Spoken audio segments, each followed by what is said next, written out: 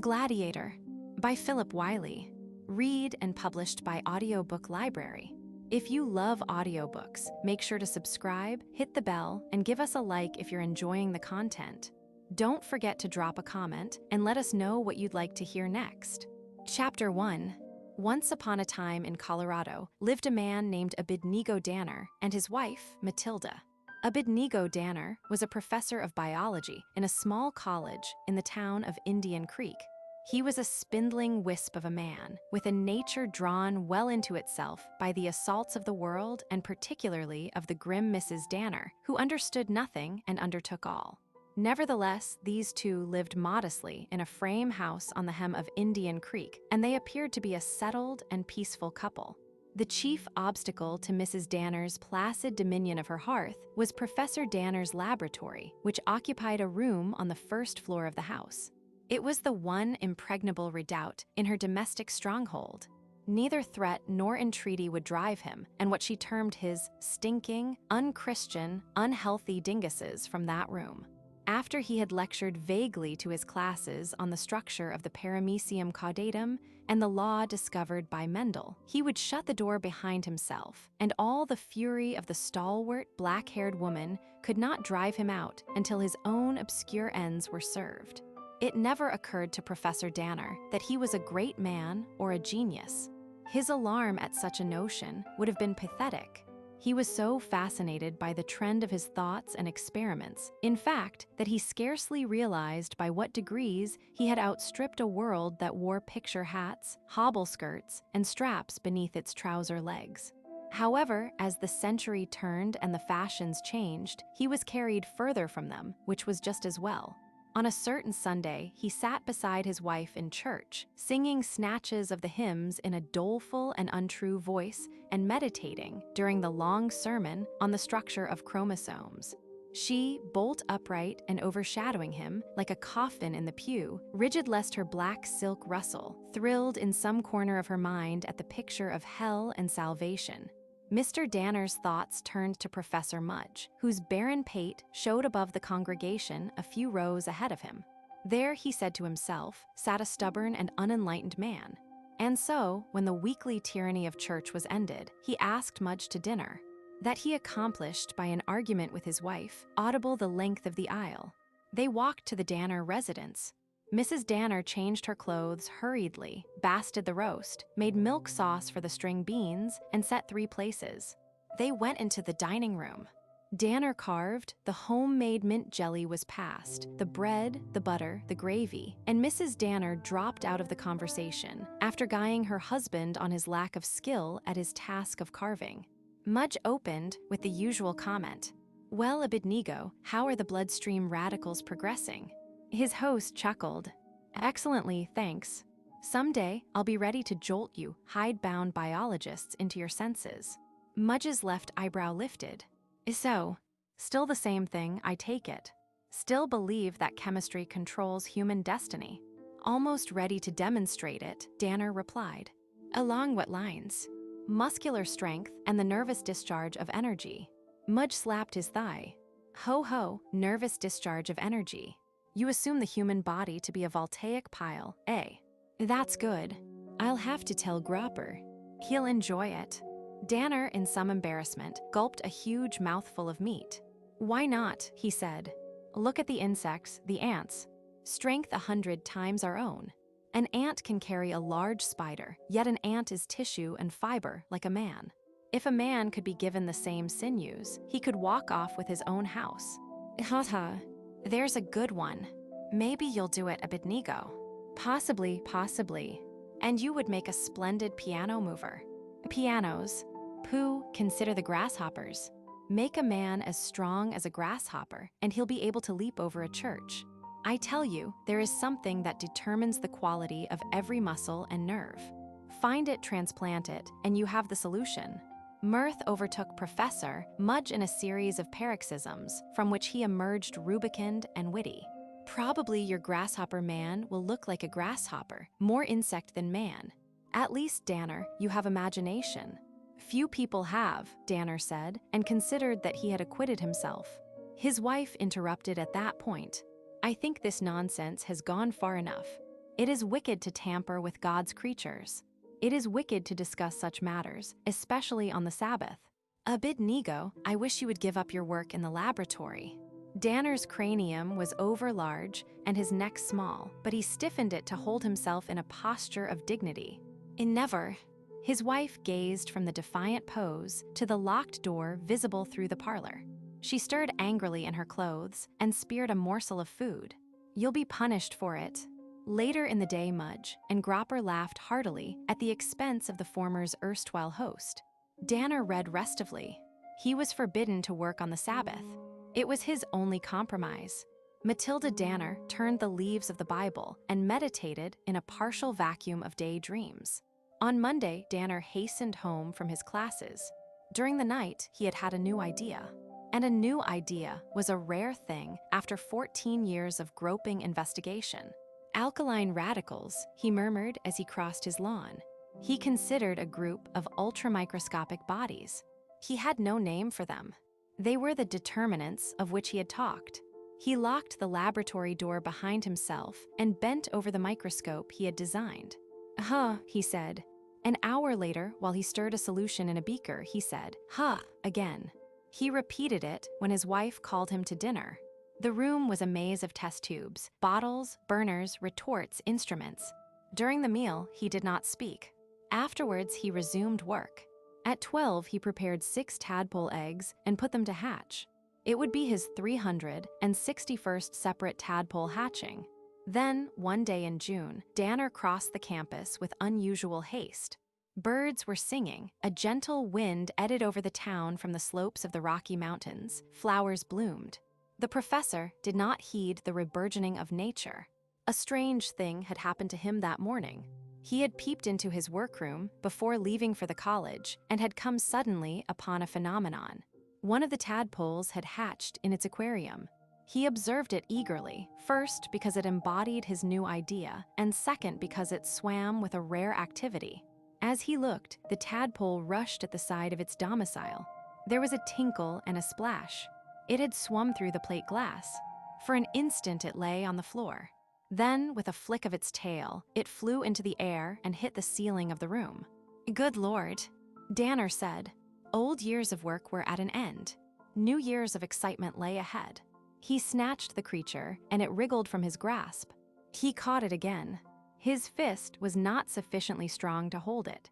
He left it, flopping in 8-foot leaps, and went to class with considerable suppressed agitation and some reluctance.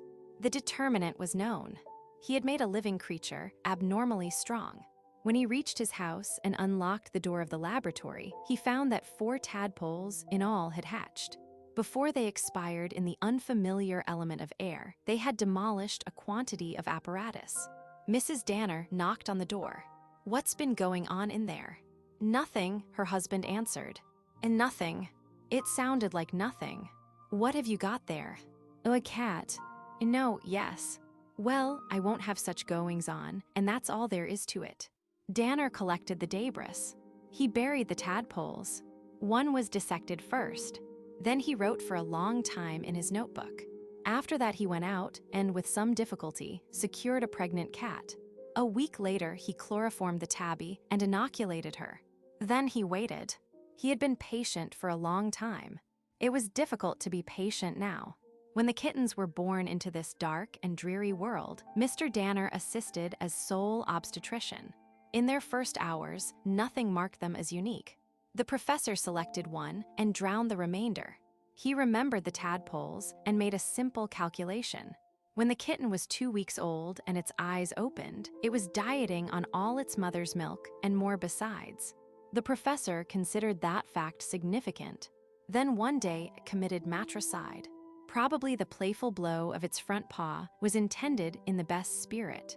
Certainly the old tabby, receiving it, was not prepared for such violence from its offspring. Danner gasped. The kitten had unseamed its mother in a swift and horrid manner. He put the cat out of its misery and tended the kitten with trepidation. It grew. It ate beefsteaks and chops, bone and all. When it reached 3 weeks, it began to jump alarmingly. The laboratory was not large enough. The professor brought it its food with the expression of a man offering a wax sausage to a hungry panther. On a peaceful Friday evening, Danner built a fire to stave off the rigors of a cold snap. He and Mrs. Danner sat beside the friendly blaze. Her sewing was in her lap, and in his was a book to which he paid scant attention. The kitten behind its locked door thumped and mewed. "It's hungry," Mrs. Danner said. "If you must keep a cat, why don't you feed it?" "I do," he answered. He refrained, for politic reasons, from mentioning what and how much he fed it. The kitten mewed again. "Well," she repeated, "it sounds hungry." Danner fidgeted. The laboratory was unheated and consequently chilly. From its gloomy interior, the kitten peered beneath the door and saw the fire. It sensed warmth. The feline affinity for hearths drew it. One paw scratched tentatively on the door. "It's cold," Mrs. Danner said. "Why don't you bring it here?" "No, I don't want it here." "Take it a cover." It has a cover." Danner did not wish to go into that dark room. The kitten scratched again, and then it became earnest. There was a splitting, rending sound. The bottom panel of the door was torn away, and it emerged nonchalantly, crossing the room and curling up by the fire. For 5 minutes, Mrs. Danner sat motionless. Her eyes at length moved from the kitten to her husband's quivering face, and then to the broken door. On his part, he made no move. The kitten was a scant 6 inches from his foot. Mrs. Danner rose. She went to the door and studied the orifice, prying at it with her fingers as if to measure the kitten's strength by her own. Then she turned the key and peered into the gloom. That required either consummate nerve or great curiosity. After her inspection, she sat down again. 10 minutes passed. Danner cleared his throat. Then she spoke. "So, you've done it." "Done what?" he asked innocently. "You've made all this rubbish you've been talking about strength happen to that kitten." "It wasn't rubbish." "Evidently." At that crisis, Mr. Danner's toe trembled, and the kitten, believing it a new toy, curled its paws over the shoe. There was a sound of tearing leather, and the shoe came apart. Fortunately, the foot inside it was not hurt severely. Danner did not dare to budge. He heard his wife's startled inhalation. Mrs. Danner did not resume her sewing. She breathed heavily, and slow fire crept into her cheeks. The enormity of the crime overcame her, and she perceived that the hateful laboratory had invaded her portion of the house. Moreover, her sturdy religion had been desecrated. Danner read her thoughts. "Don't be angry," he said. Beads of perspiration gathered on his brow. "Angry." The kitten stirred at the sound of her voice. "Angry. And why not? Here you defied God and man and made that creature of the devil. You've overrun my house. You're a wicked, wicked man. And as for that cat, I won't have it. I won't stand for it. What are you going to do?" Her voice rose to a scream. "Do. Plenty, and right here and now." She ran to the kitchen and came back with a broom. She flung the front door wide. Her blazing eyes rested for a moment on the kitten. To her, it had become merely an obnoxious little animal. "Isgat, you little demon." The broom came down on the cat's back with a jarring thud. After that chaos, a ball of fur lashed through the air. Whatnot, birdcage, bookcase, Morris chair flew asunder. Then the light went out. In the darkness, a comet, a hurricane, ricocheted through the room. Then there was a crash mightier than the others, followed by silence. When Danner was able, he picked himself up and lighted the lamp. His wife lay on the floor in a dead faint. He revived her. She sat up and wept silently over the wreck of her parlor. Danner paled. A round hole, a hole that could have been made by nothing but a solid cannon shot, showed where the kitten had left the room through the wall. Mrs. Danner's eyes were red-rimmed. Her breath came jerkily. With incredulous little gestures, she picked herself up and gazed at the hole. A draft blew through it. Mr. Danner stuffed it with a rug. "What are we going to do?" she said. "If it comes back, we'll call it Samson." And as soon as Samson felt the gnawing of appetite, he returned to his rightful premises. Mrs. Danner fed him. Her face was pale and her hands trembled. Horror and fascination fought with each other in her soul as she offered the food. Her husband was in his classroom, nervously trying to fix his wits on the subject of the day. "Kitty, kitty, poor little kitty," she said. Samson purred and drank a quart of milk. She concealed her astonishment from herself. Mrs. Danner's universe was undergoing a transformation. At 3 in the afternoon, the kitten scratched away the screen door on the back porch and entered the house. Mrs. Danner fed it the supper meat. Danner saw it when he returned. It was chasing flies in the yard. He stood in awe. The cat could spring 20 or 30 feet with ease. Then the sharp spur of dread entered him. Suppose someone saw and asked questions. He might be arrested, taken to prison. Something would happen. He tried to analyze and solve the problem. Night came. The cat was allowed to go out unmolested. In the morning, the town of Indian Creek rose to find that 6 large dogs had been slain during the dark hours. A panther had come down from the mountains, they said, and Danner lectured with a dry tongue and errant mind. It was Will Hogue, farmer of the 5th generation, resident of the environs of Indian Creek, churchgoer and hard cider addict, who bent himself most mercilessly on the capture of the alleged panther. His chicken house suffered thrice, and then his sheep fold. After 4 such depredations, he cleaned his rifle and undertook a vigil from a spot behind the barn. An old moon rose late and illuminated his pastures with a blue glow. He drank occasionally from a jug to ward off the evil effects of the night air. Some time after 12, his attention was distracted from the jug by stealthy sounds. He moved toward them. 100 yards away, his cows were huddled together, a heap of dun shadows. He saw a form which he mistook for a weasel creeping toward the cows. As he watched, he perceived that the small animal behaved singularly, unlike a weasel. It slid across the earth on taut limbs as if it was going to attack the cows. Will Hogue repressed a guffaw. Then the farmer's short hair bristled. The cat sprang and landed on the neck of the nearest cow and clung there. Its paw descended. There was a horrid sound of ripping flesh, a moan, the thrashing of hoofs, a blot of dribbling blood, and the cat began to gorge on its prey. Hogue believed that he was intoxicated, that delirium tremens had overtaken him. He stood rooted to the spot. The marauder ignored him. Slowly, unbelievingly, he raised his rifle and fired. The bullet knocked the cat from its perch. Mr. Hogue went forward and picked it up. "God Almighty," he whispered. The bullet had not penetrated the cat's skin, and suddenly it wriggled in his hand. He dropped it. A flash of fur in the moonlight, and he was alone with the corpse of his Holstein. He contemplated profanity. He considered kneeling in prayer.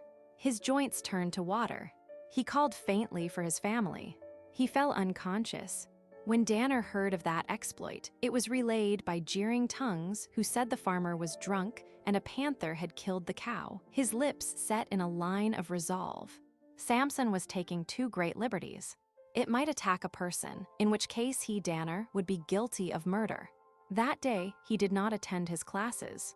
Instead, he prepared a relentless poison in his laboratory and fed it to the kitten in a brace of meaty chops. The dying agonies of Samson, aged 7 weeks, were Homeric. After that, Danner did nothing for some days. He wondered if his formulae and processes should be given to the world. But being primarily a man of vast imagination, he foresaw hundreds of rash experiments. Suppose, he thought, that his discovery was tried on a lion or an elephant. Such a creature would be invincible. The tadpoles were dead. The kitten had been buried. He sighed wearily and turned his life into its usual courses. Chapter 2. Before the summer was ended, however, a new twist of his life and affairs started the mechanism of the professor's imagination again. It was announced to him when he returned from summer school on a hot afternoon. He dropped his portfolio on the parlor desk, one corner of which still showed the claw marks of the miscreant Samson, and sat down with a comfortable sigh. Abednego. His wife seldom addressed him by his first name. Yes. I want to tell you something. Yes, haven't you noticed any difference in me lately? He had never noticed a difference in his wife. When they reached old age, he would still be unable to discern it. He shook his head and looked at her with some apprehension. She was troubled. "What's the matter?" "I suppose you wouldn't yet," she said. "But, well, I'm with child." The professor folded his upper lip between his thumb and forefinger. "With child. Pregnant. You mean I'm going to have a baby?" Soon after their marriage, the timid notion of parenthood had escaped them. They had, in fact, avoided its mechanics, except on those rare evenings when tranquility and the reproductive urge conspired to imbue him with courage and her with sinfulness. Nothing came of that infrequent union. They never expected anything, and now they were faced with it. He murmured, "A baby's." Faint annoyance moved her. "Yes, that's what one has. What are we going to do?" "I don't know, Matilda, but I'm glad." She softened. "So am I, Abednego." Then a hissing, spattering sound issued from the kitchen. "The beans," Mrs. Danner said. The second idyll of their lives was finished. Alone in his bed, tossing on the humid muslin sheets, Danner struggled within himself. The hour that was at hand would be short. The logical step after the tadpoles and the kitten was to vaccinate the human mammal with his serum, to produce a super child, an invulnerable man. As a scientist, he was passionately intrigued by the idea. As a husband, he was dubious. As a member of society, he was terrified. That his wife would submit to the plan or to the step it necessitated was beyond belief. She would never allow a sticky tube of foreign animal matter to be poured into her veins. She would not permit the will of God to be altered or her offspring to be the subject of experiment. Another man would have laughed at the notion of persuading her. Mr. Danner never laughed at matters that involved his wife. There was another danger. If the child was female and became a woman like his wife, then the effect of such strength would be awful indeed. He envisioned a militant reformer, an iron-bound Calvinist, remodeling the world single-handed. A Scotch Lilith, a matronly Gabriel as she Hercules. He shuddered. 100 times he denied his science. 101 times it begged him to be served. Each decision to drop the idea was followed by an effort to discover means to inoculate her without her knowledge. To his wakeful ears came the reverberation of her snores. He rose and paced the floor. A scheme came to him. After that, he was lost. Mrs. Danner was surprised when her husband brought a bottle of blackberry cordial to her. It was his first gift to her in more than a year. She was fond of cordial. He was not. She took a glass after supper and then a second, which she drank for him. He smiled nervously and urged her to drink it. His hands clenched and unclenched. When she finished the second glass, he watched her constantly. "I feel sleepy," she said. "You're tired." He tried to dissemble the eagerness in his voice. "Why don't you lie down?" "Strange," she said a moment later. "I'm not usually so misty." He nodded. The opiate in the cordial was working. She lay on the couch. As she slept, the professor hastened to his laboratory. An hour later, he emerged with a hypodermic syringe in his hand. His wife lay limply, one hand touching the floor. Her stern, dark face was relaxed. He sat beside her. His conscience raged. He hated the duplicity his task required. His eyes lingered on the swollen abdomen. It was cryptic, enigmatic, filled with portent. He jabbed the needle. She did not stir. After that, he substituted a partly empty bottle of cordial for the drugged liquor. It was, perhaps, the most practical thing he had ever done in his life. Mrs. Danner could not explain herself on the following morning. She belabored him. "Why didn't you wake me and make me go to bed? Sleeping in my clothes. I never did such a thing in my life. I couldn't wake you. I tried." "Rubbish. You were sleeping so hard, you refused to move. Sometimes, old as you are, I'd like to thrash you." Danner went to the college. There was nothing more to do, nothing more to require his concentration. He could wait as he had waited before. He trembled occasionally with the hope that his child would be a boy, a sane, healthy boy. Then in the end, his work might bear fruit. "The euglena viridis," he said in flat tones, "will be the subject of tomorrow's study. I want you gentlemen to diagram the structure of the euglena viridis and write 500 words on its vital principles and processes. It is particularly interesting because it shares properties that are animal with properties that are vegetable. September, October, November. Chilly winds from the high mountains. The day-by-day freezing over of ponds and brooks. Smoke at the tops of chimneys. Snow. Thanksgiving. And always Mrs. Danner, growing with the burden of her offspring.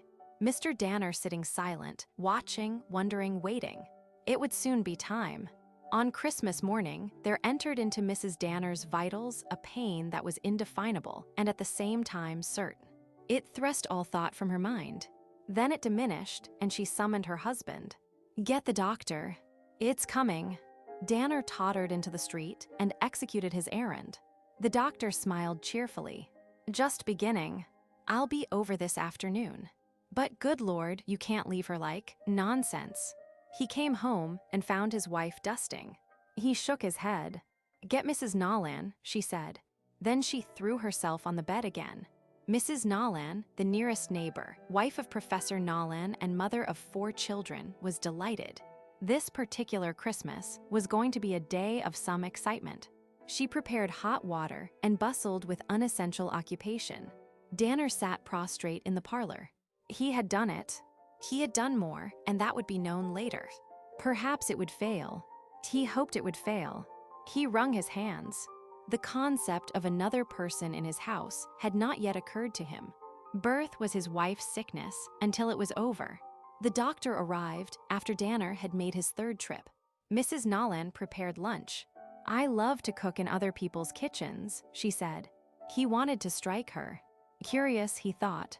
At 3:30, the industry of the doctor and Mrs. Nolan increased, and the silence of the two, paradoxically, increased with it.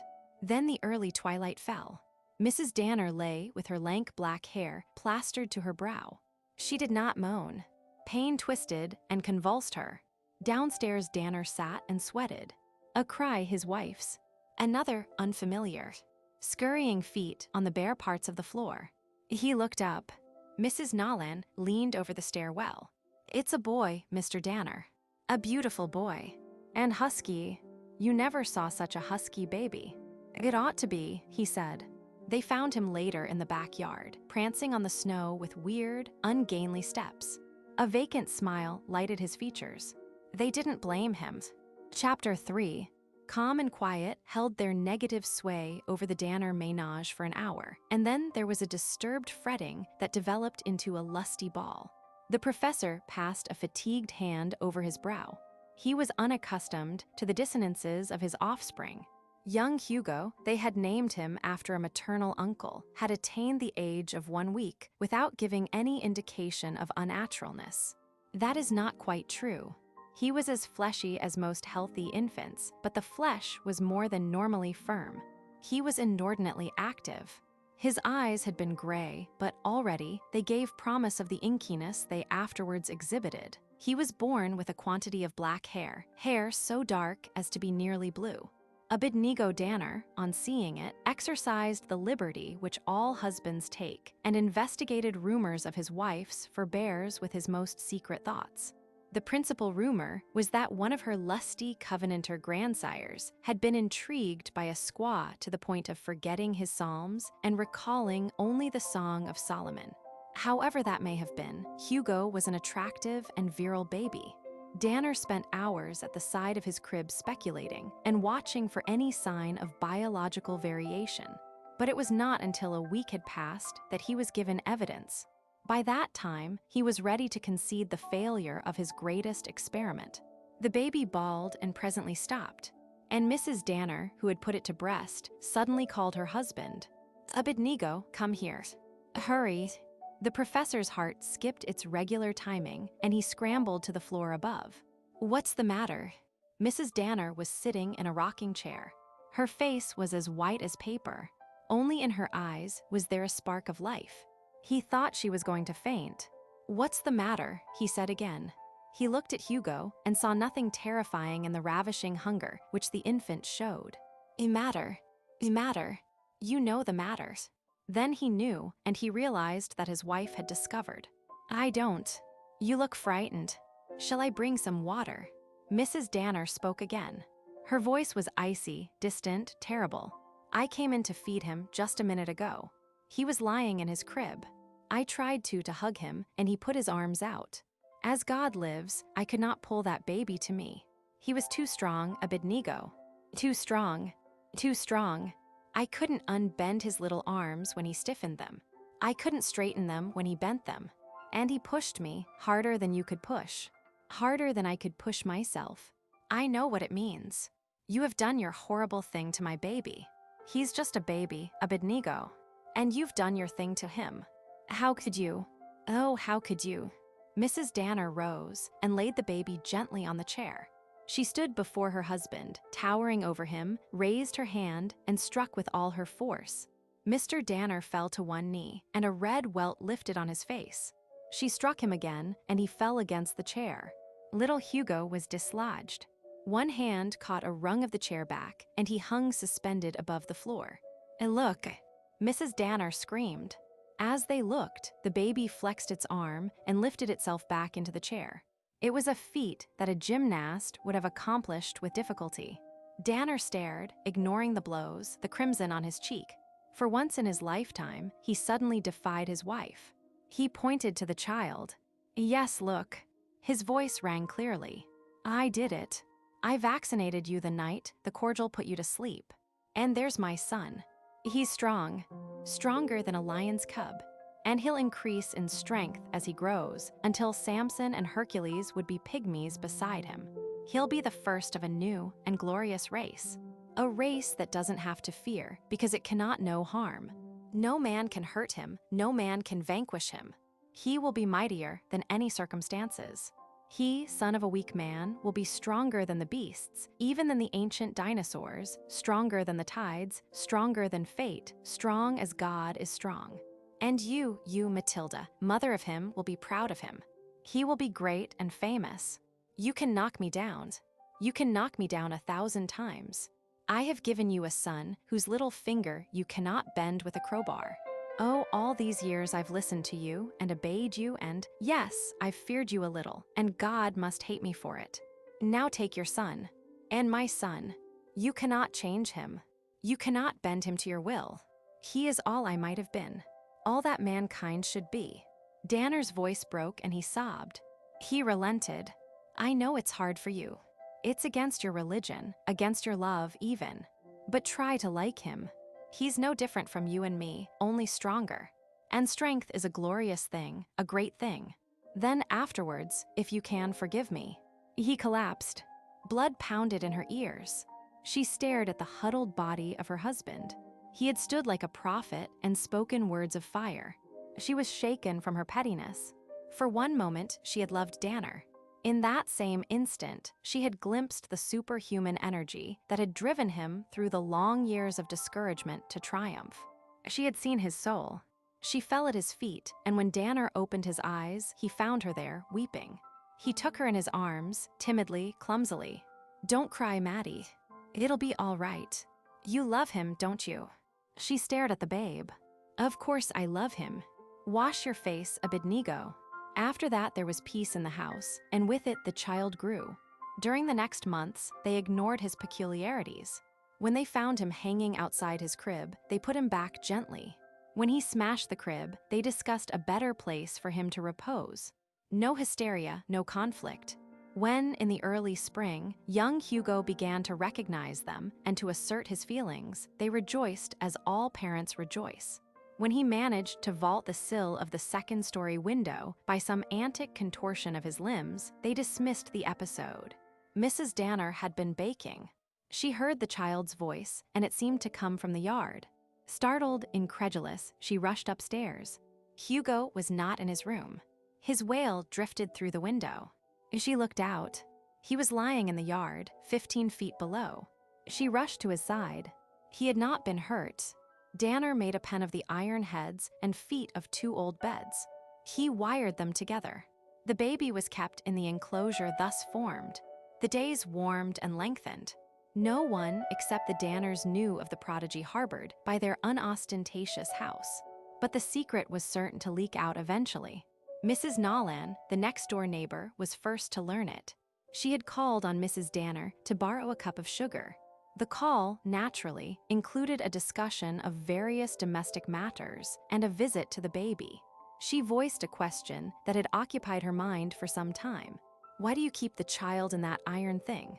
Aren't you afraid it will hurt itself? Oh no. Mrs. Nolan viewed young Hugo. He was lying on a large pillow. Presently, he rolled off its surface. Active youngster, isn't he? Very, Mrs. Danner said nervously. Hugo, as if he understood and desired to demonstrate, seized a corner of the pillow and flung it from him. It traversed a long arc and landed on the floor. Mrs. Nolan was startled. Goodness, I never saw a child his age that could do that. No, let's go downstairs. I want to show you some tidies I'm making. Mrs. Nolan paid no attention. She put the pillow back in the pen and watched while Hugo tossed it out. There's something funny about that. It isn't normal. Have you seen a doctor? Mrs. Danner fidgeted. Oh, yes. Little Hugo's healthy. Little Hugo grasped the iron wall of his miniature prison. He pulled himself toward it. His skirt caught in the floor. He pulled harder. The pen moved toward him. A high soprano came from Mrs. Nolan. He's moved it. I don't think I could move it myself. I tell you, I'm going to ask the doctor to examine him. You shouldn't let a child be like that. Mrs. Danner, filled with consternation, sought refuge in prevarication. Nonsense, she said as calmly as she could. All we Douglazes are like that. Strong children. I had a grandfather who could lift a cider keg when he was 5, 200 pounds and more. Hugo just takes after him, that's all. Mrs. Nolan was annoyed. Partly because she was jealous of Hugo's prowess. Her own children had been feeble and dull. Partly because she was frightened. No matter how strong a person became, a baby had no right to be so powerful. Partly because she sensed that Mrs. Danner was not telling the whole truth. She suspected that the Danners had found a new way to raise children. Well, she said, all I have to say is that it'll damage him. It'll strain his little heart. It'll do him a lot of harm. If I had a child like that, I'd tie it up most of the time for the first few years. Kate, Mrs. Danner said unpleasantly, I believe you would. Mrs. Nolan shrugged. Well, I'm glad none of my children are freaks anyhow. I'll get your sugar. In the afternoon, the minister called. He talked of the church and the town until he felt his preamble adequate. I was wondering why you didn't bring your child to be baptized, Mrs. Danner, and why you couldn't come to church now that it is old enough. Well, she replied carefully, the child is rather irritable, and we thought we'd prefer to have it baptized at home. It's irregular. We'd prefer it. Very well. I'm afraid, he smiled, that you're a little unfamiliar with the upbringing of children. Natural in the case of the firstborn. Quite natural. But I met Mrs. Nolan today. Quite by accident. And she said that you kept the child, in an iron pen. It seemed unnecessarily cruel to me, did it? Mrs. Danner's jaw set squarely. But the minister was not to be turned aside lightly. I'm afraid, if it's true, that we, the church, will have to do something about it. You can't let the little fellow grow up surrounded by iron walls. It will surely point him toward the prison. Little minds are tender and impressionable. We've had a crib and 2 pens of wood, Mrs. Danner answered tartly. He smashed them all. So, lifted eyebrows. Temper, eh? He should be punished. Punishment is the only mold for unruly children. You'd punish a 6-month-old baby. Why, certainly. I've reared 7 by the rod. Well, a blazing maternal instinct made her feel vicious. Well, you won't raise mine by a rod, or touch it by a mile. Here's your hat, parson. Mrs. Danner spent the next hour in prayer. The village is known for the speed of its gossip and the sloth of its intelligence. Those 2 factors explain the conditions which preluded and surrounded the dawn of consciousness in young Hugo. Mrs. Danner's extemporaneous fabrication of a sturdy ancestral line kept the more supernatural elements of the baby's prowess from the public eye. It became rapidly and generally understood that the Danner infant was abnormal and that the treatment to which it was submitted was not usual. At the same time, neither the gossips of Indian Creek nor the slightly more sage professors of the college exercised the wit necessary to realize that, however strong young Hugo might become, it was neither right nor just that his cradle days be augurs of that eventual estate. On the face of it, the argument seemed logical. If Mrs. Danner's forebears had been men of peculiar might, her child might well be able to chin itself at 3 weeks, and it might easily be necessary to confine it in a metal pen. However inhumane the process appeared. Hugo was sheltered, and his early antics, peculiar and startling as they were to his parents, escaped public attention. The little current of talk about him was kept alive only because there was so small an array of topics for the local burghers. But it was not extraordinarily malicious. Months piled up. A year passed, and then another. Hugo was a good-natured, usually sober, and very sensitive child. Abednego Danner's fear that his process might have created muscular strength at the expense of reason diminished and vanished as Hugo learned to walk and to talk, and as he grasped the rudiments of human behavior. His high little voice was heard in the house and about its lawns. They began to condition him. Throughout his later life, there lingered in his mind a memory of the barriers erected by his family. He was told not to throw his pillow when words meant nothing to him. Soon after that, he was told not to throw anything. When he could walk, he was forbidden to jump. His jumps were shocking to see, even at the age of 2.5. He was carefully instructed on his behavior out of doors. No move of his was to indicate his difference from the ordinary child. He was taught kindness and respect for people and property. His every destructive impulse was carefully curbed. That training was possible only because he was sensitive and naturally susceptible to advice.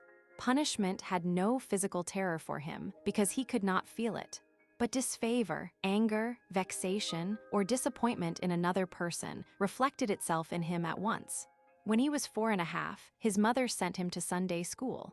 He was enrolled in a class that sat near her own, so she was able to keep a careful eye on him. But Hugo did not misbehave.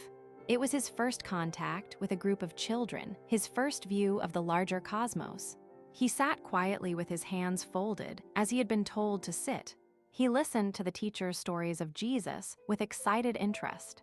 On his 3rd Sunday, he heard one of the children whisper, "Here comes the strong boy." He turned quickly, his cheeks red. I'm not. Yes, you are. Mother said so." Hugo struggled with the 2 hymn books on the table. "I can't even lift these books," he lied. The other child was impressed and tried to explain the situation later, taking the cause of Hugo's weakness against the charge of strength. But the accusation rankled in Hugo's young mind. He hated to be different, and he was beginning to realize that he was different. From his earliest day, that longing occupied him. He sought to hide his strength. He hated to think that other people were talking about him.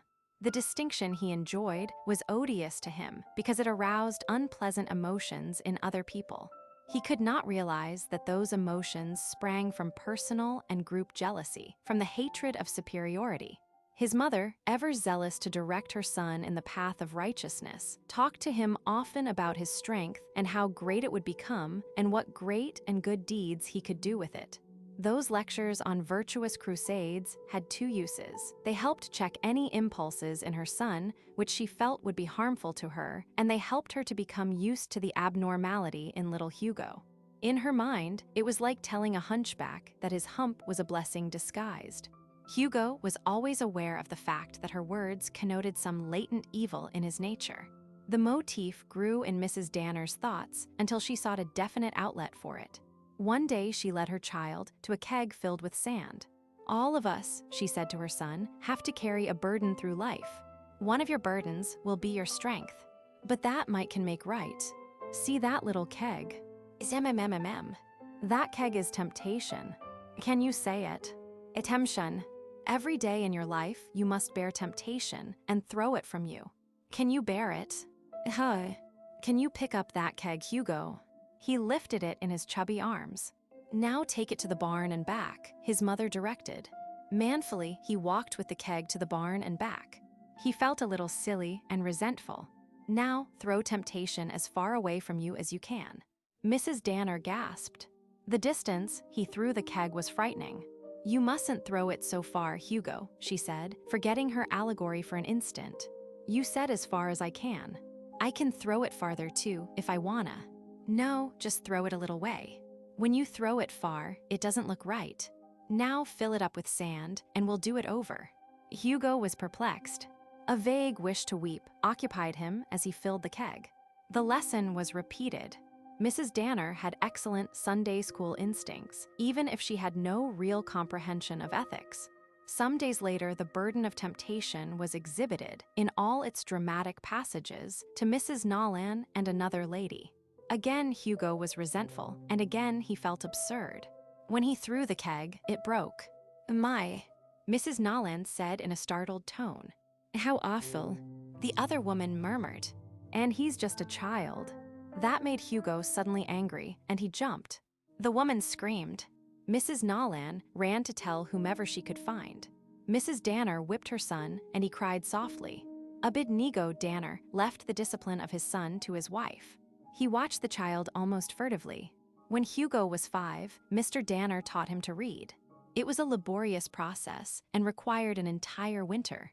But Hugo emerged with a new world open to him, a world which he attacked with interest. No one bothered him when he read.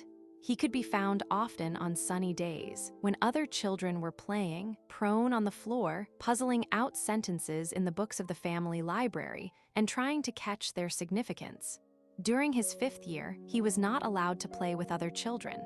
The neighborhood insisted on that. With the busybodiness and contrariness of their kind, the same neighbors insisted that Hugo be sent to school in the following fall. When, on the opening day, he did not appear, the truant officer called for him. Hugo heard the conversation between the officer and his mother. He was frightened.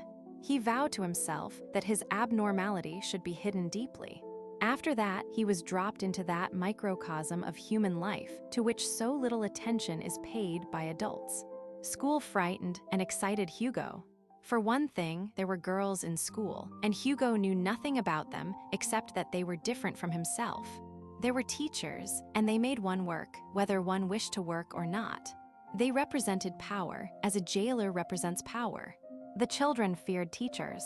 Hugo feared them. But the lesson of Hugo's first 6 years was fairly well planted.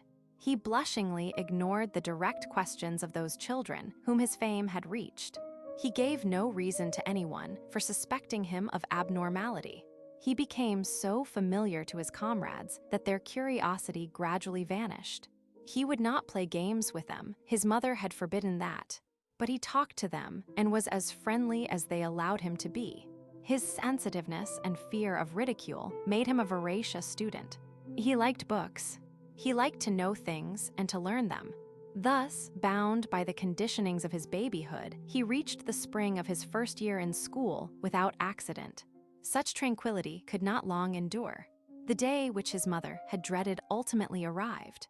A lanky farmer's son, older than the other children in the 1st grade, chose a particularly quiet and balmy recess period to plague little Hugo. The farmer's boy was, because of his size, the bully and the leader of all the other boys. He had not troubled himself to resent Hugo's exclusiveness or Hugo's reputation until that morning when he found himself without occupation. Hugo was sitting in the sun, his dark eyes staring a little sadly over the laughing, rioting children. The boy approached him. "Hello, strong man." He was shrewd enough to make his voice so loud as to be generally audible. Hugo looked both harmless and slightly pathetic. "I'm not a strong man." "Of course you're not. But everybody thinks you are, except me. I'm not afraid of you. I don't want you to be afraid of me. I'm not afraid of you either." "Oh, you aren't, huh? Look." He touched Hugo's chest with his finger, and when Hugo looked down, the boy lifted his finger into Hugo's face. "Go away and let me alone." The tormentor laughed. "Ever see a fish this long?" His hands indicated a small fish. Involuntarily, Hugo looked at them. The hands flew apart and slapped him smartly. Several of the children had stopped their play to watch. The first insult made them giggle. The second brought a titter from Anna Blake, and Hugo noticed that. Anna Blake was a little girl with curly golden hair and blue eyes. Secretly, Hugo admired her and was drawn to her. When she laughed, he felt a dismal loneliness, a sudden desertion. The farmer's boy pressed the occasion his meanness had made. "I'll bet you ain't even strong enough to fight little Charlie Todd." "Come here, Charlie." "I am," Hugo replied with slow dignity. "You're a sissy. You're as scared to play with us." The ring around Hugo had grown. He felt a tangible ridicule in it. He knew what it was to hate. Still, his inhibitions, his control, held him in check. "Go away," he said, "or I'll hurt you." The farmer's boy picked up a stick and put it on his shoulder. "Knock that off then, strong man." Hugo knew the dare and its significance. With a gentle gesture, he brushed the stick away. Then the other struck. At the same time, he kicked Hugo's shins. There was no sense of pain with the kick. Hugo saw it as if it had happened to another person. The schoolyard tensed with expectation, but the accounts of what followed were garbled. The farmer's boy fell on his face, as if by an invisible agency. Then his body was lifted in the air. The children had an awful picture of Hugo standing for a second with the writhing form of his attacker above his head. Then he flung it aside, over the circle that surrounded him, and the body fell with a thud. It lay without moving. Hugo began to whimper pitifully. That was Hugo's first fight. He had defended himself, and it made him ashamed. He thought he had killed the other boy. Sickening dread filled him. He hurried to his side and shook him, calling his name. The other boy came too. His arm was broken, and his sides were purpling where Hugo had seized him. There was terror in his eyes when he saw Hugo's face above him, and he screamed shrilly for help. The teacher came. She sent Hugo to the blacksmith to be whipped. That in itself was a stroke of genius. The blacksmith whipped grown boys in the high school for their misdeeds. To send a 6-year-old child was crushing. But Hugo had risen above the standards set by his society. He had been superior to it for a moment, and society hated him for it. His teacher hated him because she feared him. Mothers of children, learning about the episode, collected to discuss it in high-pitched, hateful voices. Hugo was enveloped in hate. And as the lash of the smith fell on his small frame, he felt the depths of misery. He was a strong man. There was damnation in his veins. The minister came and prayed over him. The doctor was sent for and examined him. Frantic busybodies suggested that things be done to weaken him. What things, they did not say. And Hugo, suffering bitterly, saw that if he had beaten the farmer's boy in fair combat, he would have been a hero. It was the scale of his triumph that made it dreadful. He did not realize then that if he had been so minded, he could have turned on the blacksmith and whipped him. He could have broken the neck of the doctor. He could have run raging through the town and escaped unscathed. His might was a secret from himself. He knew it only as a curse, like a disease or a blemish. During the ensuing 4 or 5 years, Hugo's peculiar trait asserted itself but once. It was a year after his fight with the bully. He had been isolated socially. Even Anna Blake did not dare to tease him any longer. Shunned and wretched, he built a world of young dreams and confections and lived in it with whatever comfort it afforded. One warm afternoon in a smoky Indian summer, he walked home from school, spinning a top as he walked, stopping every few yards to pick it up and to let its eccentric momentum die on the palm of his hand. His pace thereby was made very slow, and he calculated it to bring him to his home in time for supper and no sooner, because, despite his vigor, chores were as odious to him as to any other boy. A wagon drawn by 2 horses rolled toward him. It was a heavy wagon, piled high with grain sacks, and a man sat on its rear end, his legs dangling. As the wagon reached Hugo, it jolted over a rut. There was a grinding rip and a crash. Hugo pocketed his top and looked. The man sitting on the back had been pinned beneath the rear axle, and the load held him there.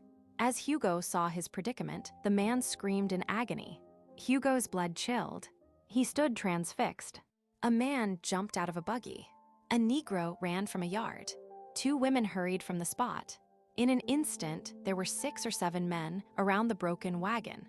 A sound of pain issued from the mouth of the impaled man. The knot of figures bent at the sides of the cart and tried to lift. "Have to get a jack," Hugo heard them say. Hugo wound up his string and put it beside his top. He walked mechanically into the road.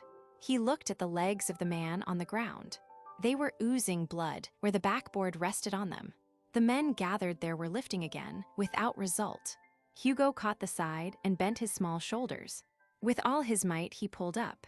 The wagon was jerked into the air. They pulled out the injured man. Hugo lowered the wagon slowly. For a moment, no attention was paid to him. He waited pridefully for the recognition he had earned. He dug in the dirt with the side of his shoe. A man with a mole on his nose observed him. Funny how that kid's strength was just enough to turn the balance. Hugo smiled. "I'm pretty strong," he admitted. Another man saw him. "Get out of here," he said sharply. "This is no place for a kid." "But I was the one. I said beat it. And I meant beat it. Go home to your mas." Slowly, the light went from Hugo's eyes. They did not know, they could not know. He had lifted more than 2 tons. And the men stood now, waiting for the doctor, telling each other how strong they were when the instant of need came. "Go on, kid. Run along. I'll smack you." Hugo went. He forgot to spin his top. He stumbled a little as he walked. Chapter 4. Days, months, years. They had forgotten that Hugo was different. Almost for a while, he had forgotten it himself. He was popular in school. He fostered the unexpressed theory that his strength had been a phenomenon of his childhood, one that diminished as he grew older. Then at 10, it called to him for exercise. Each day he rose with a feeling of insufficiency. Each night he retired unrequited. He read Poe, the Bible, Scott, Thackeray, Swift, Defoe, all the books he could find. He thrilled with every syllable of adventure. His imagination swelled. But that was not sufficient. He yearned as a New England boy yearns before he runs away to sea. At 10, he was a stalwart and handsome lad. His brow was high and surmounted by his peculiarly black hair. His eyes were wide apart, inky, unfathomable. He carried himself with the grace of an athlete.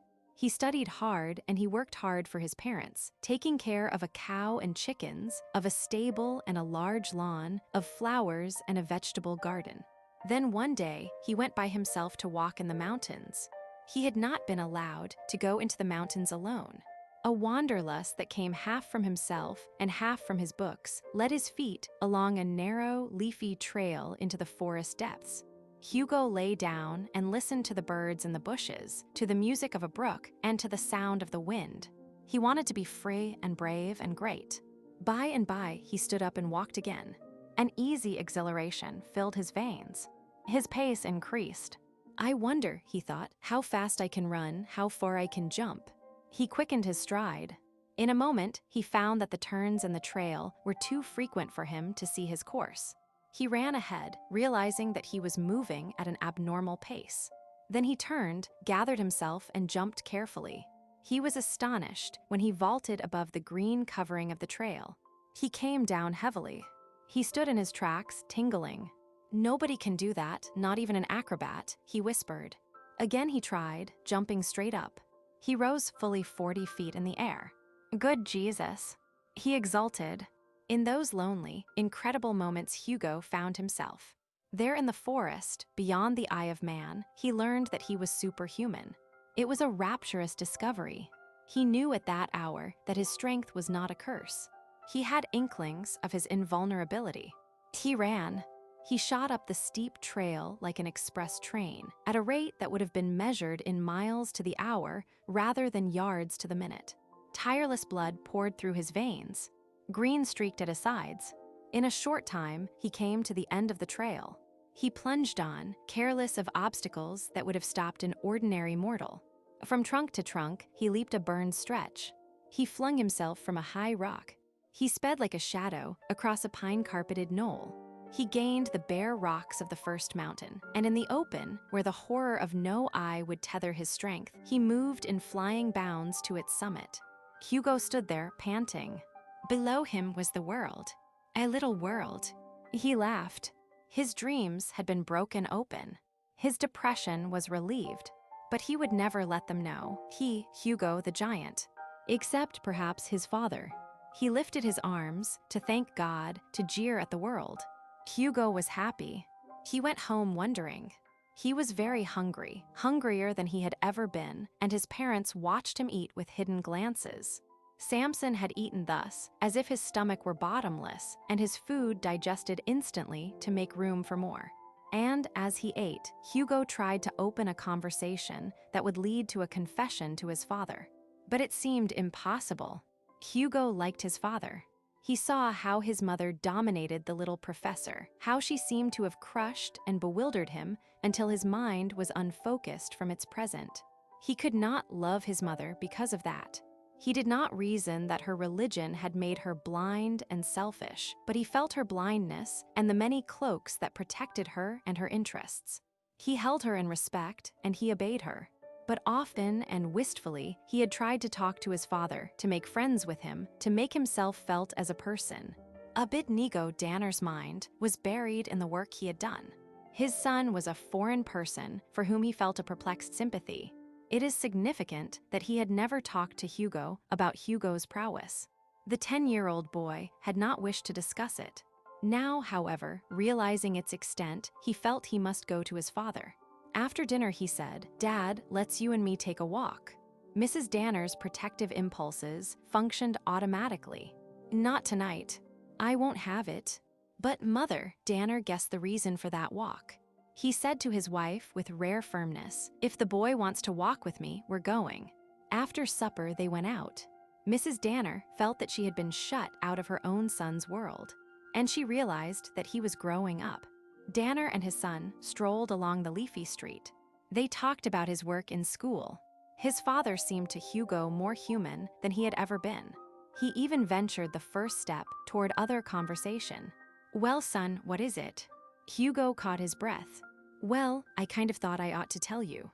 You see, this afternoon, well, you know I've always been a sort of strong kid." Danner trembled. "I know, and you haven't said much about it to me. Except to be gentle, that's so. You must remember it." "Well, I don't have to be gentle with myself, do I? When I'm alone, like in the woods, that is." The older one pondered. "You mean you like to let yourself out when you're alone?" "That's what I mean." The usual constraint between them had receded. Hugo was grateful for his father's help. "You see, Dad, I went walking today, and I kind of tried myself out." Danner answered in breathless eagerness, "Well, I'm not just a strong kid, Dad. I don't know what's the matter with me. It seems I'm not like other kids at all. I guess it's been gettin' worse all these years since I was a baby." "Worse? I mean, I've been gettin' stronger. And now it seems like I'm about, well, I don't like to boast, but it seems like I'm about the strongest man in the world. When I try it, it seems like there isn't any stopping me. I can go on far as I like. Runnin', jumpin'." His confession had commenced in detail. Hugo warmed to it. "I can do things, Dad. It kind of scares me. I can jump higher in a house. I can run faster in a train. I can pull up big trees and push 'em over." "I see." Danner's spine tingled. He worshipped his son then. "Suppose you show me." Hugo looked up and down the street. There was no one in sight. The evening was still duskily lighted by afterglow. "Look out then. I'm gonna jump." Mr. Danner saw his son crouch, but he jumped so quickly that he vanished. 4 seconds elapsed. He landed where he had stood. "See, Dad, do it again."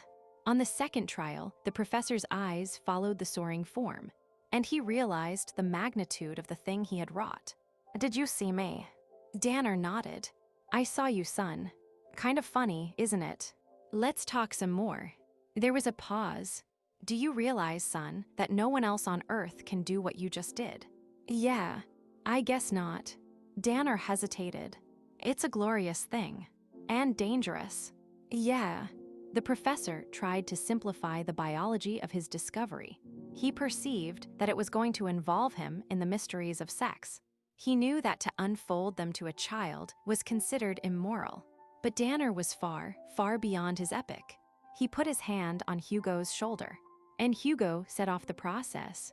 "Dad, how come I'm like this?" "I'll tell you.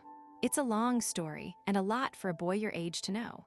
First, what do you know about how you were born?" Hugo reddened. I guess I know quite a bit. The kids in school are always talking about it. And I've read some. We're born like the kittens were born last year." "That's right." Danner knitted his brow. He began to explain the details of conception as it occurs in man, the biology of ova and spermatozoa, the differences between the anatomy of the sexes, and the reasons for those differences. He drew first a botanical analogy. Hugo listened intently. I knew most of that. I've seen girls. What? Some of them after school let you. Danner was surprised, and at the same time he was amused. He had forgot the details of his young investigation. They are blotted out of the minds of most adults to the great advantage of dignity. He did not show his amusement or his surprise. Girls like that, he answered, aren't very nice. They haven't much modesty. It's rather indecent because sex is a personal thing and something you ought to keep for the one you're very fond of. You'll understand that better when you're older. But what I was going to tell you is this. When you were little more than a mass of plasm inside your mother, I put a medicine in her blood that I had discovered. I did it with a hypodermic needle. That medicine changed you. It altered the structure of your bones and muscles and nerves and your blood. It made you into a different tissue from the weak fiber of ordinary people. Then, when you were born, you were strong. Did you ever watch an ant carry many times its weight? Or see a grasshopper jump 50 times its length? The insects have better muscles and nerves than we have. And I improved your body till it was relatively that strong. Can you understand that? Sure. I'm like a man made out of iron instead of meat. That's it, Hugo. And as you grow up, you've got to remember that. You're not an ordinary human being. When people find that out, they'll hate me. Because they fear you. So you see, you've got to be good and kind and considerate to justify all that strength. Someday you'll find a use for it, a big, noble use, and then you can make it work and be proud of it. Until that day, you have to be humble like all the rest of us. You mustn't show off or do cheap tricks. Then you'd just be a clown. Wait your time, son, and you'll be glad of it. And another thing, train your temper. You must never lose it. You can see what would happen if you did. Understand? I guess I do. It's hard work doing all that. The stronger, the greater you are, the harder life is for you. And you're the strongest of them all, Hugo. The heart of the 10-year-old boy burned and vibrated. And what about God? He asked. Danner looked into the darkened sky. I don't know much about him, he sighed. Such was the soundest counsel that Hugo was given during his youth. Because it came to him accompanied by unadulterated truths that he was able to recognize, it exerted a profound effect on him. It is surprising that his father was the one to give it. Nevertheless, Professor Danner was the only person in all of Indian Creek who had sufficient imagination to perceive his son's problems and to reckon with them in any practical sense. Hugo was 18 before he gave any other indication of his strength save in that fantastic and gargantuan play which he permitted himself. Even his play was intruded upon by the small-minded and curious world before he had found the completeness of its pleasure. Then Hugo fell into his coma. Hugo went back to the deep forest to think things over and to become acquainted with his powers.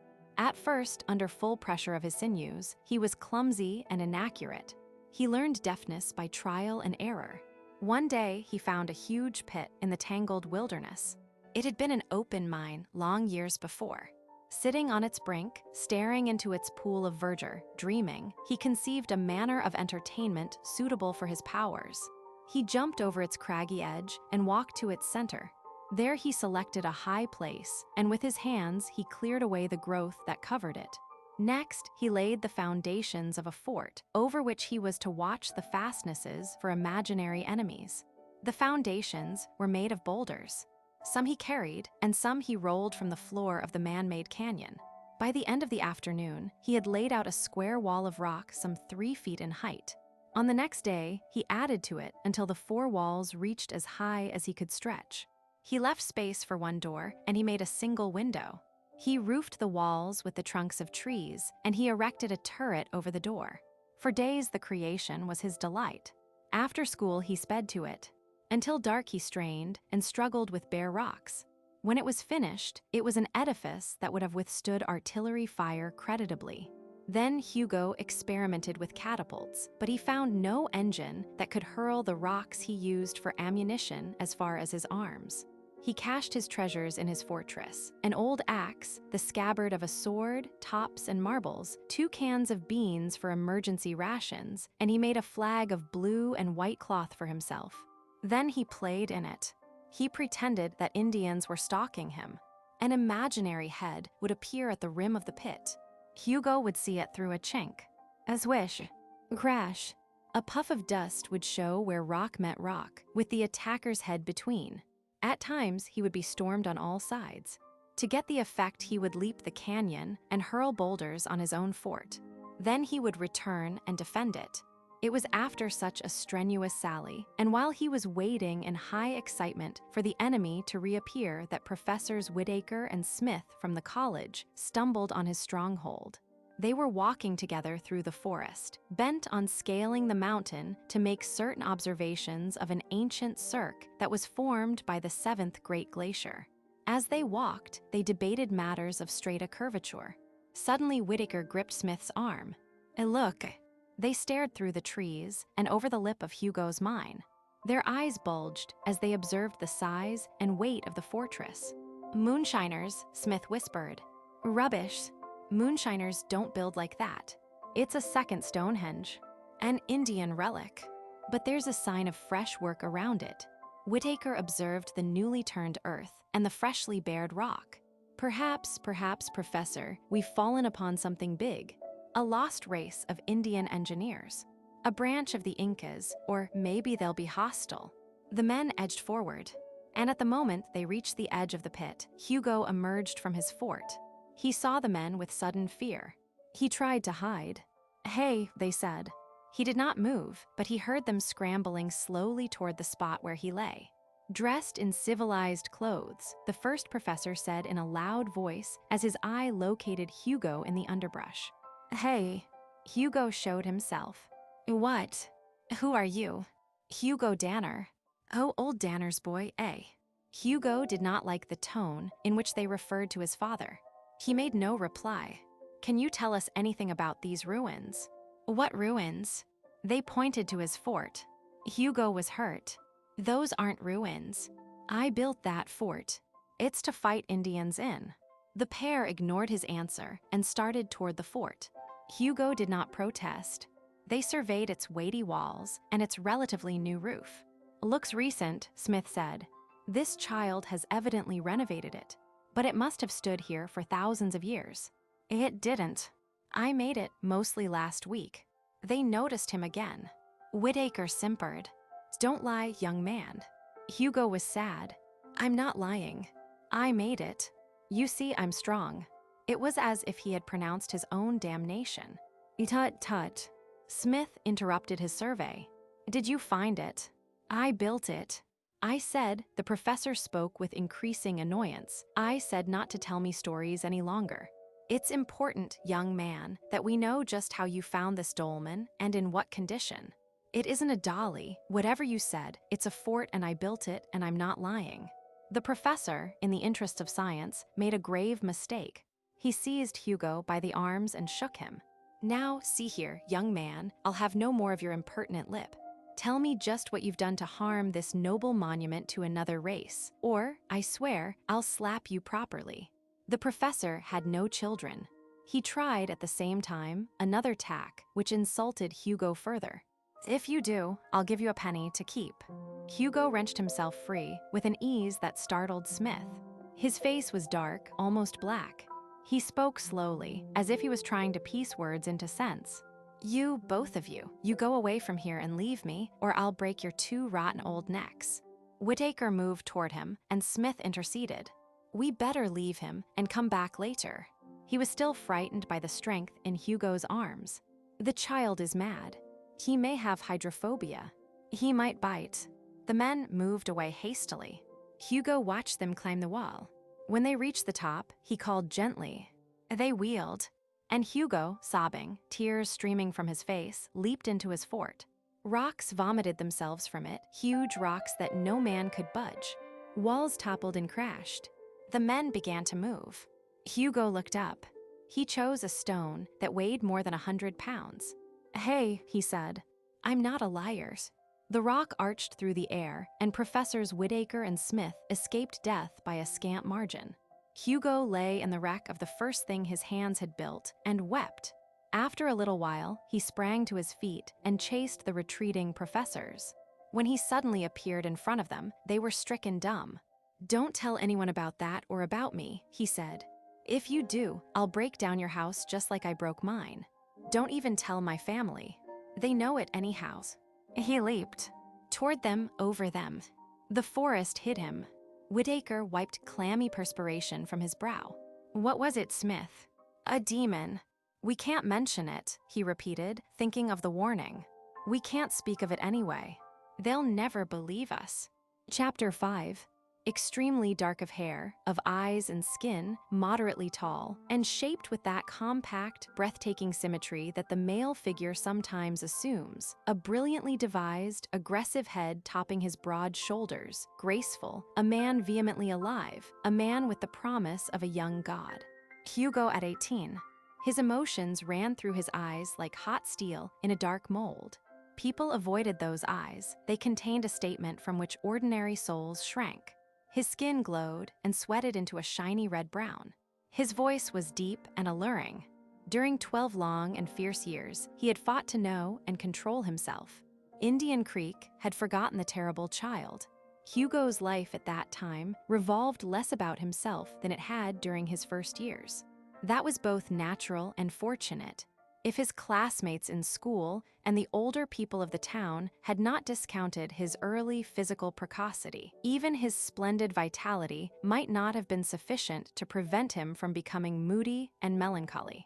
But when with the passage of time, he tossed no more bullies, carried no more barrels of temptation, built no more fortresses, and grew so handsome that the matrons of Indian Creek, as well as the adolescent girls in high school, followed him with wayward glances, when the men found him a gay and comprehending companion for any sport or adventure, when his teachers observed that his intelligence was often embarrassingly acute, when he played on 3 teams and was elected an officer in his classes each year. His adolescence, his emotions, were no different from those of any young man of his age and character. If his ultimate ambitions followed another trajectory, he postponed the evidence of it. Hugo was in love with Anna Blake, the girl who had attracted him when he was 6.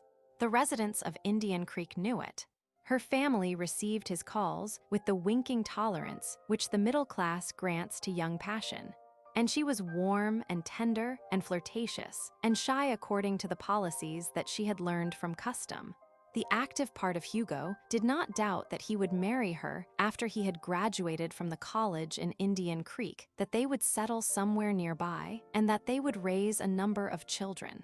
His subconscious thoughts made reservations that he, in moments when he was intimate with himself, would admit frankly. It made him a little ashamed of himself to see that on one night he would sit with Anna and kiss her ardently until his body ached, and on another he would deliberately plan to desert her.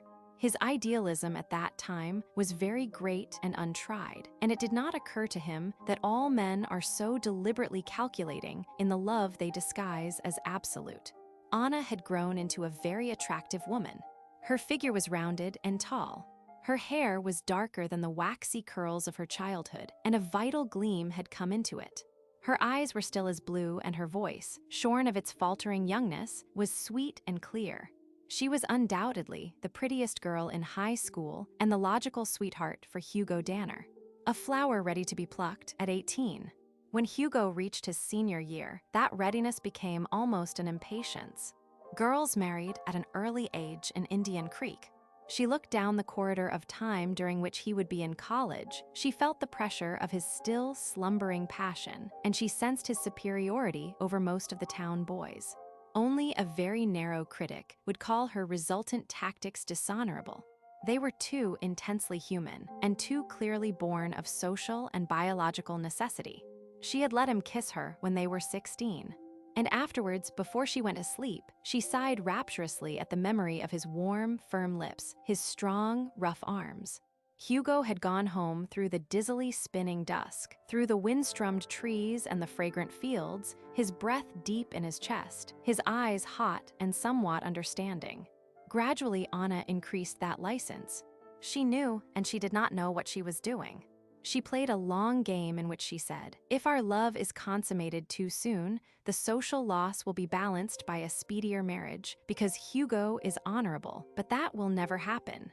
2 years after that first kiss, when they were floating on the narrow river in a canoe, Hugo unfastened her blouse and exposed the creamy beauty of her bosom to the soft moonlight, and she did not protest.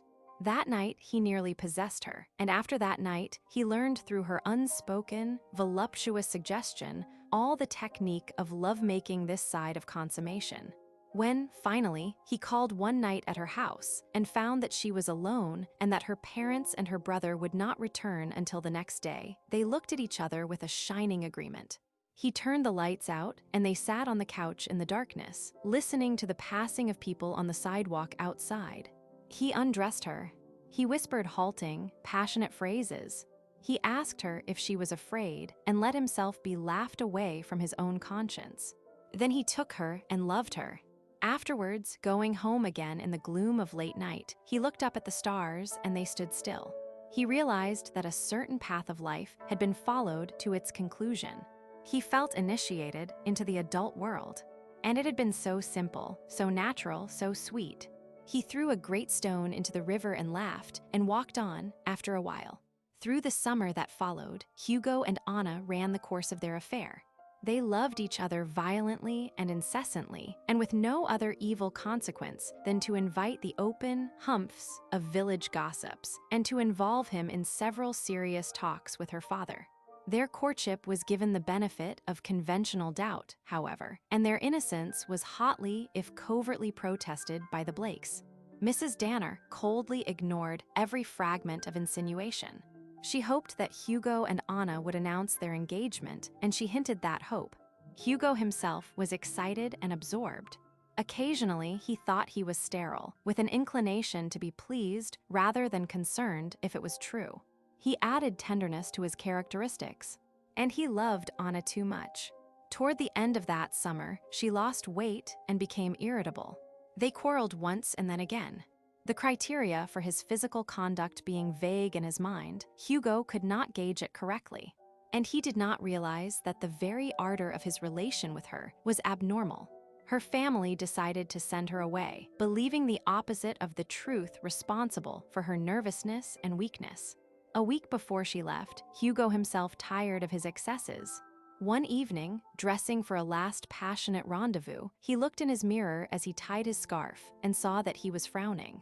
Studying the frown, he perceived with a shock what made it. He did not want to see Anna, to take her out, to kiss and rumple and clasp her, to return thinking of her, feeling her, sweet and smelling like her. It annoyed him. It bored him. He went through it uneasily and quarreled again. 2 days later, she departed. He acted his loss well, and she did not show her relief until she sat on the train, tired, shattered, and uninterested in Hugo and in life. Then she cried. But Hugo was through. They exchanged insincere letters. He looked forward to college in the fall.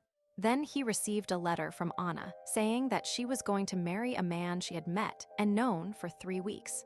It was a broken, gasping, apologetic letter. Everyone was outraged at Anna and astounded that Hugo bore the shock so courageously. The upshot of that summer was to fill his mind with fetid memories, which abated slowly, to make him disgusted with himself and tired of Indian Creek. He decided to go to a different college, one far away from the scene of his painful youth and his disillusioned maturity. He chose Webster University because of the greatness of its name. If Abednego Danner was hurt at his son's defection from his own college, he said nothing. And Mrs. Danner, grown more silent and reserved, yielded to her son's unexpected decision. Hugo packed his bags one September afternoon with a feeling of dreaminess. He bade farewell to his family. He boarded the train. His mind was opaque. The spark burning in it was one of dawning adventure buried in a mass of detail. He had never been far from his native soil. Now he was going to see cities and people who were almost foreign in the sophisticated East. But all he could dwell on was a swift cinema of a defeated little boy, a strong man who could never be strong, a surfeited love, a truant and dimly comprehensible blonde girl, a muddy street and a red station, a clapboard house, a sonorous church with hushed puppets in the pews, fudge parties, boats on the little river, cold winter, and ice over the mountains, and a fortress where once upon a time he had felt mightier than the universe. In Chapter 6, The short branch line to which Hugo changed brought him to the fringe of the campus. The cars were full of boys, so many of them that he was embarrassed. They all appeared to know each other, and no one spoke to him. His dreams on the train were culminated. He had decided to become a great athlete. With his mind's eye, he played the football he would play, and the baseball. 90-yard runs, homers hit over the fence into oblivion. Seeing the boys and feeling their lack of notice of him redoubled the force of that decision. Then he stepped onto the station platform and stood facing the campus. He could not escape a rush of reverence and of awe. It was so wide, so green and beautiful. Far away towered the giant arches of the stadium. Nearby were the sharp Gothic points of the chapel and the graduate college. Between them, a score or more of buildings rambled in and out through the trees. Hey, Hugo turned a little self-consciously. A youth in a white shirt and white trousers was beckoning to him. Freshman, aren't you? Yes. My name's Danner. Hugo Danner. I'm Lefty Forceman. Chuck. A second student separated himself from the bustle of baggage and young men. Here's a freshman. Hugo waited with some embarrassment. He wondered why they wanted a freshman. Lefty introduced Chuck and then said, "Are you strong freshmen?" For an instant, he was stunned. Had they heard guessed? Then he realized it was impossible. They wanted him to work. They were going to haze him. Sure, he said. Then get this trunk and I'll show you where to take it. Hugo was handed a baggage check. He found the official and located the trunk. Tentatively, he tested its weight, as if he were a normally husky youth about to undertake its transportation. He felt pleased that his strength was going to be tried so accidentally and in such short order. Lefty and Chuck heaved the trunk on his back. "Can you carry it?" They asked. "Sure. Don't be too sure. It's a long way." Peering from beneath the trunk under which he bent with a fair assumption of human weakness, Hugo had his first close glimpse of Webster. They passed under a huge arch and down a street lined with elms. Students were everywhere, carrying books and furniture, moving in wheelbarrows and moving by means of the backs of other freshmen. The two who led him were talking, and he listened as he plodded. Saw Marcia just before I left the lake, took her out one night and got all over the place with her, and then came down. She's coming to the first prom with me, and Marge to the second. Got to get some beer in. We'll buzz out and see if old Snorenson has made any wine this summer. Hello, Eddie. Glad to see you back. I've elected the dean's physics, though God knows I'll never get a first in them and I need it for a key. That damn frosh we picked up sure must have been a porter. Hey, freshmen. Want a rest? No, thanks. Went down to the field this afternoon. Looks all right to me. The team, that is. Billings is going to quarter it now, and me after that. Hope to Christ I make it. They're going to have Scapper and Dwan back at Yale, and we've got a lot of work to do. Vrosh, you don't need to drag that all the way in one yank. Put it down, will you? I'm not tired. I don't need a rest. Well, you know best, but you ought to be tired. I would. Where do you come from? Colorado. Huh. People go to Colorado. Never heard of anyone coming from there before. Whereabouts? Indian Creek. Oh. There was a pause. You aren't an Indian, are you? It was asked bluntly. Scotch Presbyterian for 20 generations. Well, when you get through here, you'll be full of Scotch and emptied of the Presbyterianism. Put the trunk down. Their talk of women, of classes, of football excited Hugo. He was not quite as amazed to find that Lefty Forceman was one of the candidates for the football team as he might have been later when he knew how many students attended the university and how few, relatively, were athletes. He decided at once that he liked Lefty. The sophistication of his talk was unfamiliar to Hugo. Much of it he could not understand and only guessed. He wanted Lefty to notice him. When he was told to put the trunk down, he did not obey. Instead, with precision and ease, he swung it up on his shoulder, held it with one hand, and said in an unflustered tone, "I'm not tired, honestly. Where do we go from here?" Great howling Jesus. Lefty said, "What have we here?" Hey, put that trunk down. There was excitement in his voice. Say, Guy, do that again. Hugo did it. Lefty squeezed his biceps and grew pale. Those muscles in action lost their feel of flesh and became like stone. Lefty said, "Say, boy, can you play football?" "Sure," Hugo said. "Well, you leave that trunk with Chuck here and come with me." Hugo did as he had been ordered, and they walked side by side to the gymnasium. Hugo had once seen a small gymnasium, ill-equipped and badly lighted, and it had appealed mightily to him. Now he stood in a prodigious vaulted room with a shimmering floor, a circular balcony, a varied array of apparatus. His hands clenched. Lefty quit him for a moment and came back with a man who wore knickers. "Mr. Woodman, this is, what the hell's your name?" "Danner. Hugo Danner. Mr. Woodman is football coach." Hugo took the man's hand. Lefty excused himself. Mr. Woodman said, "Young Forceman said you played football. Just on a high school team in Colorado. Said you were husky. Go in my office and ask Fitzsimmons to give you a gym suit. Come out when you're ready." Hugo undressed and put on the suit. Fitzsimmons, the trainer, looked at him with warm admiration. "You're sure built, son." "Yeah. That's luck, isn't it?" Then Hugo was taken to another office. Woodman asked him a number of questions about his weight, his health, his past medical history. He listened to Hugo's heart and then led him to a scale. Hugo had lied about his weight. "I thought you said 160, Mr. Danner." The scales showed 211, but it was impossible for a man of his size and build to weigh that much. Hugo had lied deliberately, hoping that he could avoid the embarrassment of being weighed. "I did, Mr. Woodman. You see, my weight is a sort of freak. I don't show it, no one would believe it, and yet there it is." He did not go into the details of his construction, from a plasm new to biology. Mr. Woodman said. Together, they walked out on the floor of the gymnasium. Woodman called to one of the figures on the track, who was making slow, plodding circuits. "Hey, Nellie, take this bird up and pace him for a lap. Make it fast." A little smile came at the corners of Hugo's mouth. Several of the men in the gymnasium stopped work to watch the trial of what was evidently a new candidate. "Ready," Woodman said, and the runners crouched side by side. "Set, go."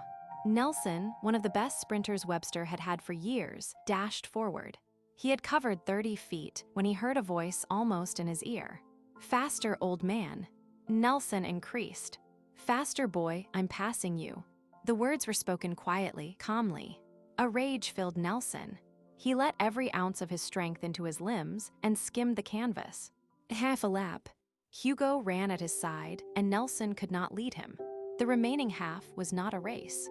Hugo finished 30 feet in the lead. Woodman, standing on the floor, wiped his forehead and bawled, "That the best you can do, Nellie?" "Yes, sir." "What in hell have you been doing to yourself?" Nelson drew a sobbing breath. "I haven't done a thing. Time that man. He's faster than the intercollegiate mark." Woodman, still dubious, made Hugo run against time. And Hugo, eager to make an impression and unguided by a human runner, broke the world's record for the distance around the track by 1 second and 3/5. The watch in Woodman's hands trembled.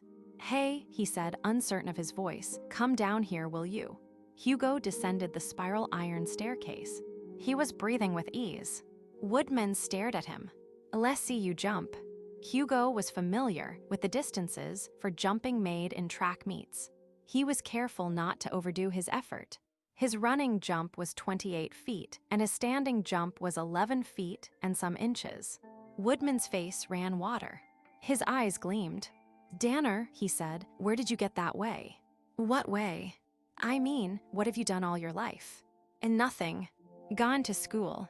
211 pounds, Woodman muttered. "Run like an Olympic champ, jump like a kangaroo. How's your kicking?" "All right, I guess." "A passing." "All right, I guess."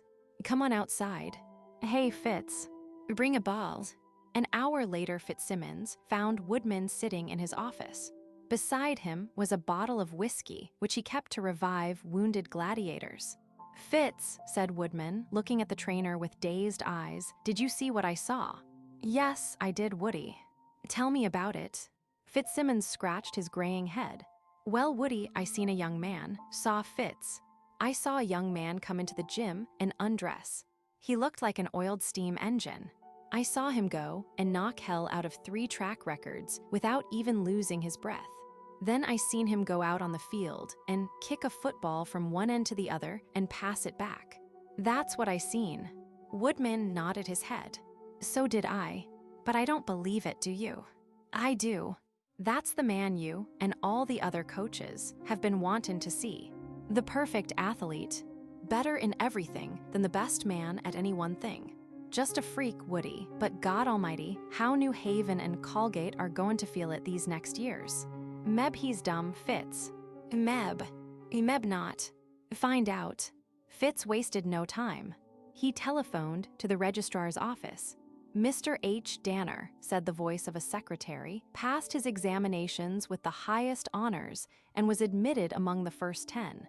He passed his entrance exams among the first 10, Fitzsimmons repeated. God, said Woodman, it's the millennium. And he took a drink. Late in the afternoon of that day, Hugo found his room in Thompson Dormitory. He unpacked his carpet bag and his straw suitcase. He checked in his mind the things that he had done. It seemed a great deal for one day, a complete alteration of his life. He had seen the dean and arranged his classes: trigonometry, English, French, Latin, biology, physics, economics, hygiene. With a pencil and a ruler, he made a schedule, which he pinned on the second-hand desk he had bought. Then he checked his furniture: a desk, 2 chairs, a bed, bedclothes, a rug, sheets and blankets, towels. He hung his clothes in the closet. For a while he looked at them attentively. They were not like the clothes of the other students. He could not quite perceive the difference, but he felt it, and it made him uncomfortable. The room to which he had been assigned was pleasant. It looked over the rolling campus on 2 sides, and both windows were framed in the leaves of nodding ivy. It was growing dark. From a dormitory near by came the music of a banjo. Presently the player sang, and other voices joined with him. A warm and golden sun touched the high clouds with lingering fire. Voices cried out, young and vigorous. Hugo sighed. He was going to be happy at Webster. His greatness was going to be born here. At that time, Woodman called informally on Chuck and Lefty. They were in a heated argument over the decorative arrangement of various liquor bottles when he knocked. Come in, they shouted in unison. Hello. Oh, Woody. Come in. Sit down. Want a drink? You're not in training. No, thanks. Had one. And it would be a damn sight better if you birds didn't keep the stuff around. It's Chuck's. Lefty grinned. All right. I came to see about that bird you brought to me, Danner. Was he any good? Woodman hesitated. Fellows, if I told you how good he was, you wouldn't believe me. He's so good, I'm scared of him. What do you mean? Just that. He gave Nellie 30 feet in a lap on the track. Great God. He jumped 28 and 11 feet, running and standing. He kicked half a dozen punts for 80 and 90 yards, and he passed the same distance. Lefty sat down on the window seat. His voice was hoarse. That can't be done, Woody. I know it. But he did it. But that isn't what makes me frightened. How much do you think he weighs? 155 or thereabouts. Woody shook his head. No, Lefty, he weighs 211. 211? He can't, Woody. There's something wrong with your scales. Not a thing. The 2 students stared at each other and then at the coach. They were able to grasp the facts intellectually, but they could not penetrate the reactions of their emotions. At last, Lefty said, but that isn't, well, it isn't human, Woody. That's why I'm scared. Something has happened to this bird. He has a disease of some kind that has toughened him. Like Pott's disease, that turns you to stone. But you wouldn't think it. There's not a trace of anything on the surface. I'm having a blood test made soon. Wait till tomorrow when you see him in action. It'll terrify you. Because you'll have the same damned weird feeling I have, that he isn't doing 1/10 of what he can do, that he's really just playing with us all. By God, if I was a bit superstitious, I'd throw up my job and get as much distance between me and that bird as I could. I'm telling you simply to prepare you. There's something mighty funny about him, and the sooner we find out, the better. Mr. Woodman left the dormitory. Lefty and Chuck stared at each other for the space of a minute, and then, with one accord, they went together to the registrar's office. There they found Hugo's address on the campus, and in a few minutes they were at his door. "Come in," Hugo said. He smiled when he saw Lefty and Chuck. "Want some more trunks moved?" "Maybe, later." They sat down, eyeing Hugo speculatively. Lefty acted as spokesman. "Listen here, guy, we've just seen Woody and he says you're phenomenal, so much so that it isn't right." Hugo reddened. He had feared that his exhibition was exaggerated by his eagerness to impress the coach. He said nothing, and Lefty continued. "You're going to be here for 4 years, and you're going to love this place. You're going to be willing to die for it. All the rest of your life, the fact that you went to Old Webster is going to make a difference. But there's one thing that Webster insists on, and that's fair play. And honesty and courage. You've come from a little town in the West, and you're a stranger here. Understand, this is all in a spirit of friendship. So far, we like you. We want you to be one of us. To belong. You have a lot to learn and a long way to go. I'm being frank because I want to like you. For instance, Chuck here is a millionaire. My old man is no dead stick in the blue book. Things like that will be different from what you've known before. But the important thing is to be a square shooter. Don't be angry. Do you understand?" Hugo walked to the window and looked out into the thickened gloom. He had caught the worry, the repression, in Lefty's voice. The youth, his merry blue eyes suddenly grave, his poised self abnormally disturbed, had suggested a criticism of some sort. What was it? Hugo was hurt and a little frightened. Would his college life be a repetition of Indian Creek? Would the athletes and the others in college of his own age fear and detest him because he was superior? Was that what they meant? He did not know. He was loath to offend Lefty and Chuck, but there seemed no alternative to the risk. No one had talked to him in that way for a long time. He sat on his bed. "Fellows," he said tersely, "I don't think I know what you're driving at. Will you tell me?" The roommates fidgeted. They did not know exactly either. They had come to fathom the abnormality in Hugo. Chuck lit a cigarette. Lefty smiled with an assumed ease. "Why nothing, Danner? You see, well, I'm quarterback of the football team. And you'll probably be on it this year. We haven't adopted the new idea of keeping freshmen off the varsity. Just wanted to tell you those principles." Hugo knew he had not been answered. He felt, too, that he would never in his life give away his secret. The defenses surrounding it had been too immutably fixed. His joy at knowing that he had been accepted so soon as a logical candidate for the football team was tempered by this questioning. "I have principles, fellows." Good." Lefty rose. "Guess we'll be going. By the way, Woody said you smashed a couple of track records today. Where'd you learn?" "Nowhere." "How come then?" "Just natural." Lefty summoned his will. "Sure it isn't, unhealthy. Woody says there are a couple of diseases that make you, get tough, like stone." Hugo realized the purpose of the visit. "Then, be sure I haven't any diseases." "My father had an MD," he smiled awkwardly. "Ever since I was a kid, I've been stronger than most people. And I probably have a little edge still. Just an accident, that's all." "Is that what you were wondering about?" Lefty smiled with instant relief. "Yes, it is.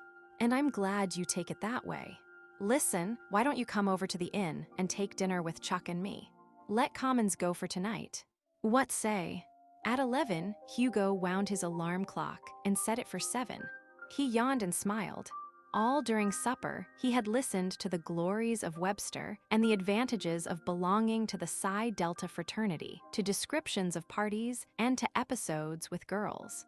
Lefty and Chuck had embraced him in their circle. They had made suggestions about what he should wear and whom he should know. They had posted him on the behavior best suited for each of his professors. They liked him and he liked them immensely. They were the finest fellows in the world. Webster was a magnificent university, and he was going to be one of its most glorious sons. He undressed and went to bed.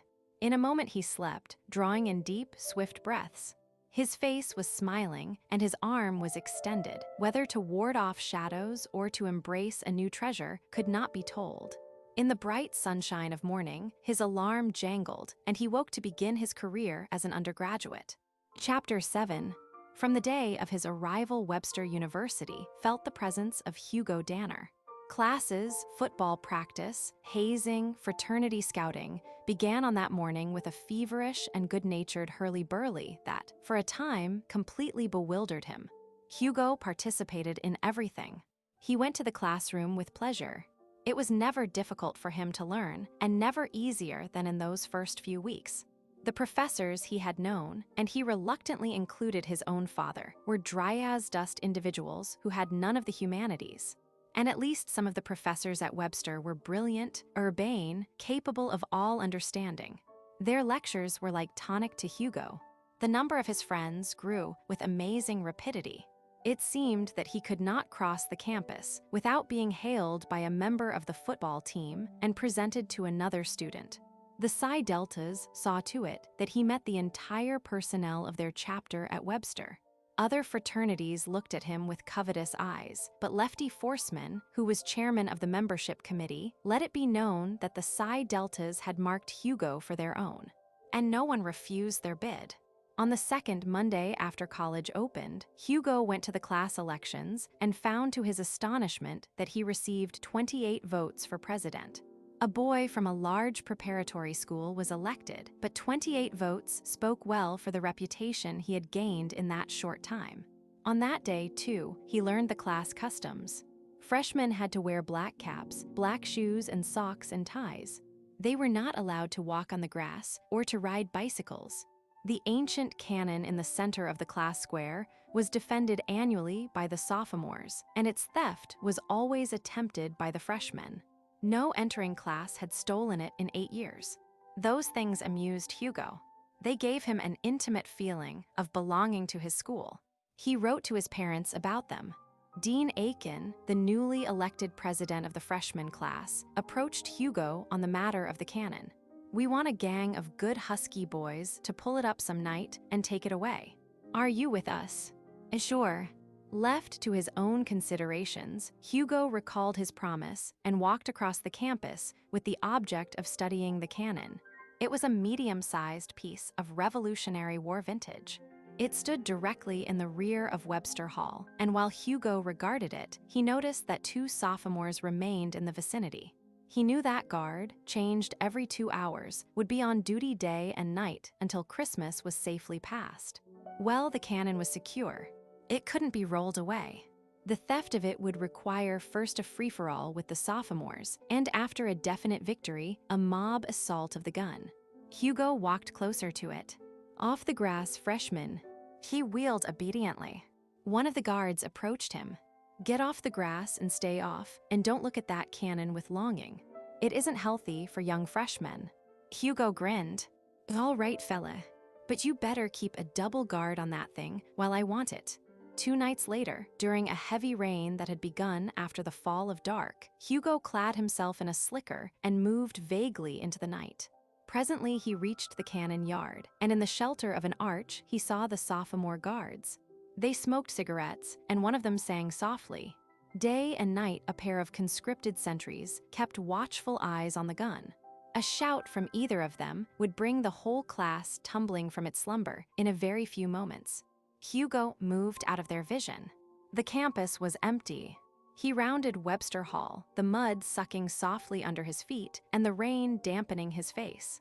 From beneath his coat, he took a flare and lighted the fuse. He heard the 2 sophomores running toward it in the thick murk. When they were very close, he stepped on to the stone flagging, looked up into the cloudy sky, gathered himself, and leaped over the 3 stories of Webster Hall. He landed with a loud thud 10 feet from the cannon. When the sophomores returned, after extinguishing the flare, their cherished symbol of authority had vanished. There was din on the campus. First the loud cries of 2 voices, then the screech of raised windows, the babble of more voices, and the rush of feet that came with new gusts of rain. Flashlights pierced the gloom. Where the cannon had been, 100 and then 200 figures gathered, swirled, organized search parties, built a fire. Dawn came, and the cannon was still missing. The clouds lifted. In the wan light, someone pointed up. There, on the roof of Webster Hall, with the numerals of the freshman class painted on its muzzle, was the old weapon. Arms stretched. An angry, incredulous hum waxed to a steady pitch and waned as the sophomores dispersed. In the morning, theory ran rife. The freshmen were tight-lipped, pretending knowledge where they had none, exulting secretly. Dean Aiken was kidnapped at noon and given a third degree, which extorted no information. The theft of the cannon and its elevation to the roof of the hall entered the annals of Webster legend. And Hugo, watching the laborious task of its removal from the roof, seemed merely as pleased and as mystified as the other freshmen. So the autumn commenced. The first football game was played, and Hugo made a touchdown. He made another in the second game.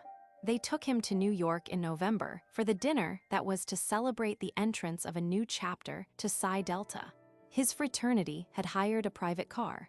As soon as the college towers vanished, the entertainment committee took over the party. Glasses were filled with whiskey and passed by a Negro porter. Hugo took his with a feeling of nervousness and of excited anticipation.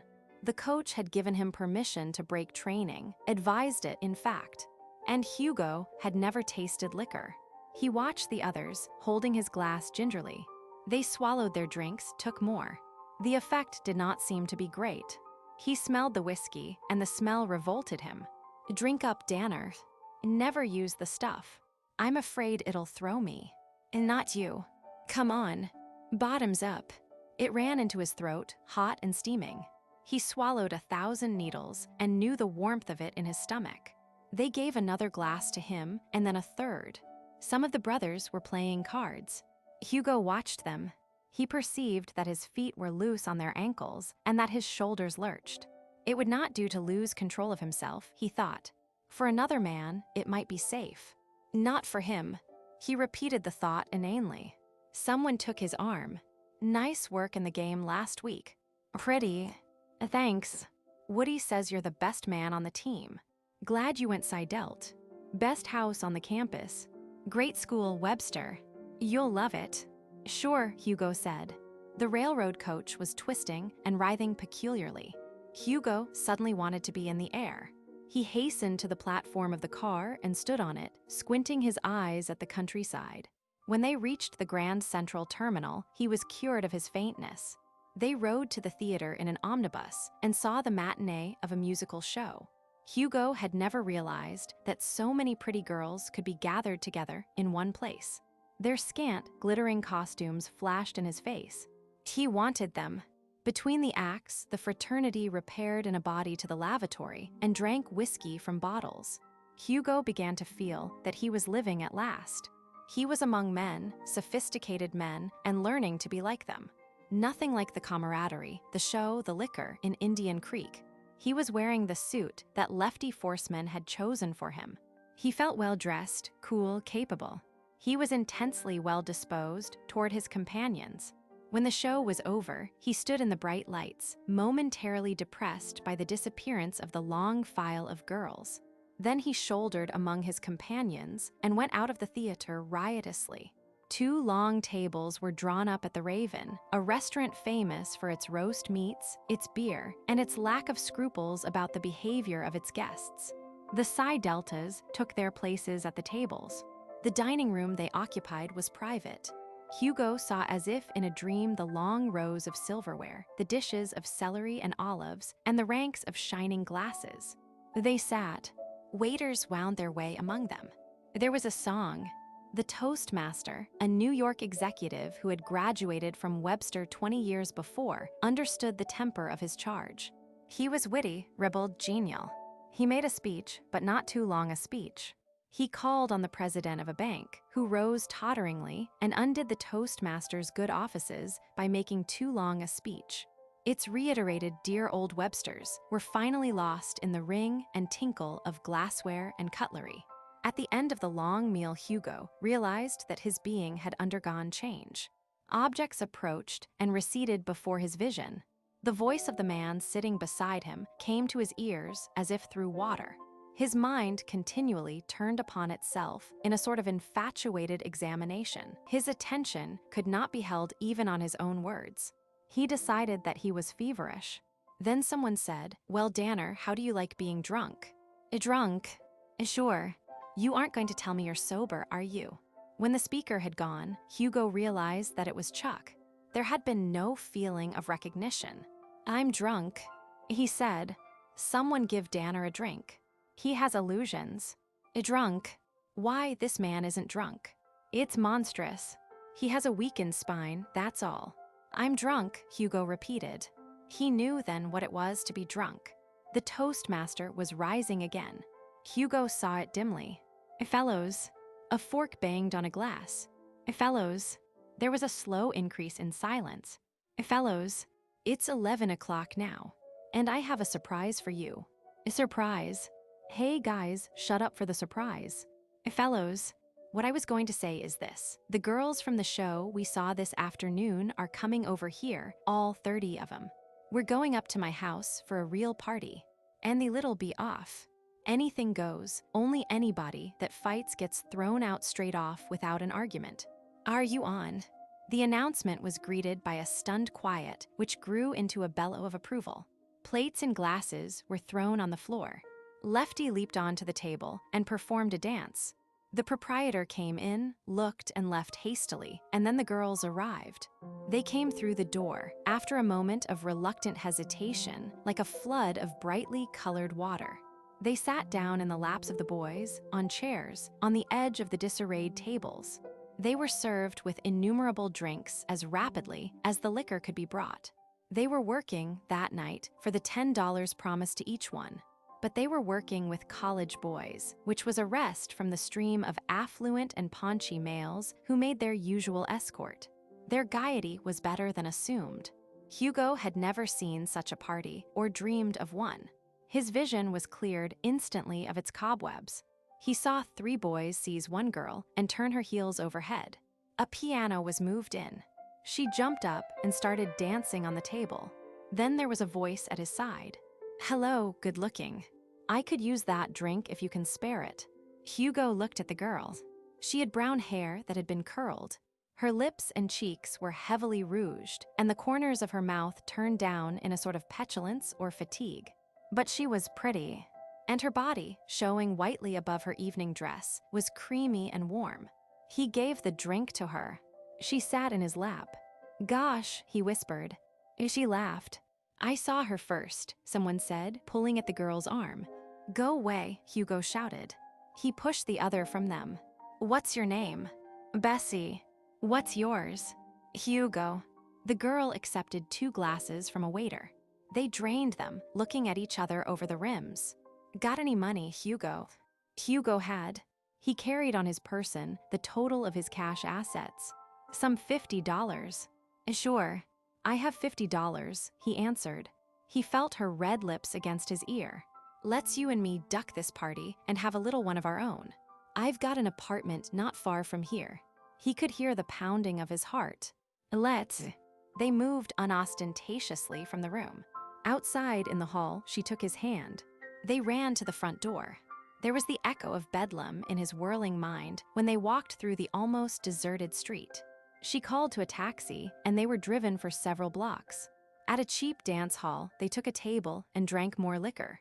When his head was turned, she narrowed her eyes and calculated the effect of the alcohol against the dwindling of his purse. They danced. Gee, you're a swell dancer. So are you, Bessie. Still wanna go home with Bessie? Let's go. Another taxi ride. The light seethed past him. A dark house and 3 flights of rickety stairs. The gritty sound of a key in a lock. A little room with a table, a bed, 2 chairs, a gas light turned low, a disheveled profusion of female garments. Here we are. Sit down. Hugo looked at her tensely. He laughed then with a harsh sound.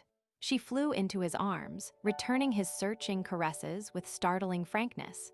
Presently, they moved across the room. He could hear the noises on the street at long, hot intervals. Hugo opened his eyes, and the light smote them with pain. He raised his head wonderingly. His stomach crawled with a foul nausea. He saw the dirty room. Bessie was not in it. He staggered to the wash bowl and was sick. He noticed then that her clothes were missing. The fact impressed him as one that should have significance. He rubbed his head and eyes. Then he thought accurately. He crossed the room and felt in his trousers pockets. The money was gone. At first, it did not seem like a catastrophe. He could telegraph to his father for more money. Then he realized that he was in New York without a ticket back to the campus, separated from his friends, and not knowing the address of the Toastmaster. He could not find his fraternity brothers, and he could not get back to school without more money. Moreover, he was sick. He dressed with miserable slowness and went down to the street. Served him right. He had been a fool. He shrugged. A sharp wind blew out of a bright sky. Maybe, he thought, he should walk back to Webster. It was only 80 miles, and that distance could be negotiated in less than 2 hours by him. But that was unwise. People would see his progress. He sat down in Madison Square Park and looked at the Flatiron Building with a leisurely eye. A fire engine surged up the street. A man came to collect the trash in a green can. A tramp lay down and was ousted by a policeman. By and by he realized that he was hungry. A little man with darting eyes took a seat beside him. He regarded Hugo at short intervals. At length he said, "You got a dime for a cup of coffee?" His words were blurred by accent. "No, I came here from school last night and my money was stolen." Ah, there was a tinge of discouragement in the other's voice. "And hungry, perhaps?" "A little." "Me, I am also hungry. I have not eaten since 2 days." That impressed Hugo as a shameful and intolerable circumstance. "Let's go over there," he indicated a small restaurant, "and eat. Then I'll promise to send the money by mail. At least we'll be fed that way. We will be thrown to the street on our faces. Not I, nobody throws me on my face. And I'll look out for you." They crossed the thoroughfare and entered the restaurant. The little man ordered a quantity of food, and Hugo, looking guiltily at the waiter, duplicated the order. They became distantly acquainted during the filched repast. The little man's name was Izzy. He sold second-hand rugs, but he was out of work. Eventually they finished. The waiter brought the check. He was a large man whose jowls and hips and shoulders were heavily weighted with muscle. Hugo stood up. "Listen, fellow," he began placidly, "my friend and I haven't a cent between us. I'm Hugo Danner from Webster University, and I'll mail you the price of this feed tomorrow. I'll write down my name," and he got no further. The waiter spoke in a thick voice. "So, one of them guys, eh? Tryin' to get away with it when I'm here, huh? Well, I tell you how you're gonna pay. You're gonna pay this check with a bloody mush, see?" His fist doubled and drew back. Hugo did not shift his position. The fist came forward, but an arm like stone blocked it. Hugo's free hand barely flicked to the waiter's jaw. He rolled under the table. "Come on," he said, but Izzy had already vanished through the door. Hugo walked hurriedly up the street and turned a corner. A hand tugged at his coat. He turned and was confronted by Izzy. "I seen you through the window. Jeest, guy, you kin box. Say, I know where you kin clean up, if you got the nerve." "Clean up? Where?" "Come on. We better get out of here anyhow." They made their way toward the river. The city changed character on the other side of the elevated railroad, and presently they were walking through a dirty, evil-smelling, congested neighborhood. "Where are we going, Izzy?" "Wait a minute, Mr. Danner." "What's the idea?" "You wait." Another series of dirty blocks. Then they came to a bulky building that spread a canopy over the sidewalk. "Here," Izzy said and pointed. His finger indicated a sign, which Hugo read twice. It said, "Battling Ole Swenson will meet all comers in this gymnasium at 3 this afternoon and 8 tonight. $50 will be given to any man, black or white, who can stay 3 rounds with him, and $100 cash money to the man who knocks out Battling Ole Swenson, the terror of the docks." "See," Izzy said, rubbing his hands excitedly, "meb you could do it." A light dawned on Hugo. He smiled. "I can," he replied. "What time is it?" 2 o'clock. "Well, let's go." They entered the lobby of the gymnasium. "Mr. Epstein," Izzy called, "I got a fighter for the Swede."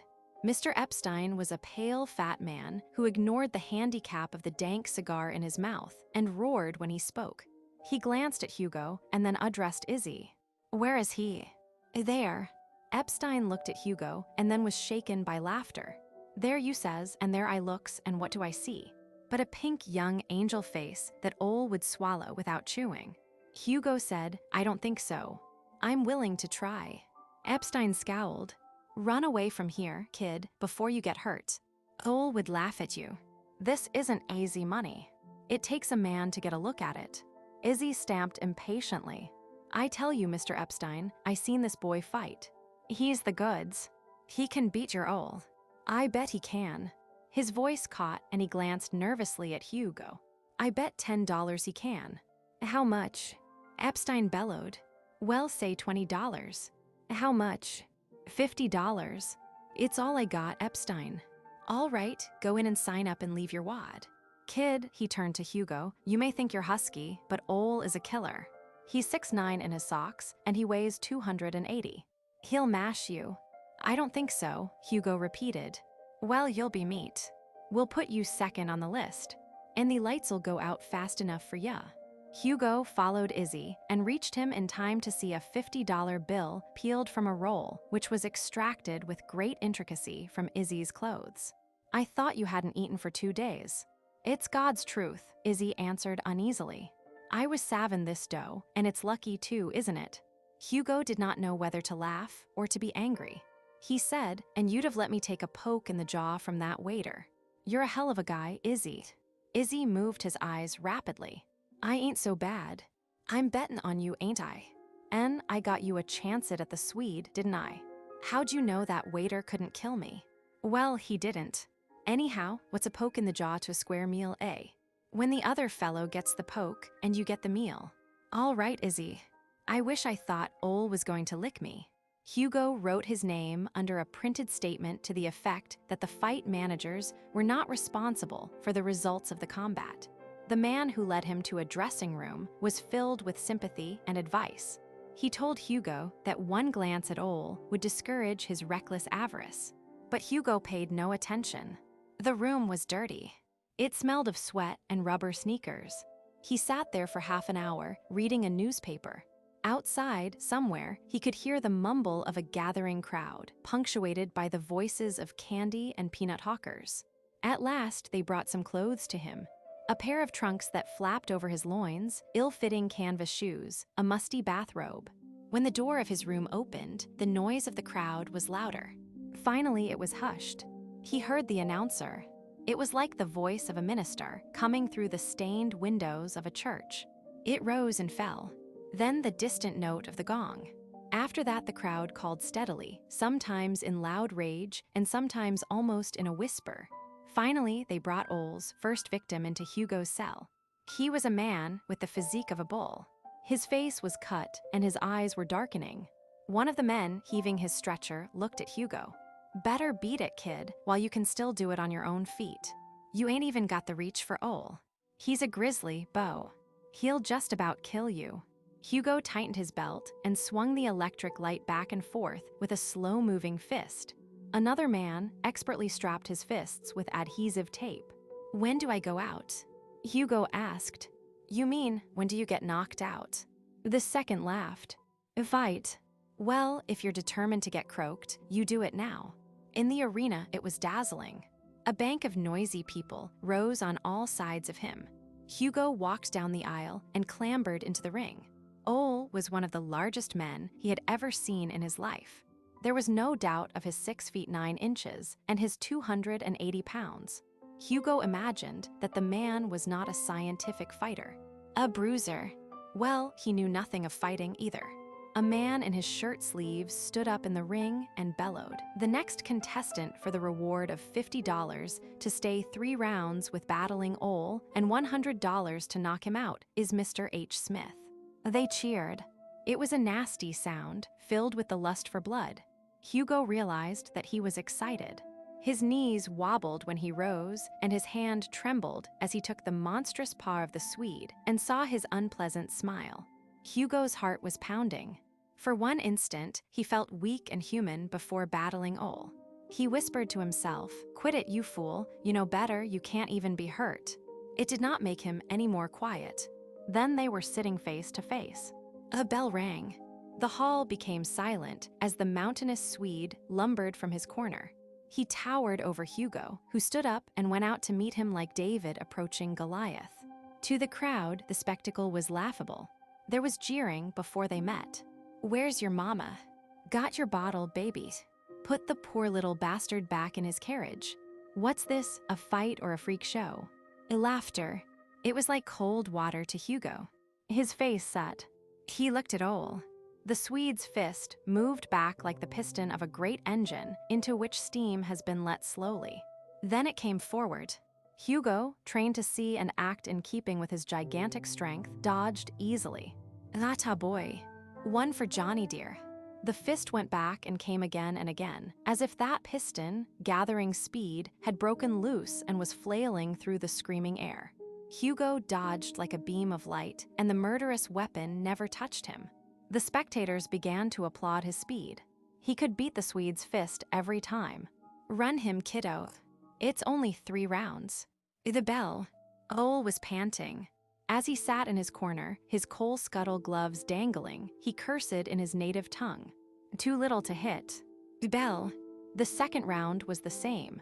Hugo never attempted to touch the Swede, only to avoid him. And the man worked like a Trojan. Sweat seethed over his big, blank face. His small eyes sharpened to points. He brought his whole carcass, flinging through the air after his fist. But every blow ended in a sickening wrench that missed the target. The crowd grew more excited. During the interval between the second and third rounds, there was betting on the outcome. 3-1 that Ole would connect and murder the boy. 4-1, 1-5 that Hugo would win $50 before he died beneath the trip hammer. The third round opened. The crowd suddenly tired of the sport. A shrill female voice reached Hugo's cold, concentrated mind. Keep on running, yellow baby. So, they wanted a killing. They called him Yellow. The Swede was on him, elephantine, sweating, sucking great, rumbling breaths of air, swinging his fists. Hugo studied the motion. That fist to that side, up, down, now. Like hail, they began to land upon the Swede. Bewilderingly, everywhere. No hope of guarding. Every blow smashed, stung, ached. No chance to swing back. Cover up. His arms went over his face. He felt rivets drive into his kidneys. He reached out and clinched. They rocked in each other's arms. Dazed by that bitter onslaught of lightning blows, Ole thought only to lock Hugo in his arms and crush him. When they clinched, the crowd, grown instantly hysterical, sank back in despair. It was over. Ole could break the little man's back. They saw his arms spring into knots. Jesus. Hugo's fist shot between their chests, and Ole was thrown violently backward. Impossible. He lunged back, crimson to kill, one hand guarding his jaw. Easy now, for the love of God, easy, Hugo said to himself. There, on the hand at the chin. Hugo's gloves went out. Lift him. It connected. The Swede left the floor and crumpled slowly, with a series of bumping sounds. And how the hyenas yelled. They crowded into his dressing room afterwards. Epstein came to his side before he had dressed. Come out and have a mug of suds, kid. That was the sweetest fight I ever hoped to live to see. I can sign you up for a fortune right now. I can make you champ in 2 years. No thanks, Hugo said. The man persisted. He talked earnestly. He handed Hugo a $100 bill. Hugo finished his dressing. Izzy wormed his way in. $50 I won yet. Didn't I tell you, Mr. Epstein? Come here, Izzy. The little man ran to shake Hugo's hand, but it was extended for another reason. I want that 50 you won, he said unsmilingly.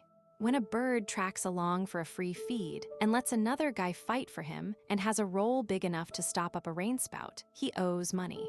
That lunch will set you back, just exactly what you won on me. There was laughter in the room. Izzy whimpered.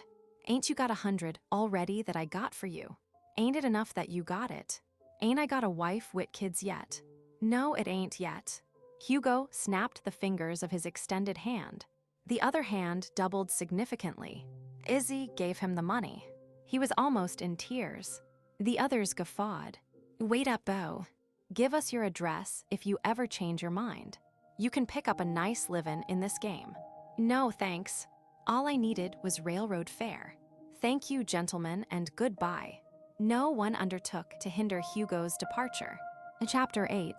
Greatness seemed to elude Hugo, success such as he had earned was inadequate, and his friendships as well as his popularity were tinged with a sort of question that he never understood. By the end of winter, he was well established in Webster as a great athlete. Psi Delta sang his praises and was envied his deeds. Lefty and Chuck treated him as a brother. And Hugo perceived none of that treatment and none of that society was quite real. He wondered if his personality was so meager that it was not equal to his strength. He wondered if his strength was really the asset he had dreamed it would be, and if, perhaps, other people were not different from him in every way, so that any close human contact was impossible to him. It was a rather tragic question to absorb a man so filled with life and ambition as he. Yet every month had raised it more insistently. He saw other men sharing their inmost souls, and he could never do that. He saw those around him breaking their hearts and their lungs for the university, and, although it was never necessary for him to do that, he doubted that he could if he would. Webster was only a school, a sentiment rather than an ideal, a place rather than a goal of dreams. He thought that he was cynical. He thought that he was inhuman. It worried him. His love was a similar experience. He fell in love twice during that first year in college. Once at a prom with a girl who was related to Lefty, a rich, socially secure girl who had studied abroad and who almost patronized her cousin. Hugo had seen her dancing, and her long, slender legs and arms had issued an almost tangible challenge to him. She had looked over Lefty's shoulder and smiled vaguely. They had met. Hugo danced with her. "I love to come to a prom," she said. "It makes me feel young again." "How old are you?" She ignored the obvious temptation to be coy, and he appreciated that. At 21, it seemed reasonably old to Hugo. The 3 years difference in their ages had given her a pinnacle of maturity. "And that makes you old," he reflected. She nodded. Her name was Iris. Afterwards, Hugo thought that it should have been Isis. Half goddess, half animal. He had never met with the vanguard of emancipated American womanhood before then. "You're the great Hugo Danner, aren't you? I've seen your picture in the sporting sections." She read sporting sections. He had never thought of a woman in that light. "But you're really much handsomer. You have more sex and masculinity, and you seem more intelligent." Then between the dances, Lefty had come. "A she?" "Oh, she's a sort of cousin. Flies in all the high altitudes in town. Blue Book and all that. Better look out, Hugo. She plays rough." "She doesn't look rough." Both youths watched her. Long, dark hair, willowy body, high, pale forehead, thin nose, red mouth, smiling like a lewd agnostic and dancing close to her partner, enjoying even that. "Wells, look out, Hugo. If she wants to play, don't let her play with your heart. Anything else is quite in the books." "Oh." She came to the stag line, ignoring a sequence of invitations, and asked him to dance. They went out on the velvet campus. "I could love you for a little while," she said. "It's too bad you have to play football tomorrow." "Is that an excuse?" She smiled remotely. "You're being disloyal." Her fan moved delicately. "But I shan't chide you. In fact, I'll stay over for the game, and I'll enjoy the anticipation, more perhaps. But you'll have to win it, to win me. I'm not a soothing type." "It will be easy to win," Hugo said, and she peered through the darkness with admiration, because he had made his ellipsis of the object very plain. "It is always easy for you to win, isn't it?" She countered with an easy mockery, and Hugo shivered. The game was won. Hugo had made his touchdown. He unfolded a note she had written on the back of a scorecard. "At my hotel at 10 then." Then, someone lifted his eyes to praise him. His senses swam in careful anticipation. They were cheering outside the dressing room. A different sound from the cheers at the fight arena. Young, hilarious, happy. At 10, he bent over the desk and was told to go to her room. The clerk shrugged. She opened the door.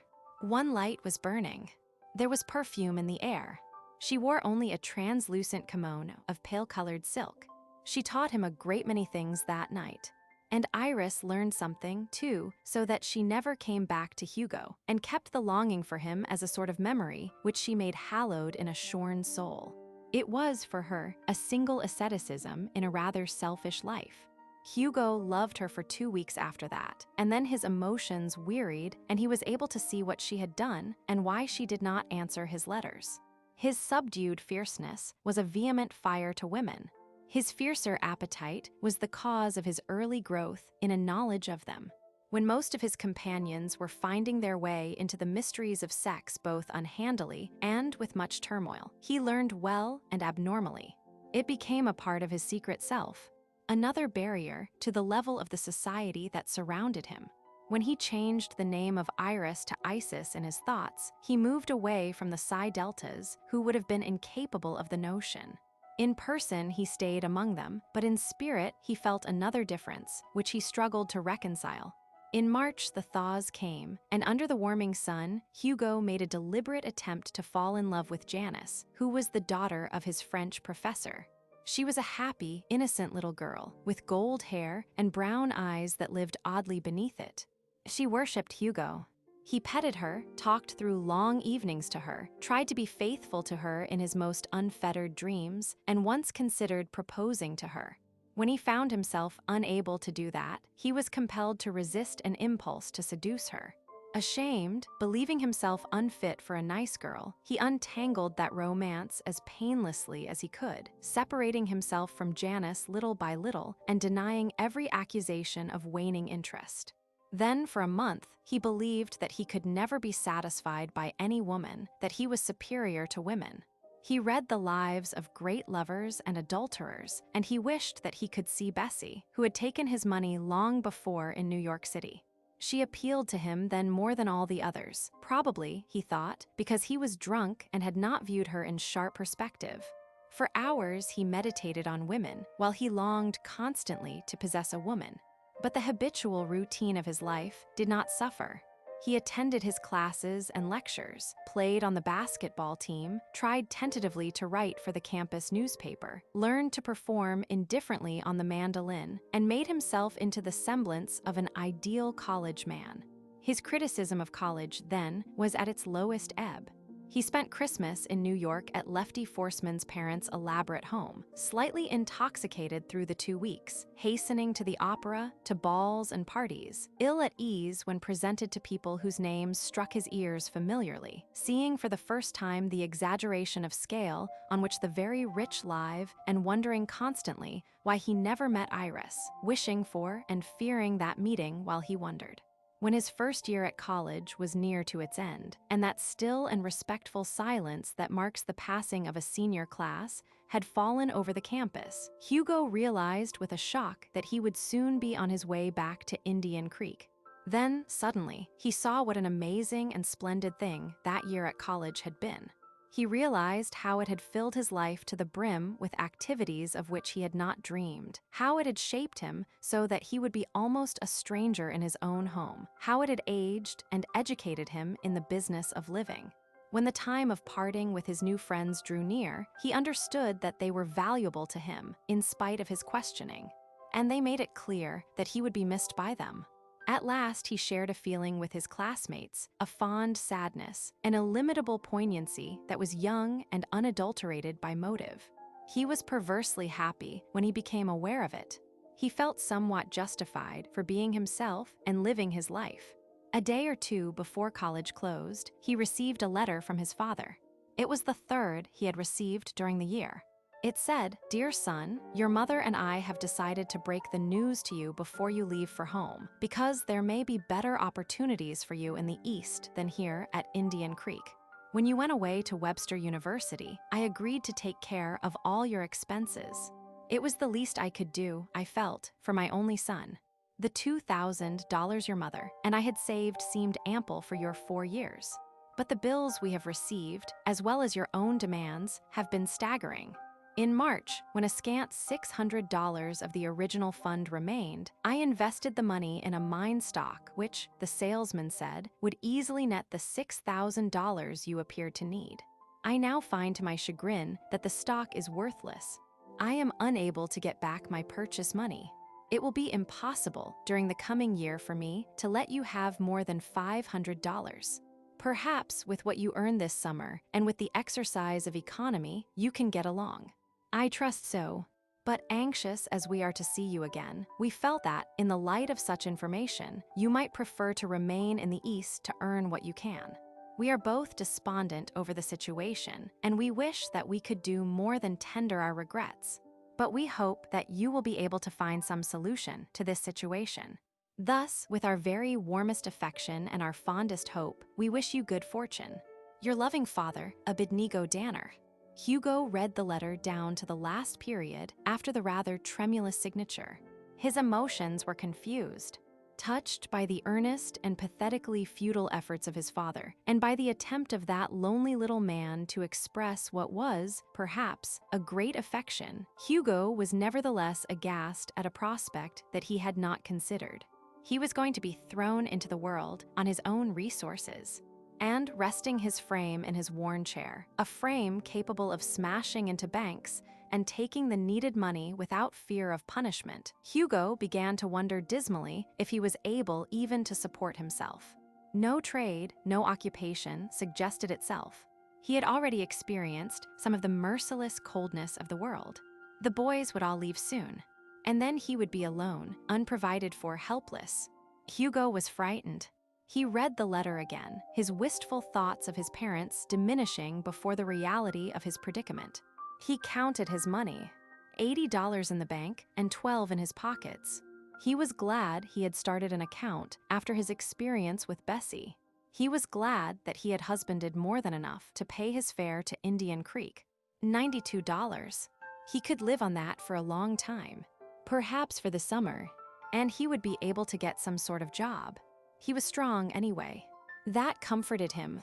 He looked out of his window and tried to enumerate the things that he could do. All sorts of farm work. He could drive a team in the city. He could work on the docks. He considered nothing but manual labor. It would offer more. Gradually, his fear that he would starve if left to his own devices ebbed from him, and it was replaced by grief that he could not return to Webster. $1,400, that was the cost of his freshman year. He made a list of the things he could do without, of the work he could do to help himself through college. Perhaps he could return. The fear slowly diminished. He would be a working student in the year to come. He hated the idea. His fraternity had taken no members from that class of humble young men who rose at dawn and scrubbed floors and waited on tables to win the priceless gem of education. Lefty and Chuck would be chilly toward such a step. They would even offer him money to avoid it. It was a sad circumstance, at best. When that period of tribulation passed, Hugo became a man. But he suffered keenly from his unwanted fears for some time. The calm and suave youth who had made love to Iris was buried beneath his frightened and imaginative adolescence.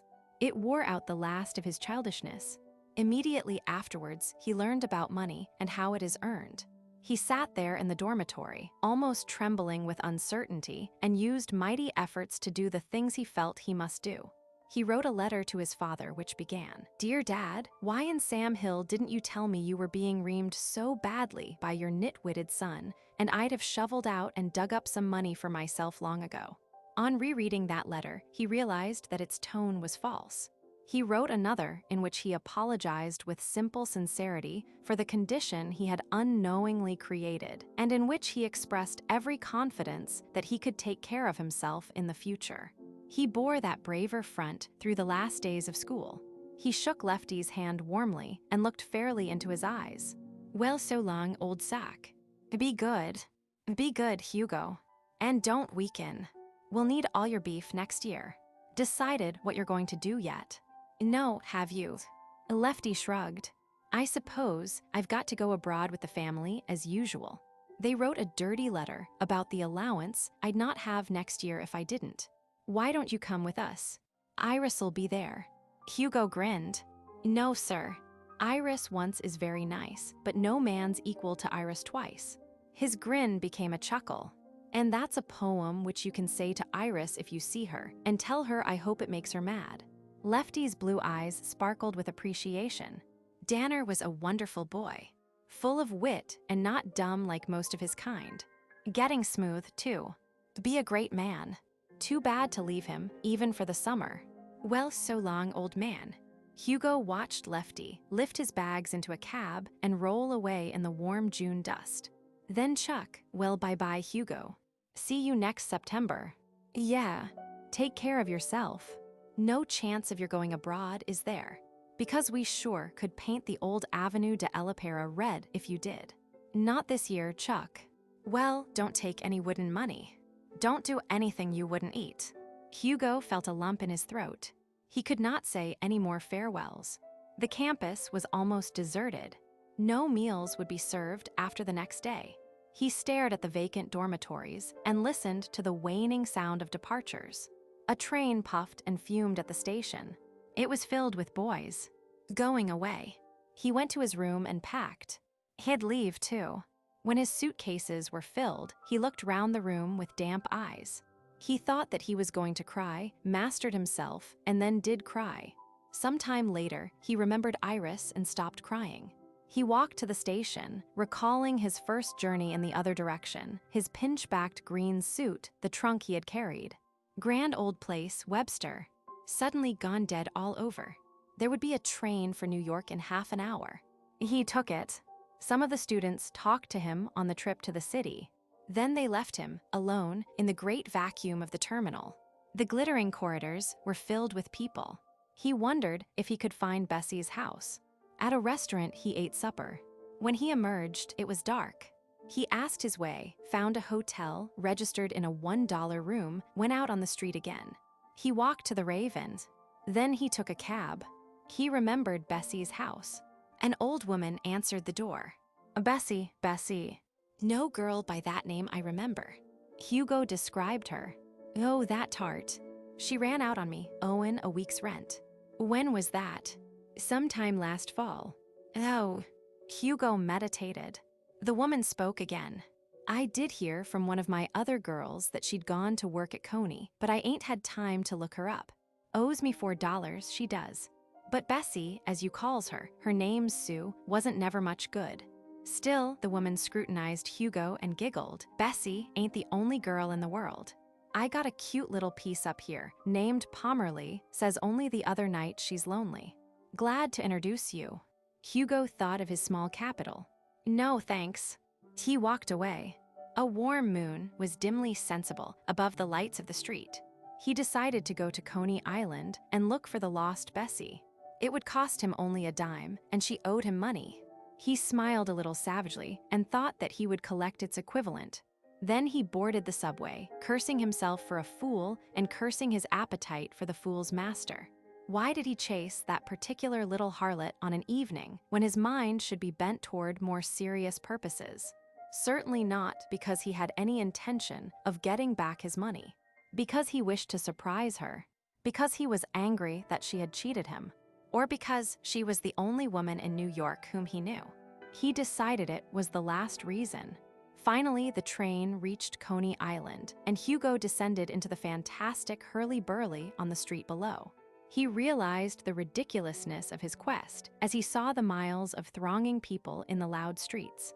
See the fat woman, see Esmeralda, the beautiful fat woman, she weighs 600 pounds, she's had a dozen lovers, she's the fattest woman in the world, a sensation, dressed in the robes of Cleopatra, robes that took a bolt of cloth. But she's so fat they conceal nothing, ladies and gentlemen, see the beautiful fat woman. A roller coaster circled through the skies with a noise that was audible above the crowd's staccato voice and dashed itself at the earth below. A merry-go-round whirled goldenly, and a band struck up a strident march. Hugo smelled stale beer and frying food. He heard the clang of a bell as a weight was driven up to it by the shoulders of a young gentleman in a pink shirt. The strongest man in the world, ladies and gentlemen, come in and see Thorndike, the great professor of physical culture from Munich, Germany. He can bend a spike in his bare hands. An elephant can pass over his body without harming him. He can lift a weight of 1 ton. Hugo laughed. 2 girls saw him and brushed close. Buy us a drink, sport. The strongest man in the world. Hugo wondered what sort of strong man he would make. Perhaps he could go into competition with Dr. Thorndike. He saw himself pictured in gaudy reds and yellows, holding up an enormous weight. He remembered that he was looking for Bessie. Then he saw another girl. She was sitting at a table, alone. That fact was significant. He sat beside her. "Hello, Tough," she said. "Hello. Wanna buy me a beer?" Hugo bought a beer and looked at the girl. Her hair was black and straight. Her mouth was straight. It was painted scarlet. Her eyes were hard and dark. But her body, as if to atone for her face, was made in a series of soft curves that fitted exquisitely into her black silk dress. He tortured himself looking at her. She permitted it sullenly. "You can buy me a sandwich if you want. I ain't eaten today." He bought a sandwich, wondering if she was telling the truth. She ate ravenously. He bought another and then a second glass of beer. After that she rose. "You can come with me if you wanna." God. No conversation, no vivacity, only a dull submission that was not in keeping with her appearance. "Have you had enough to eat?" he asked. "It'll do," she responded. They turned into a side street and moved away from the shimmering lights and the morass of people. Presently, they entered a dingy frame house and went upstairs. There was no one in the hall, no furniture, only a flickering gaslight. She unlocked a door. "Come in." He looked at her again. She took off her hat and arranged her dark hair so that it looped almost over one eye. Hugo wondered at her silence. "I didn't mean to rush," he said. "Well, I did.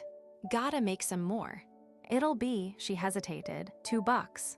The girl sat down and wept. "Aw, hell," she said finally, looking at him with a shameless defiance. "I guess I'm gonna make a rotten tart.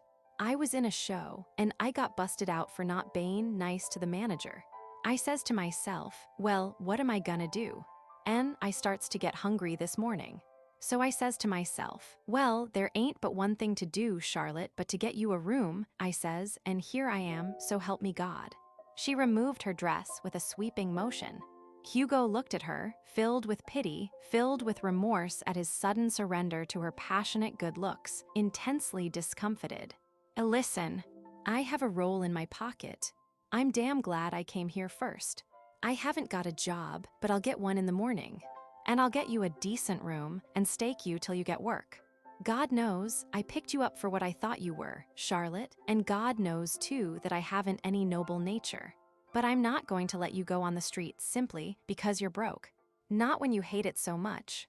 Charlotte shut her eyes tight and pressed out the last tears, which ran into her rouge and streaked it with mascara. "That's sure white of you.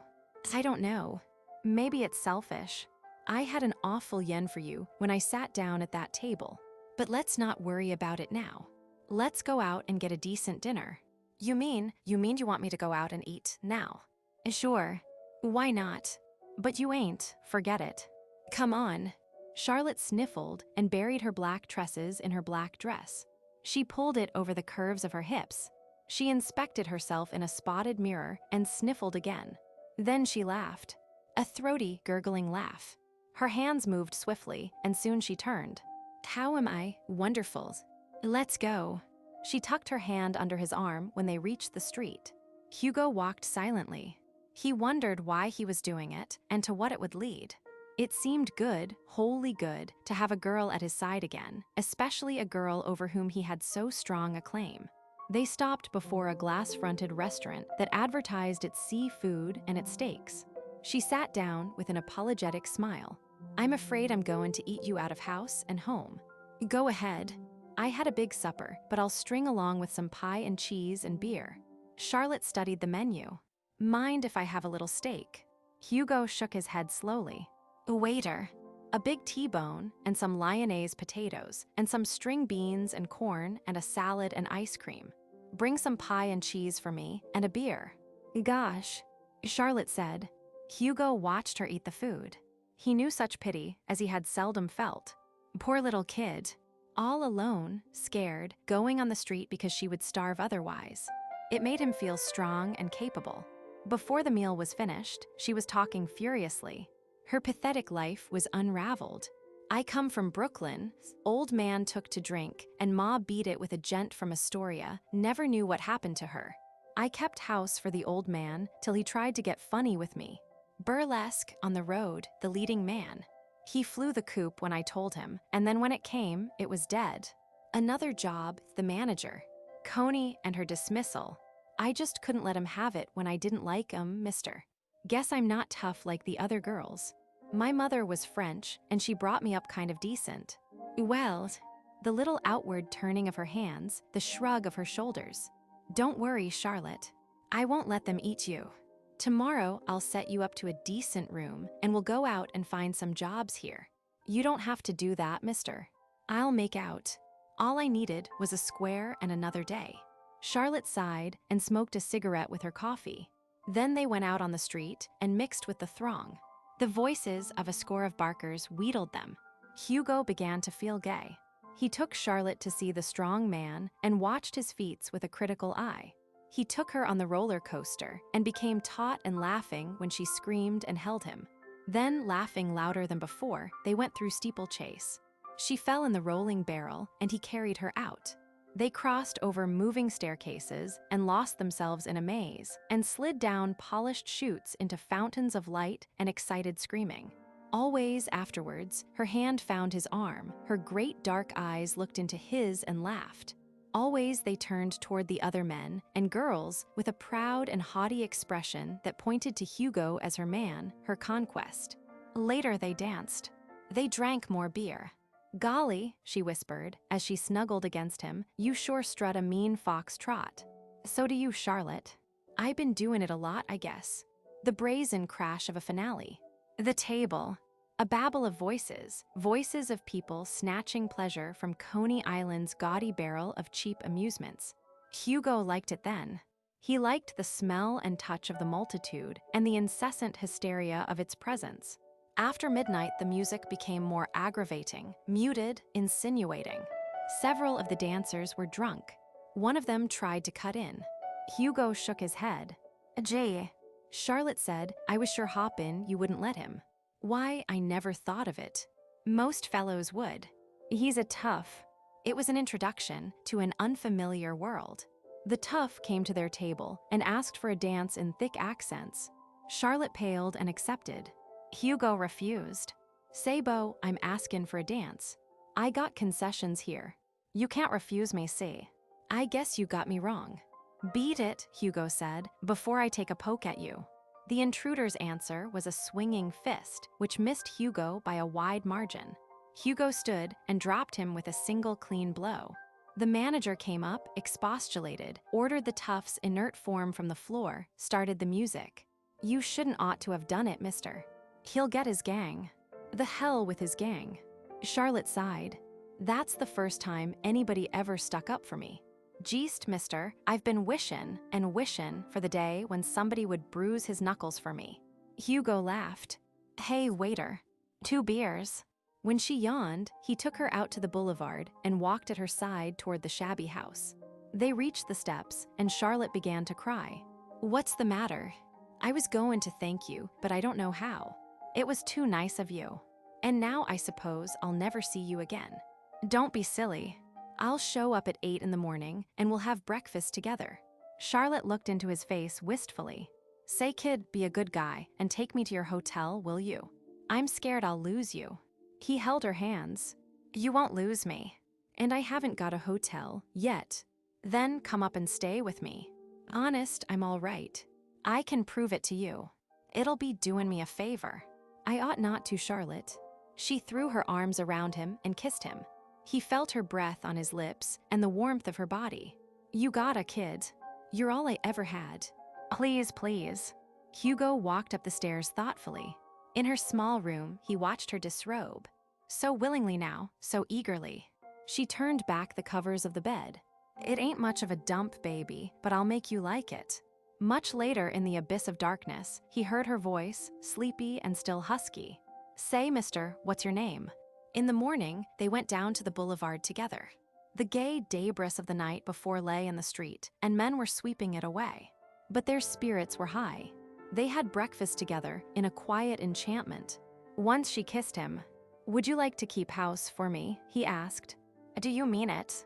She seemed to doubt every instant that good fortune had descended permanently upon her. She was like a dreamer who anticipated a somber awakening even while he clung to the bliss of his dream. Sure, I mean it. I'll get a job and we'll find an apartment, and you can spend your spare time swimming and lying on the beach. He knew a twinge of unexpected jealousy. That is, if you'll promise not to look at all the men who are going to look at you. He was ashamed of that statement. Charlotte, however, was not sufficiently civilized to be displeased. Do you think I'd two-time the first gent that ever worried about what I did in my spare moments? Why, if you brought home a few bucks to most of the birds I know, they wouldn't even ask how you earned it. They'd be so busy looking for another girl and a shot of gin. Well, let's go. Hugo went to one of the largest side shows. After some questioning, he found the manager. I'm H. Smith, he said, and I want to apply for a job. Doing what? This is my wife. The manager stared and nodded. Charlotte took his arm and rubbed it against herself, thinking, perhaps, that it was a wifely gesture. Hugo smiled inwardly and then looked at the sprawled form of the manager. There, to that seamy-faced and dour man, who was almost unlike a human being, he was going to offer the first sale of his majestic strength. A sideshow manager, sitting behind a dirty desk in a dirty building. A strongman act, Hugo said. Charlotte tittered. She thought that the bravado of her new friend was overstepping the limits of good sense. The manager sat up. I'd like to have a good strong man, yes. The show needs one. But you're not the bird. You haven't got the beef. Go over and watch that damned German work. Hugo bent over and fastened one hand on the back of the chair on which the manager sat. Without evidence of effort, he lifted the chair and its occupant high over his head. For Christ's sake, let me down, the manager said. Hugo swung him through the air in a wide arc. I say, mister, that I'm 3 times stronger than that German. And I want your job. If I don't look strong enough, I'll wear some padded tights. And I'll give you a show that'll be worth the admission. But I want a slice of the entrance price, and maybe a separate tent, see. My name is Hogarth, he winked at. Charlotte, and you'll never be sorry you took me on. The manager, panting and astonished, was returned to the floor. His anger struggled with his pleasure at Hugo's showmanship. Well, what else can you do? Weightlifting is pretty stale. Hugo thought quickly. I can bend a railroad rail, not a spike. I can lift a full-grown horse with one shoulder. I can chin myself on my little finger. I can set a bear trap with my teeth, that's a good number. I can push up just twice as much weight as anyone else in the game, and you can print a challenge on my tent. I can pull a boa constrictor straight, we'll give you a chance. Come around here at 3 this afternoon with your stuff, and we'll try your act. Does this lady work in it? That'll help. Yes, Charlotte said. Hugo nodded. She's my assistant. They left the building, and when she was sure they were out of earshot, Charlotte said, What do you do, strong boy, fake 'em? No, I do them. Aw, you don't need to kid me. I'm not. You saw me lift him, didn't you? Well, that was nothing. Jeezed. That I should live to see the day I got a bird like you. Until 3 o'clock, Hugo and Charlotte occupied their time with feverish activity.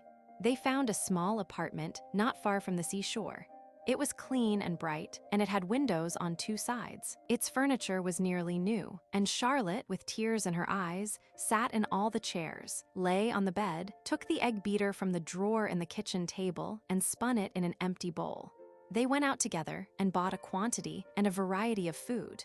They ate an early luncheon, and Hugo set out to gather the properties for his demonstration. At 3 o'clock, before a dozen men, he gave an exhibition of strength the like of which had never been seen in any museum of human abnormalities. When he went back to his apartment, Charlotte, in a gingham dress which she had bought with part of the money he had given her, was preparing dinner. He took her on his lap. Did you get the job? Sure I did. 50 a week and 10% of the gate receipts. Jay, that's a lot of money. Hugo nodded and kissed her. He was very happy. Happier in a certain way than he had ever been or ever would be again. His livelihood was assured. He was going to live with a woman, to have one always near to love and to share his life. It was that concept of companionship, above all other things, which made him glad. 2 days later, as Hugo worked to prepare the vehicles of his exhibition, he heard an altercation outside the tent that had been erected for him. A voice said, "Whatcha tryin' to do there anyhow?" Why, I was making this strong man as I saw him. A man with the expression of strength in his face. But you got a bat robe on him. What we want is muscles.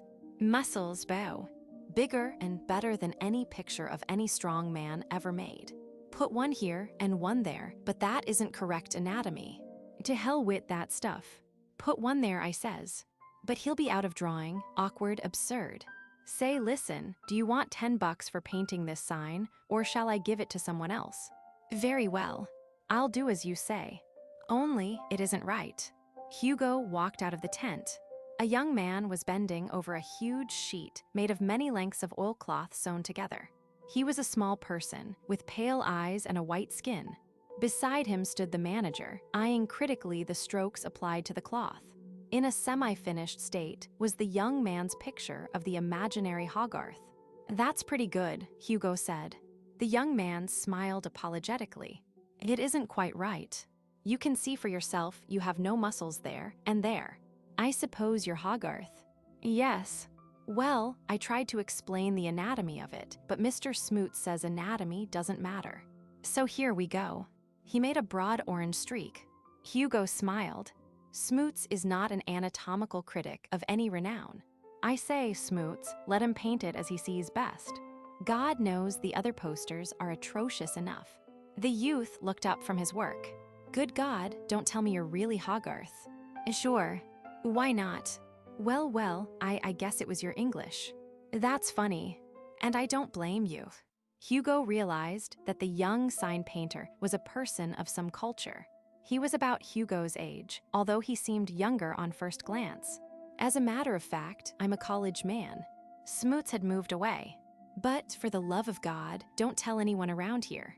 The painter stopped. Is that so? And you're doing this to make money? Yes. Well, I'll be doggoned. Me too. I study at the School of Design in the winter, and in the summer, I come out here to do signs and lightning portraits, and whatever else I can to make the money for it. Sometimes, he added, I pick up more than $1,000 in a season.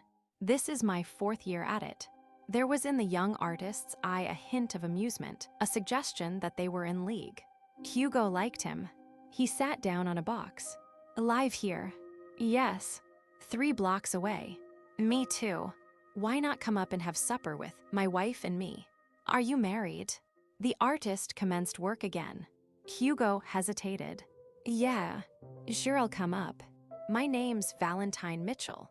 I can't shake hands just now. It's been a long time since I've talked to anyone who doesn't say D's and does. When, later in the day, they walked toward Hugo's home, he was at a loss to explain Charlotte. The young painter would not understand why he, a college man, chose so ignorant a mate. On the other hand, he owed it to Charlotte to keep their secret, and he was not obliged to make any explanation. Valentine Mitchell was, however, a young man of some sensitivity. If he winced at Charlotte's pleased to meet her, he did not show it. Later, after an excellent and hilarious meal, he must have guessed the situation. He went home reluctantly, and Hugo was delighted with him. He had been urbane and filled with anecdotes of Greenwich Village and art school life, of Paris, whither his struggling footsteps had taken him for a hallowed year. And with his acceptance of Hugo came an equally warm pleasure in Charlotte's company. He's a good little kid, Charlotte said. Yes, I'm glad I picked him up. The gala opening of Hogarth's Studio of Strength took place a few nights afterwards. It proved even more successful than Smoots had hoped.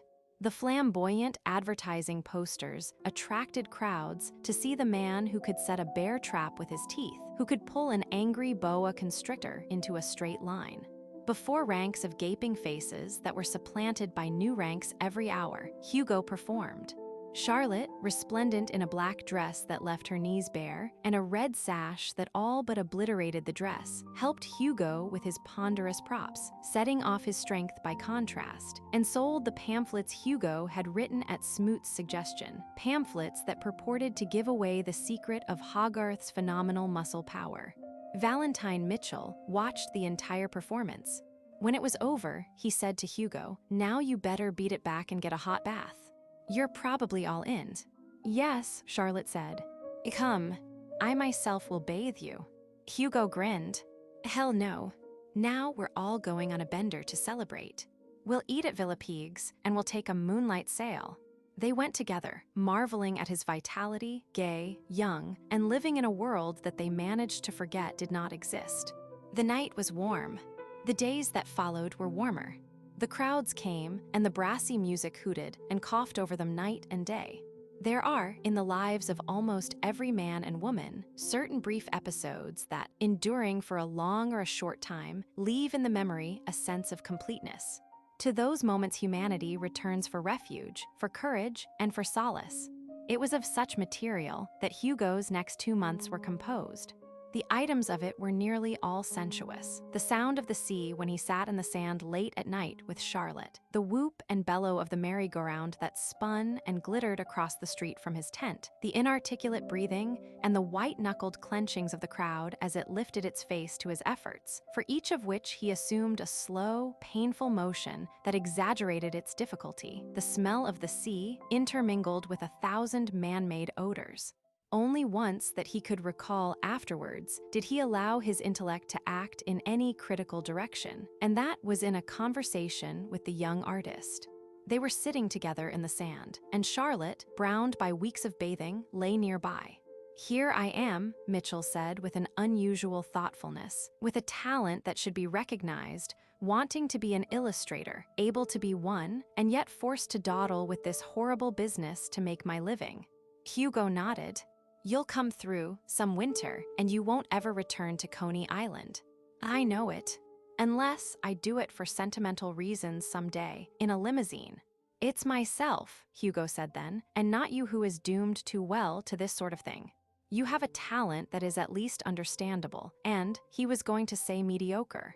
He checked himself, applicable in the world of human affairs. "My talent, if it is a talent, has no place, no application, no audience." Mitchell stared at Hugo, wondering first what that talent might be, and then recognizing that Hugo meant his strength. "Nonsense. Any male in his right senses would give all his wits to be as strong as you are." It was a polite, friendly thing to say. Hugo could not refrain from comparing himself to Valentine Mitchell, an artist, a clever artist, and one who would someday be important to the world. Because people could understand what he drew, because it represented a level of thought and expression. He was, like Hugo, in the doldrums of progress. But Mitchell would emerge, succeed, be happy, or at least satisfied with himself, while Hugo was bound to silence, was compelled never to allow himself full expression. Humanity would never accept and understand him.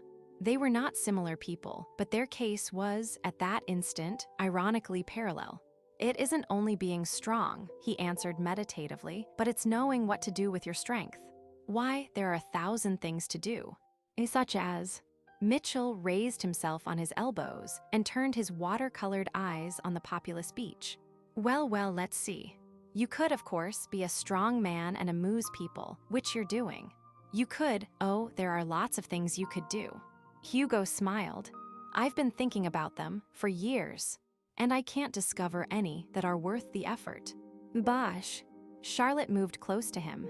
"There's one thing you can do, honey, and that's enough for me." "I wonder," Hugo said with a seriousness the other two did not perceive. The increased heat of August suggested by its very intensity a shortness of duration, an end of summer. Hugo began to wonder what he would do with Charlotte when he went back to Webster. He worried about her a good deal, and she, guessing the subject of his frequent fits of silence, made a resolve in her tough and worldly mind. She had learned more about certain facets of Hugo than he knew himself. She realized that he was superior to her, and that, in almost any other place than Coney Island, she would be a liability to him. The thought that he would have to desert her made Hugo very miserable. He knew that he would miss Charlotte, and he knew that the blow to her might spell disaster. After all, he thought, he had not improved her morals or raised her vision.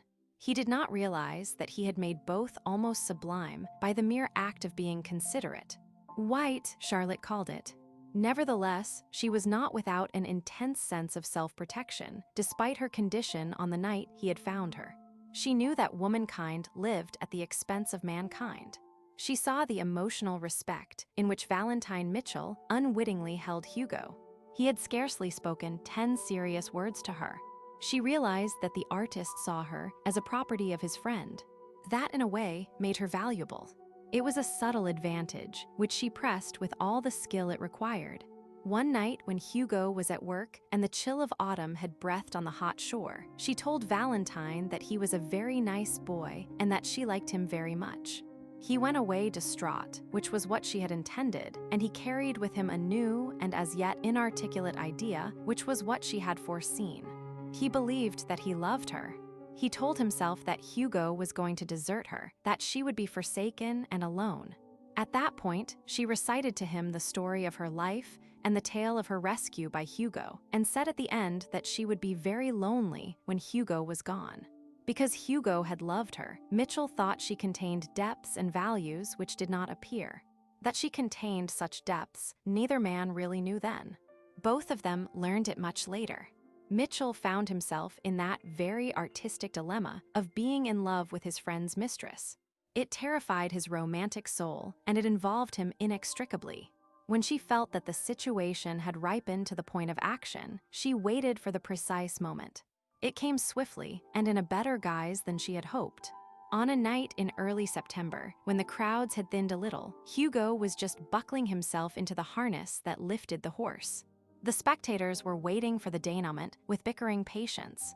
Charlotte was standing on the platform, watching him with expressionless eyes. She knew that soon she would not see Hugo anymore. She knew that he was tired of his small show, that he was chafing to be gone, and she knew that his loyalty to her would never let him go unless it was made inevitable by her.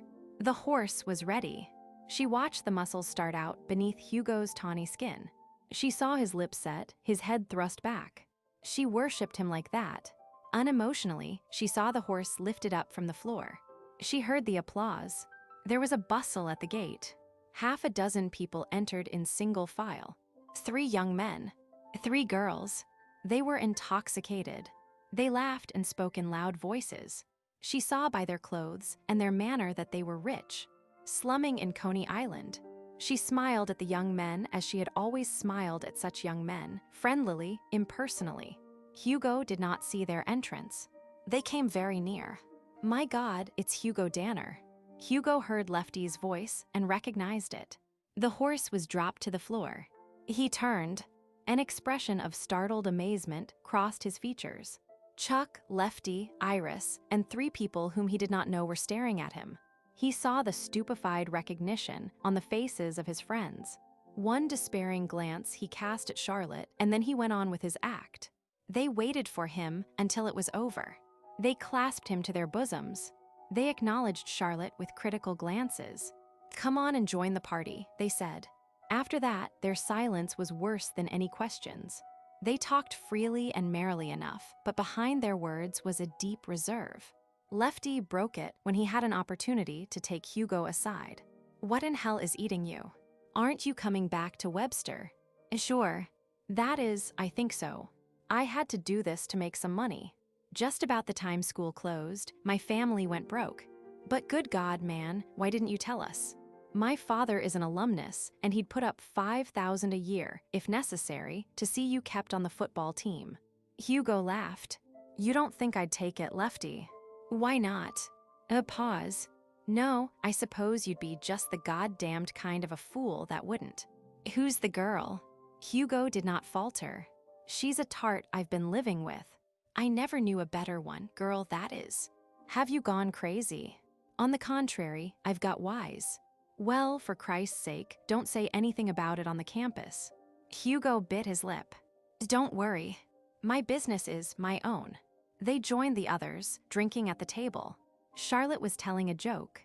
It was not a nice joke. He had not thought of her jokes before, because Iris and Chuck and Lefty had not been listening to them.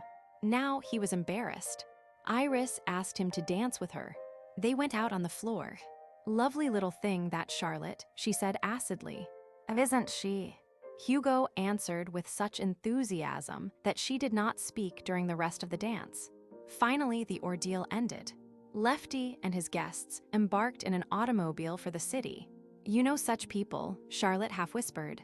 Hugo's cheeks still flamed, but his heart bled for her. "I guess they aren't much," he replied. She answered hotly, "Don't you be like that. They're nice people. They're fine people. That Iris even asked me to her house. Gave me a card to see her." Charlotte could guess what Iris wanted. So could Hugo. But Charlotte pretended to be innocent. He kissed Charlotte goodnight and walked in the streets until morning. Hugo could see no solution. Charlotte was so trusting, so good to him.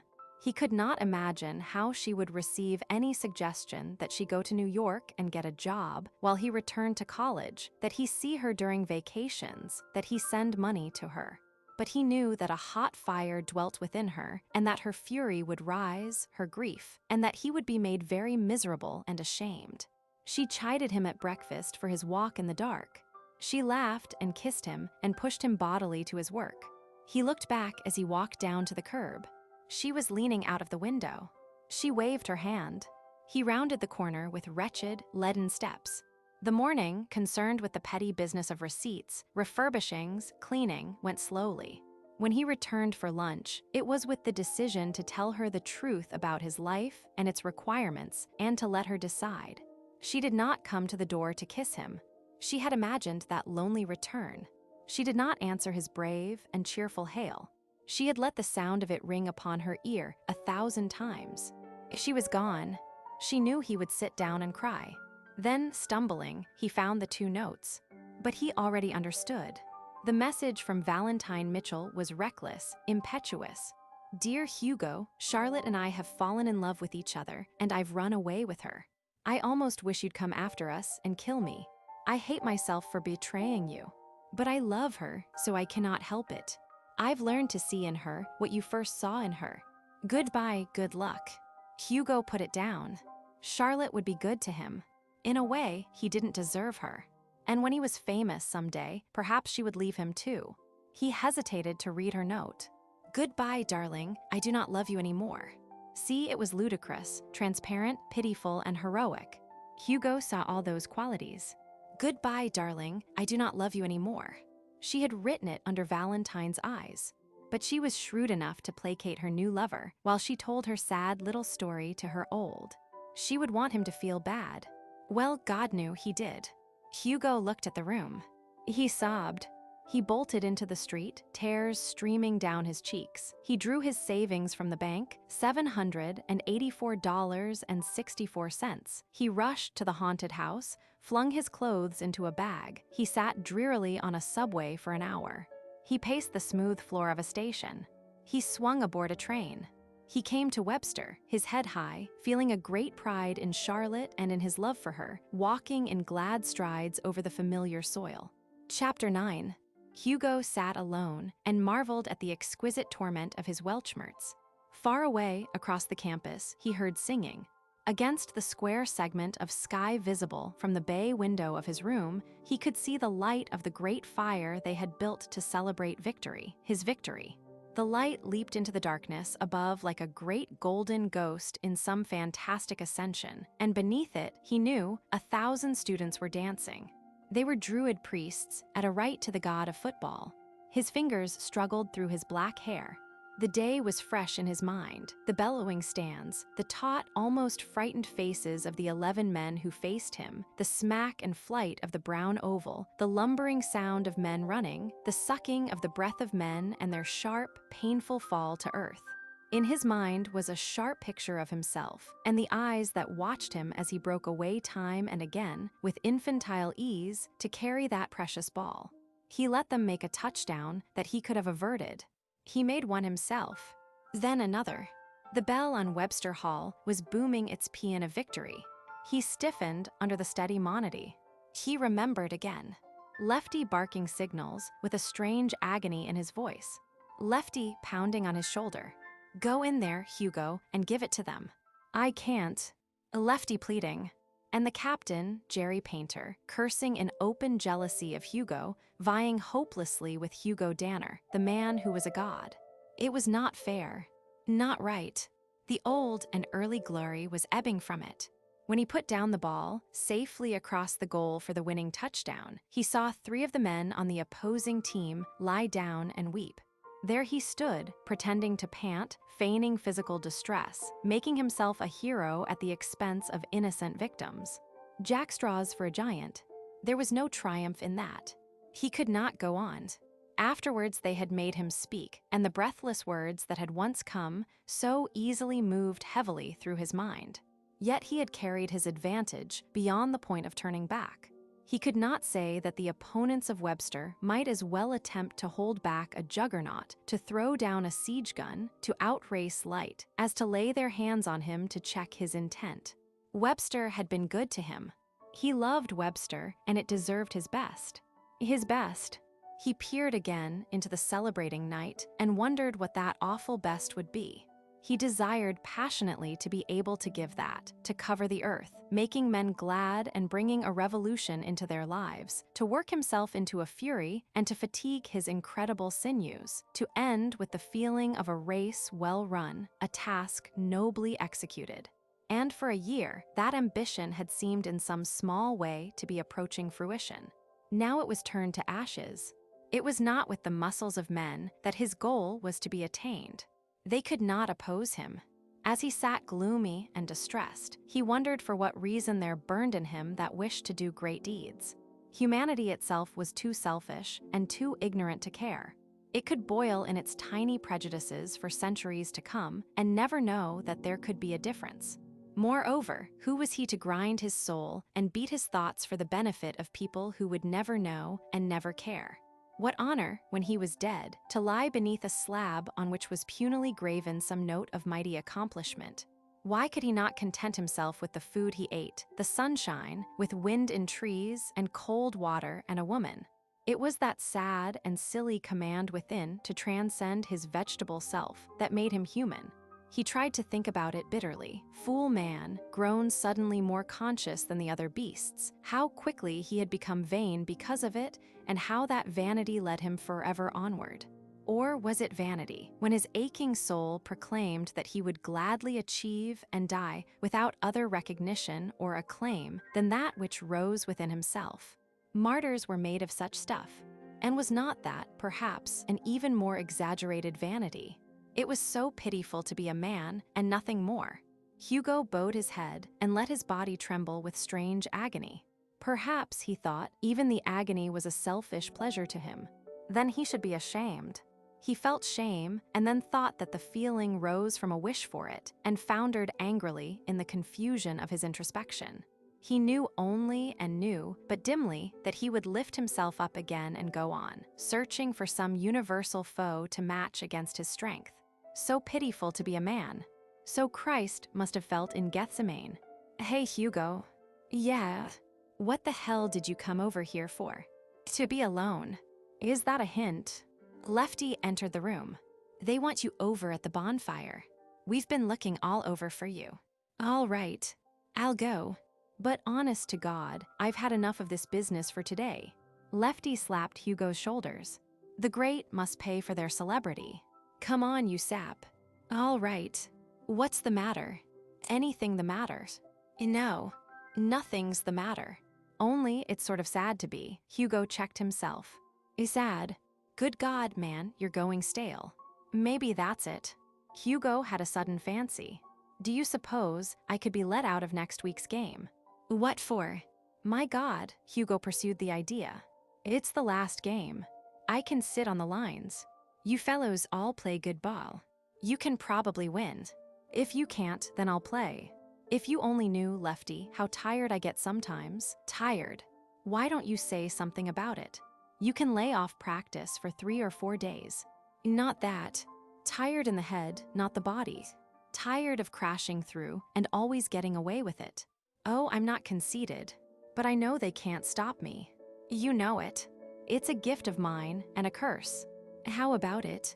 Let's start next week without me. The night ended at last. A new day came. The bell on Webster Hall stopped booming.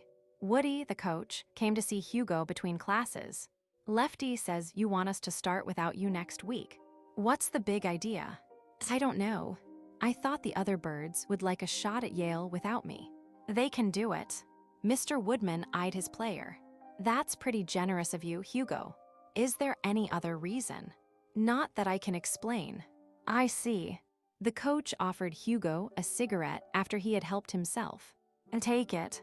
It'll do you good. Thanks. Listen, Hugo. I want to ask you a question. But first, I want you to promise you'll give me a plain answer. I'll try.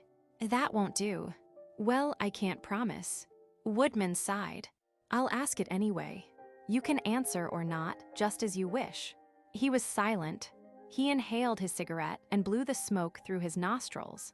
His eyes rested on Hugo with an expression of intense interest, beneath which was a softer light of something not unlike sympathy.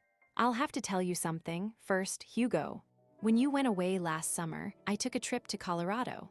Hugo started and Woodman continued to Indian Creek. I met your father and your mother. I told them that I knew you. I did my best to gain their confidence. You see, Hugo, I've watched you with a more skillful eye than most people. I've seen you do things, a few little things that weren't. Hugo's throat was dry. Natural. That's the best word, I guess. You were never like my other boys, in any case. So I thought I'd find out what I could. I must admit that my efforts with your father were a failure. Aside from the fact that he is an able biology teacher and that he had a number of queer theories years ago, I learned nothing. But I did find out what those theories were. Do you want me to stop? A peculiar, almost hopeful expression was on Hugo's face. No, he answered. Well, they had to do with the biochemistry of cellular structure, didn't they? And with the production of energy in cells. And then I talked to lots of people. I heard about Samson. Samson, Hugo echoed as if the dead had spoken. Samson the cat. Hugo was as pale as chalk. His eyes burned darkly. He felt that his universe was slipping from beneath him. You know then, he said. I don't know, Hugo. I merely guessed. I was going to ask. Now I shall not. Perhaps I do know. But I had another question, son. Yes. Hugo looked at Woodman and felt then the reason for his success as a coach, as a leader and master of youth. He understood it. Well, I wondered if you thought it was worthwhile to talk to your father and discover what he did. Hugo suggested hoarsely. Woodman put his hand on Hugo's knee. What he did, son. You ought to know by this time what it means. I've been watching you. I don't want your head to swell, but you're a great boy, Hugo. Not only in beef. You have a brain and an imagination and a sense of moral responsibility. You'll come out better than the rest. You would even without your particular talent. And I thought you might think that the rest of humanity would profit. Hugo jumped to his feet. No, 1,000 times no. For the love of Christ, no. You don't know or understand, you can't conceive, Woody, what it means to have it. You don't have the faintest idea of its amount, what it tempts you with, what they did to me and I did to myself to beat it, if I have beaten it. He laughed. Listen, Woody, anything I want is mine. Anything I desire I can take. No one can hinder. And sometimes I sweat all night for fear someday I shall lose my temper. There's a desire in me to break and destroy and wreck that. Oh, hell, Woodman waited. Then he spoke quietly. You're sure, Hugo, that the desire to be the only one, like that, has nothing to do with it? Hugo's sole response was to look into Woodman's eyes, a look so pregnant with meaning, so tortured, so humble, that the coach swore softly. Then he held out his hand. Well, Hugo, that's all. You've been damn swell about it. The way I hoped you would be. And I think my answer is plain. One thing. As long as I live, I promise on my oath I'll never give you away or support any rumor that hurts your secret. Even Hugo was stirred to a consciousness of the strength of the other man's grip. Saturday, a shrill whistle, the thump of leather against leather, the roar of the stadium. Hugo leaned forward. He watched his fellows from the bench. They rushed across the field. Lefty caught the ball. Eddie Carter interfered with the first man, Bimbo Gaines with the second. The third slammed Lefty against the earth. 3 downs, 8 yards, a kick. New Haven brought the ball to its 21-yard line. The men in helmets formed again. A coughing voice. Pandemonium. Again in line. The voice. The riot of figures suddenly still. Again. A kick. Lefty with the ball and Bimbo Gaines leading him, his big body a shield. Down. A break and a run for 28 yards. Must have been Chuck. Good old Chuck. He'd be playing the game of his life. Graduation next spring. 4-7-11-32-55. Hugo anticipated the spreading of the players. He looked where the ball would be thrown. He watched Minton, the end, spring forward, saw him falter, saw the opposing quarterback run in, saw lefty thrown, saw the ball received by the enemy and moved up, saw the opposing back spilled nastily. His heart beat faster. No score at the end of the first half. The third quarter witnessed the crossing of Webster's goal. Struggling grimly, gamely, against a team that was their superior without Hugo, against a team heartened by the knowledge that Hugo was not facing it, Webster's players were being beaten. The goal was not kicked. It made the score 6-0 against Webster. Hugo saw the captain rip off his headgear and throw it angrily on the ground. He understood all that was going on in the minds of his team in a clear, although remote, way. They went out to show that they could play the game without Hugo Danner, and they were not showing what they had hoped to show. A few minutes later, their opponents made a second touchdown. 13-0. Mr. Woodman moved beside Hugo.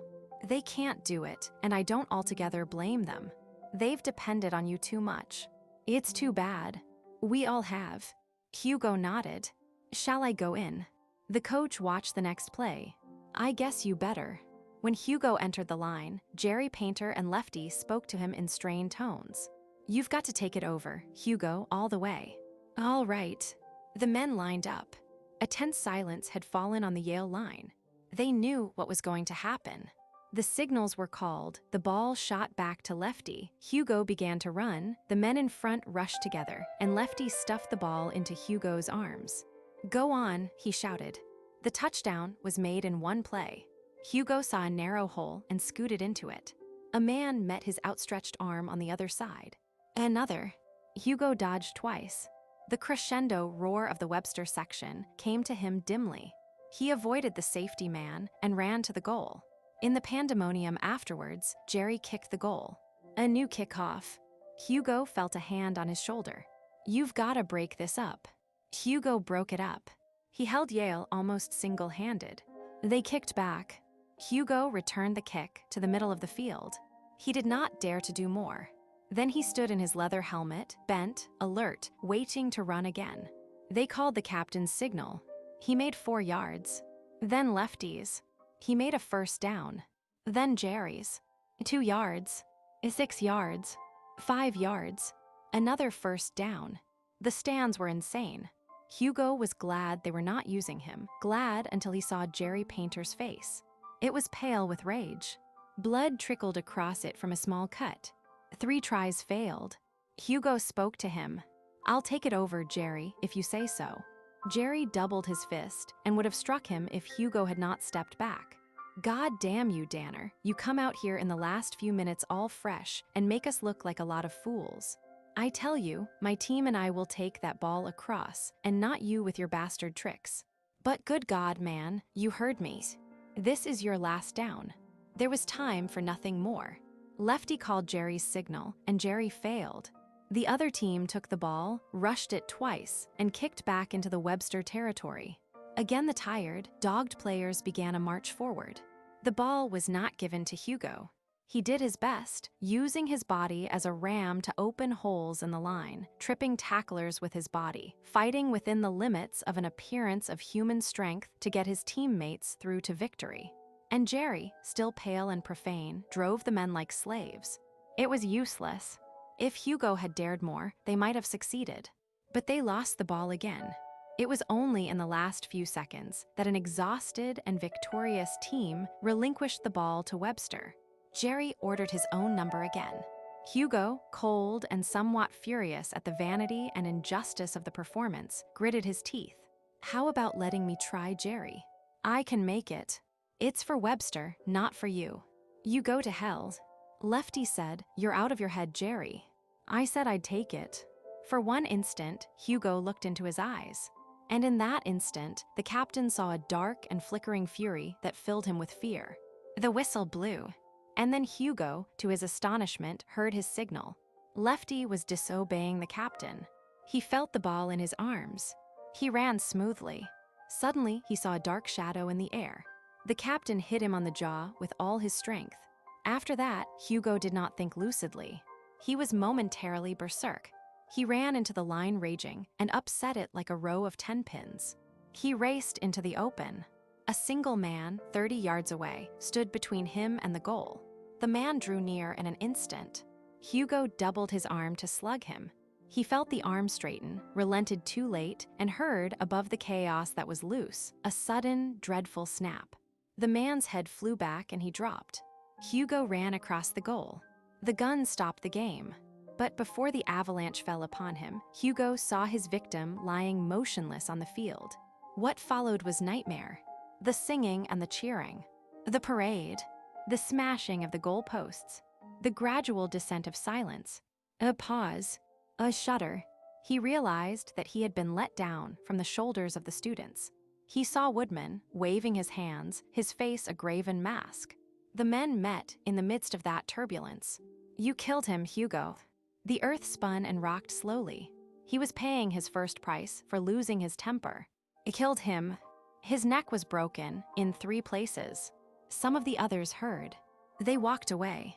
Presently, Hugo was standing alone on the cinders outside the stadium. Lefty came up. I just heard about it. Tough luck, but don't let it break you. Hugo did not answer. He knew that he was guilty of a sort of murder. In his own eyes, it was murder. He had given away for one red moment to the leaping, lusting urge to smash the world, and killed a man. They would never accuse him. They would never talk about it. Only Woodman, perhaps, would guess the thing behind the murder, the demon inside Hugo that was tame, except then, when his captain in jealous and inferior rage had struck him. It was night. Out of deference to the body of the boy lying in the Webster Chapel, there was no celebration.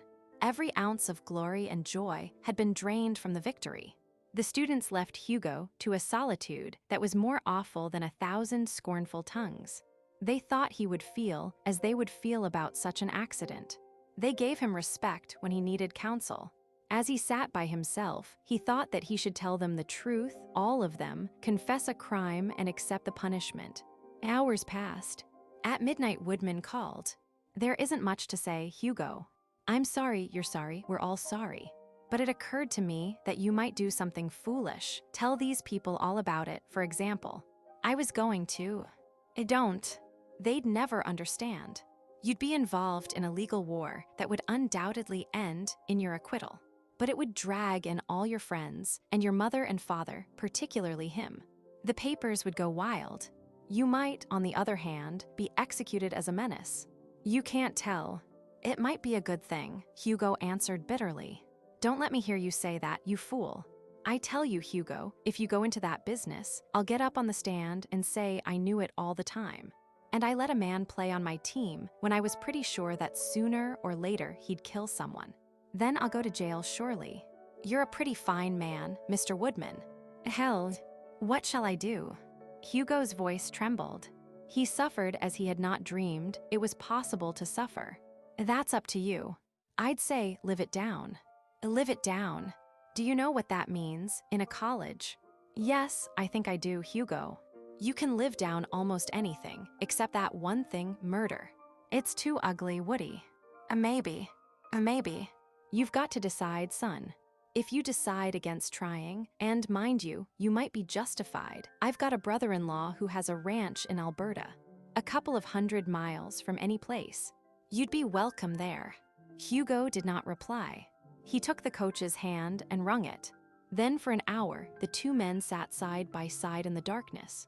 At last, Woodman rose and left. He said only, remember that offer. It's cold and bleak, and the work is hard. Good night, Hugo. Good night, Woody. Thanks for coming up. When the campus was still with the quiet of sleep, Hugo crossed it as swiftly as a specter. All night, he strode remorselessly over country roads. His face was set. His eyes burned. He ignored the trembling of his joints. When the sky faded, he went back. He packed his clothes in 2 suitcases.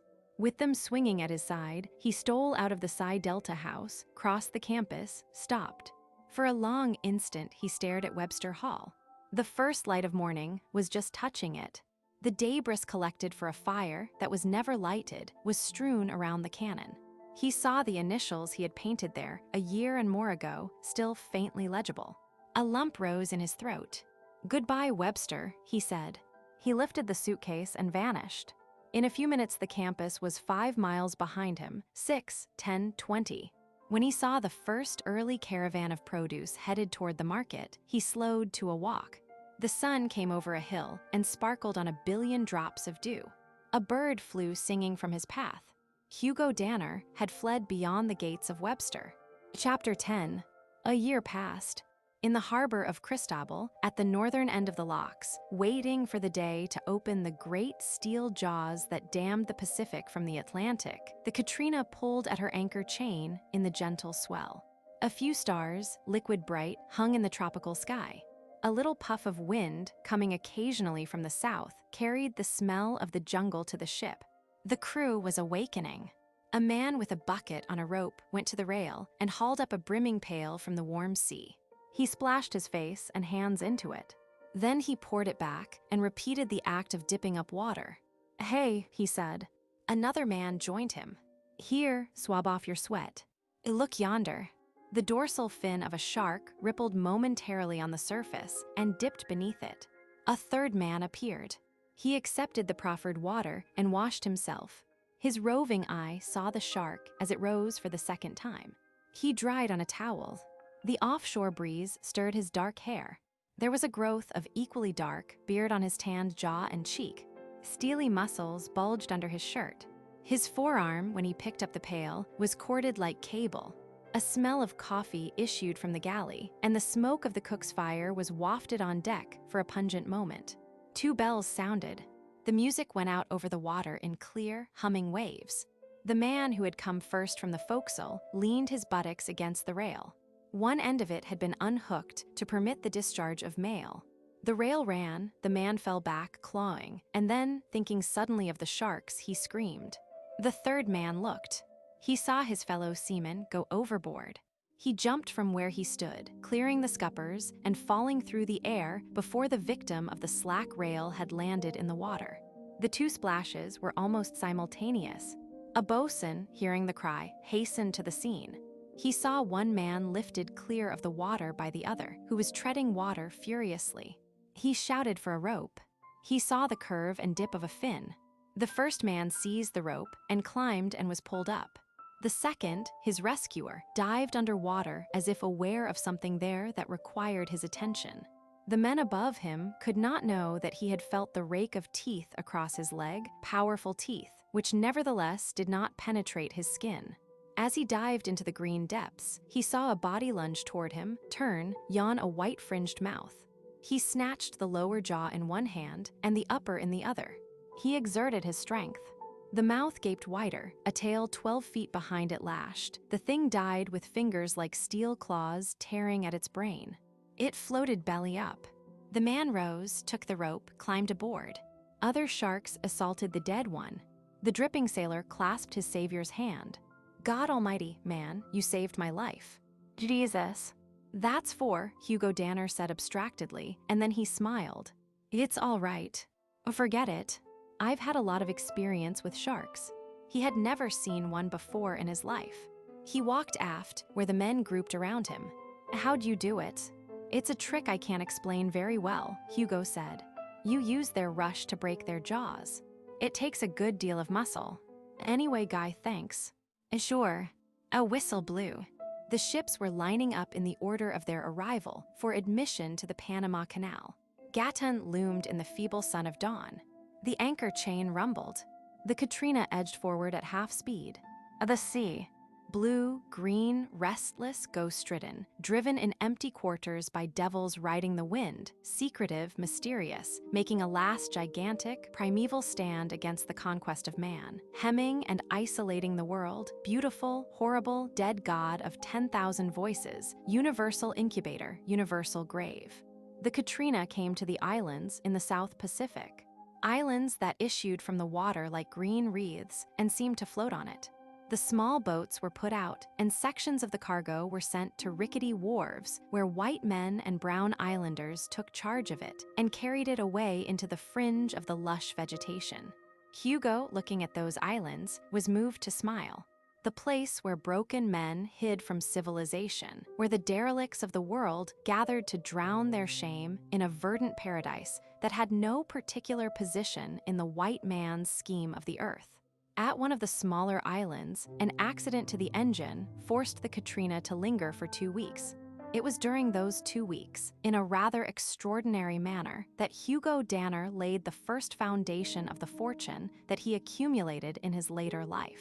One day, idling away a leave on shore in the shade of a mighty tree, he saw the outriggers of the natives file away for the oyster beds, and, out of pure curiosity, he followed them. For a whole day, he watched the men plunge under the surface in search of pearls. The next day, he came back and dove with one of them. On the bizarre floor of the ocean, among the colossal fronds of its flora, the two men swam. They were invaders from the brilliance above the surface, shooting like fish, horizontally, through the murk and shadow, and the denizens of that world resented their coming. Great fish shot past them with malevolent eyes, and the vices of giant clams shut swiftly in attempts to trap their moving limbs. Hugo was entranced. He watched the other man as he found the oyster bed and commenced to fill his basket with frantic haste. When his lungs stung and he could bear the agony no longer, he turned and forged toward the upper air. Then they went down again. Hugo's blood, designed to take more oxygen from the air, and his greater density fitted him naturally for the work. The pressure did not make him suffer, and the few moments granted to the divers beneath the forbidding element stretched to a longer time for him. On the second day of diving, he went alone. His amateur attempt had been surprisingly fruitful. Standing erect in the immense solitude, he searched the hills and valleys. At length, finding a promising cluster of shellfish, he began to examine them one by one, pulling them loose, feeling in their pulpy interior for the precious jewels. He occupied himself determinedly while the Katrina was waiting in Apia, and at the end of the stay, he had collected more than 60 pearls of great value and 200 of moderate worth. It was, he thought, typical of himself. He had decided to make a fortune of some sort after the first bitter rage over his debacle at Webster had abated in his heart. He realized that without wealth, his position in the world would be more difficult and more futile than his fates had decreed. Poverty, at least, he was not forced to bear. He could wrest fortune from nature by his might. That he had begun that task by diving for pearls fitted into his scheme. It was such a method as no other man would have considered, and its achievement robbed no one while it enriched him. When the Katrina turned her prow westward again, Hugo worked with his shipmates in a mood that had undergone considerable change. There was no more despair in him, little of the taciturnity that had marked his earliest days at sea, none of the hatred of mankind. He had buried that slowly and carefully in a dull year of work ashore and a month of toil on the heaving deck of the ship. For 6 months, he had kept himself alive in a manner that he could scarcely remember. Driving a truck, working on a farm, digging in a road. His mind a bitter blank, his valiant dreams all dead. One day, he had saved a man's life. The reaction to that was small, but it was definite. The strength that could slay was also a strength that could succor. He had repeated the act some time later. He felt it was a kind of atonement. After that, he sought deliberately to go where he might be of assistance. In the city, again, in September, when a fire engine clanged and whooped through the streets, he followed and carried a woman from a blazing roof as if by a miracle. Then the seamen. He had counted 4 rescues by that time. Perhaps his self-condemnation for the boy who had fallen on the field at Webster could be stifled eventually. Human life seemed very precious to Hugo then. He sold his pearls when the ship touched at large cities, a handful here and a dozen there, bargaining carefully and forwarding the profit to a bank in New York. He might have continued that voyage, which was a voyage commenced half in new recognition of his old wish to see and know the world and half in the quest of forgetfulness. But a slip and shifts in the history of the world put an abrupt end to it. When the Katrina rounded the Bec d'Aiglon and steamed into the blue and cocoa harbor of Marseille, Hugo heard that war had been declared by Germany, Austria, France, Russia, England. Chapter 11.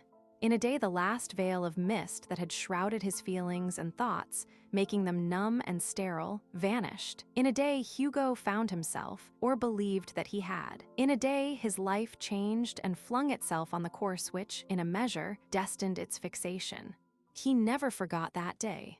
It began in the early morning, when the anchor of the freighter thundered into the harbor water. The crew was not given shore leave until noon. Then the mysterious silence of the captain and the change in the ship's course was explained.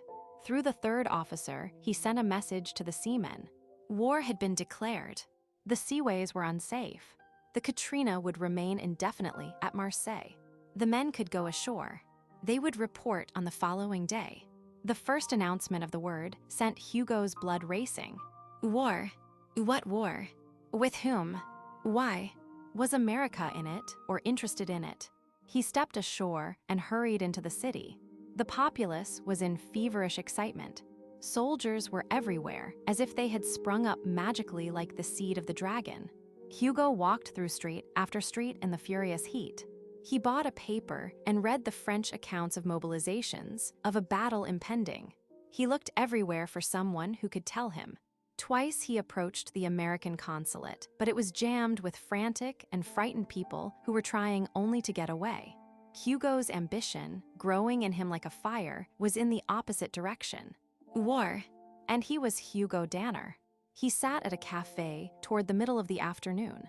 He was so excited by the contagion in his veins that he scarcely thrilled at the first use of his new and half-mastered tongue. The garçon hurried to his table. "De la bière," Hugo said. The waiter asked a question which Hugo could not understand, so he repeated his order in the universal language of measurement of a large glass by his hands. The waiter nodded. Hugo took his beer and stared out at the people. They hurried along the sidewalk, brushing the table at which he sat. They called to each other, laughed, cried sometimes, and shook hands over and over. La guerre was on every tongue. Old men gestured the directions of battles. Young men, a little more serious perhaps, and often very drunk, were rushing into uniform as order followed order for mobilization. And there were girls, thousands of them, walking with the young men. Hugo wanted to be in it. He was startled by the impact of that desire. All the ferocity of him, all the unleashed wish to rend and kill, was blazing in his soul.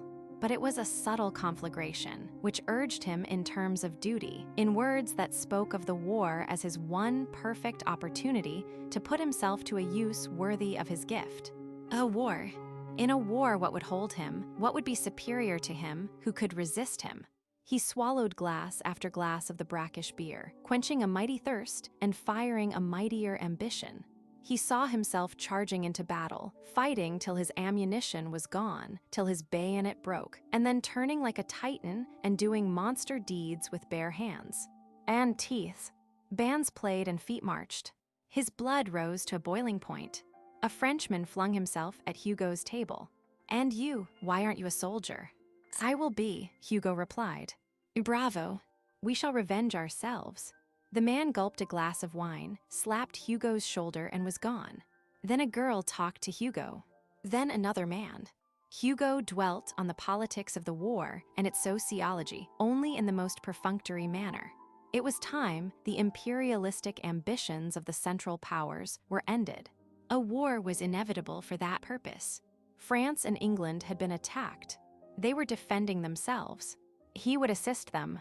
Even the problem of citizenship and the tangle of red tape his enlistment might involve did not impress him. He could see the field of battle and hear the roar of guns, a picture conjured up by his knowledge of the old wars. What a soldier he would be! While his mind was still leaping and throbbing, and his head was whirling, darkness descended. He would give away his life, do his duty, and 100 times more than his duty. Here was the thing that was intended for him, the weapon forged for his hand, the task designed for his undertaking. War. In war he could bring to a full fruition the majesty of his strength. No need to fear it there, no need to be ashamed of it. He felt himself almost the messiah of war, the man created at the precise instant he was required. His call to serve was sounding in his ears, and the bands played. The chaos did not diminish at night, but rather it increased. He went with milling crowds to a bulletin board. The Germans had commenced to move. They had entered Belgium in violation of treaties long held sacred. Belgium was resisting, and Liège was shaking at the devastation of the great howitzers. A terrible crime. Hugo shook with the rage of the crowd. The first outrages and violations, highly magnified, were reported. The blonde beast would have to be broken. "Goddamn," a voice drawled at Hugo's side. He turned. A tall, lean man stood there, a man who was unquestionably American. Hugo spoke in instant excitement. "There sure is hell to pay." The man turned his head and saw Hugo. He stared at him rather superciliously, at his slightly seedy clothes and his strong, unusual face. "Americans? Yeah. Let's have a drink." They separated themselves from the mob and went to a crowded cafe. The man sat down, and Hugo took a chair at his side. "As you put it," the man said, "there is hell to pay. Let's drink on the payment." Hugo felt in him a certain aloofness, a detachment that checked his desire to throw himself into flamboyant conversation. "My name's Danner," he said. "Mine's Shane, Thomas Matthew Shane. I'm from New York. So am I in a way. I was on a ship that was stranded here by the war. At loose ends now." Shane nodded. He was not particularly friendly for a person who had met a countryman in a strange city. Hugo did not realize that Shane had been besieged all day by distant acquaintances and total strangers for assistance in leaving France, or that he expected a request for money from Hugo momentarily. And Shane did not seem particularly wrought up by the condition of war.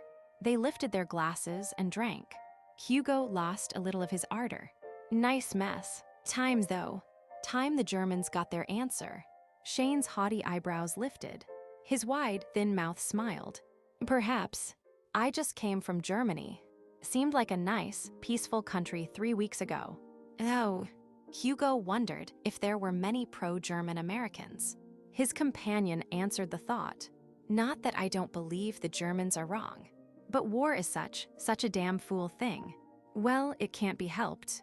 "No, it can't. We're all going to go out and get killed, though." "Oh, we? Sure. America will get in it. That's part of the game.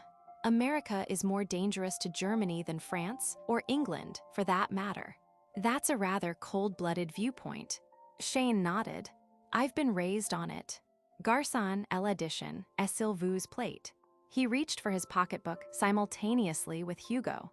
"I'm sorry you're stranded," he said, "and if 100 francs will help, I'll be glad to let you have it." "I can't do more." Hugo's jaw dropped. He laughed a little. "Good Lord, man, I said my ship was stuck. Not me. And these drinks are mine." He reached into his pocket and withdrew a huge roll of American bills and a packet of French notes. Shane hesitated. His calmness was not severely shaken, however. "I'm sorry, old man. You see, all day I've been fighting off starving and startled Americans, and I thought you were one. I apologize for my mistake." He looked at Hugo with more interest. "As a matter of fact, I'm a little skittish about patriotism. And about war. Of course, I'm going to be in it. The first entertaining thing that has happened in a dog's age. But I'm a conscientious objector on principles. I rather thought I'd enlist in the Foreign Legion tomorrow." He was an unfamiliar type to Hugo.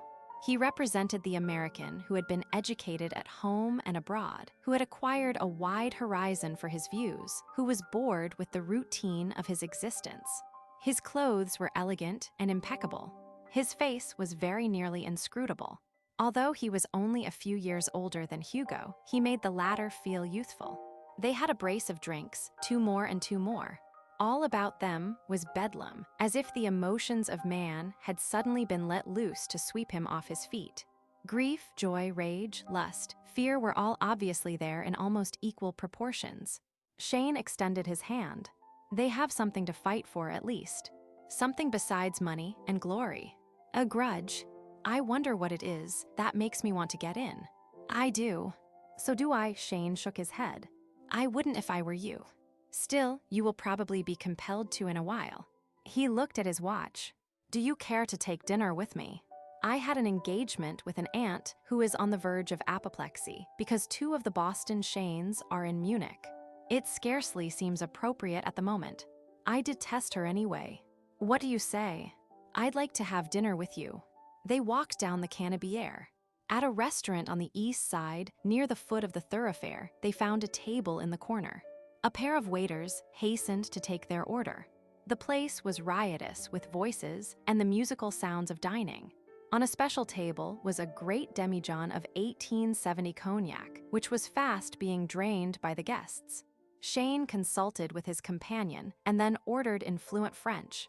The meal that was brought approached a perfection of service and a superiority of cooking that Hugo had never experienced. And always the babble, the blare of bands, the swelling and fading persistence of the stringed orchestra, the stream of purple Chateauneuf du Pape and its flinty taste, the glitter of the lights, and the bright colors on the mosaics that represented the principal cities of Europe. It was a splendid meal. I'm afraid I'll have to ask your name again, Shane said. Danner. Hugo Danner. Good God. Not the football player. I did play football some time ago.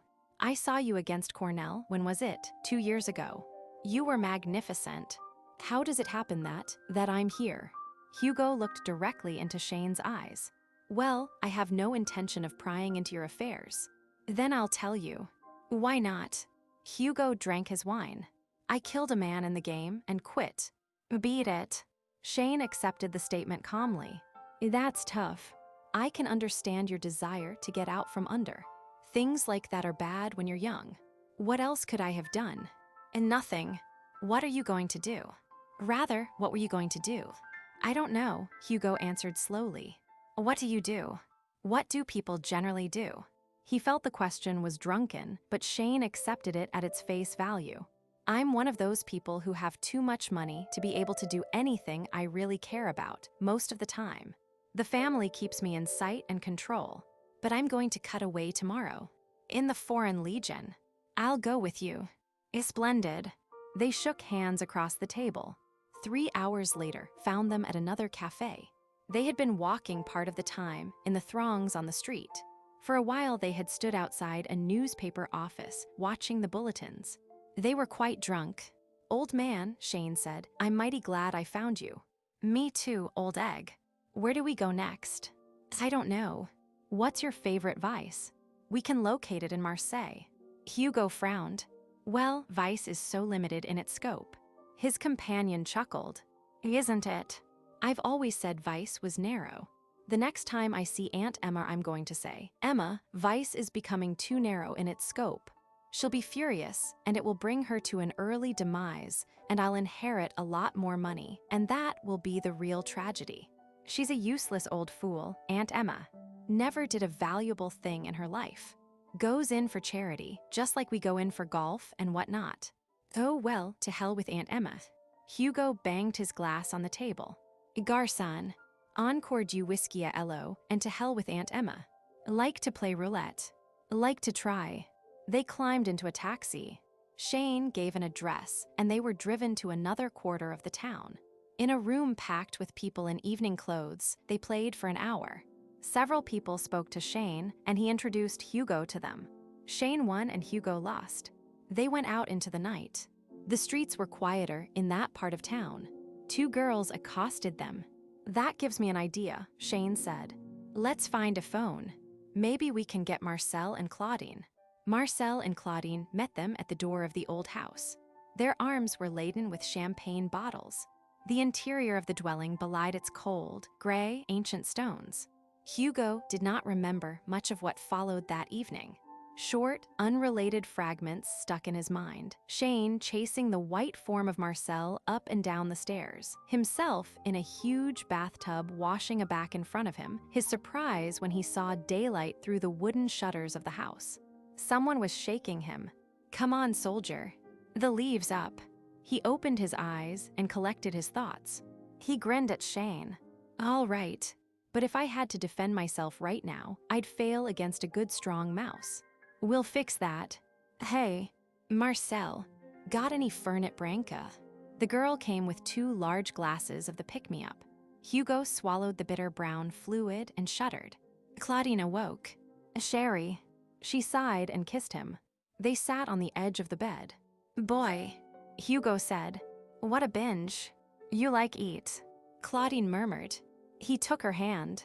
Loved it, darling. And now we're going to war. Ah, she said, and at the door, bon chance. Shane left Hugo after agreeing on a time and place for their meeting in the afternoon. The hours passed slowly. Hugo took another drink, and then, exerting his judgment and will, he refrained from taking more. At noon, he partook of a light meal. He thought or imagined that the ecstasy of the day before was showing some signs of decline. It occurred to him that the people might be very sober and quiet before the war was a thing to be written into the history of France. The sun was shining. He found a place in the shade where he could avoid it. He ordered a glass of beer, tasted it, and forgot to finish it. The elation of his first hours had passed, but the thing within him that had caused it was by no means dead. As he sat there, his muscles tensed with the picturization of what was soon to be. He saw the grim shadows of the enemy. He felt the hot splash of blood. For one suspended second, he was ashamed of himself, and then he stamped out that shame as being something very much akin to cowardice. He wondered why Shane was joining the Legion and what sort of person he was underneath his rather haughty exterior. A man of character, evidently, and one who was weary of the world to which he had been privileged. Hugo's reverie veered to his mother and father. He tried to imagine what they would think of his enlistment, of him in the war, and even what they thought of him from the scant and scattered information he had supplied. He was sure that he would justify himself. He felt purged and free and noble. His strength was a thing of wreck and ruin, given to the world at a time when wreck and ruin were needed to set it right.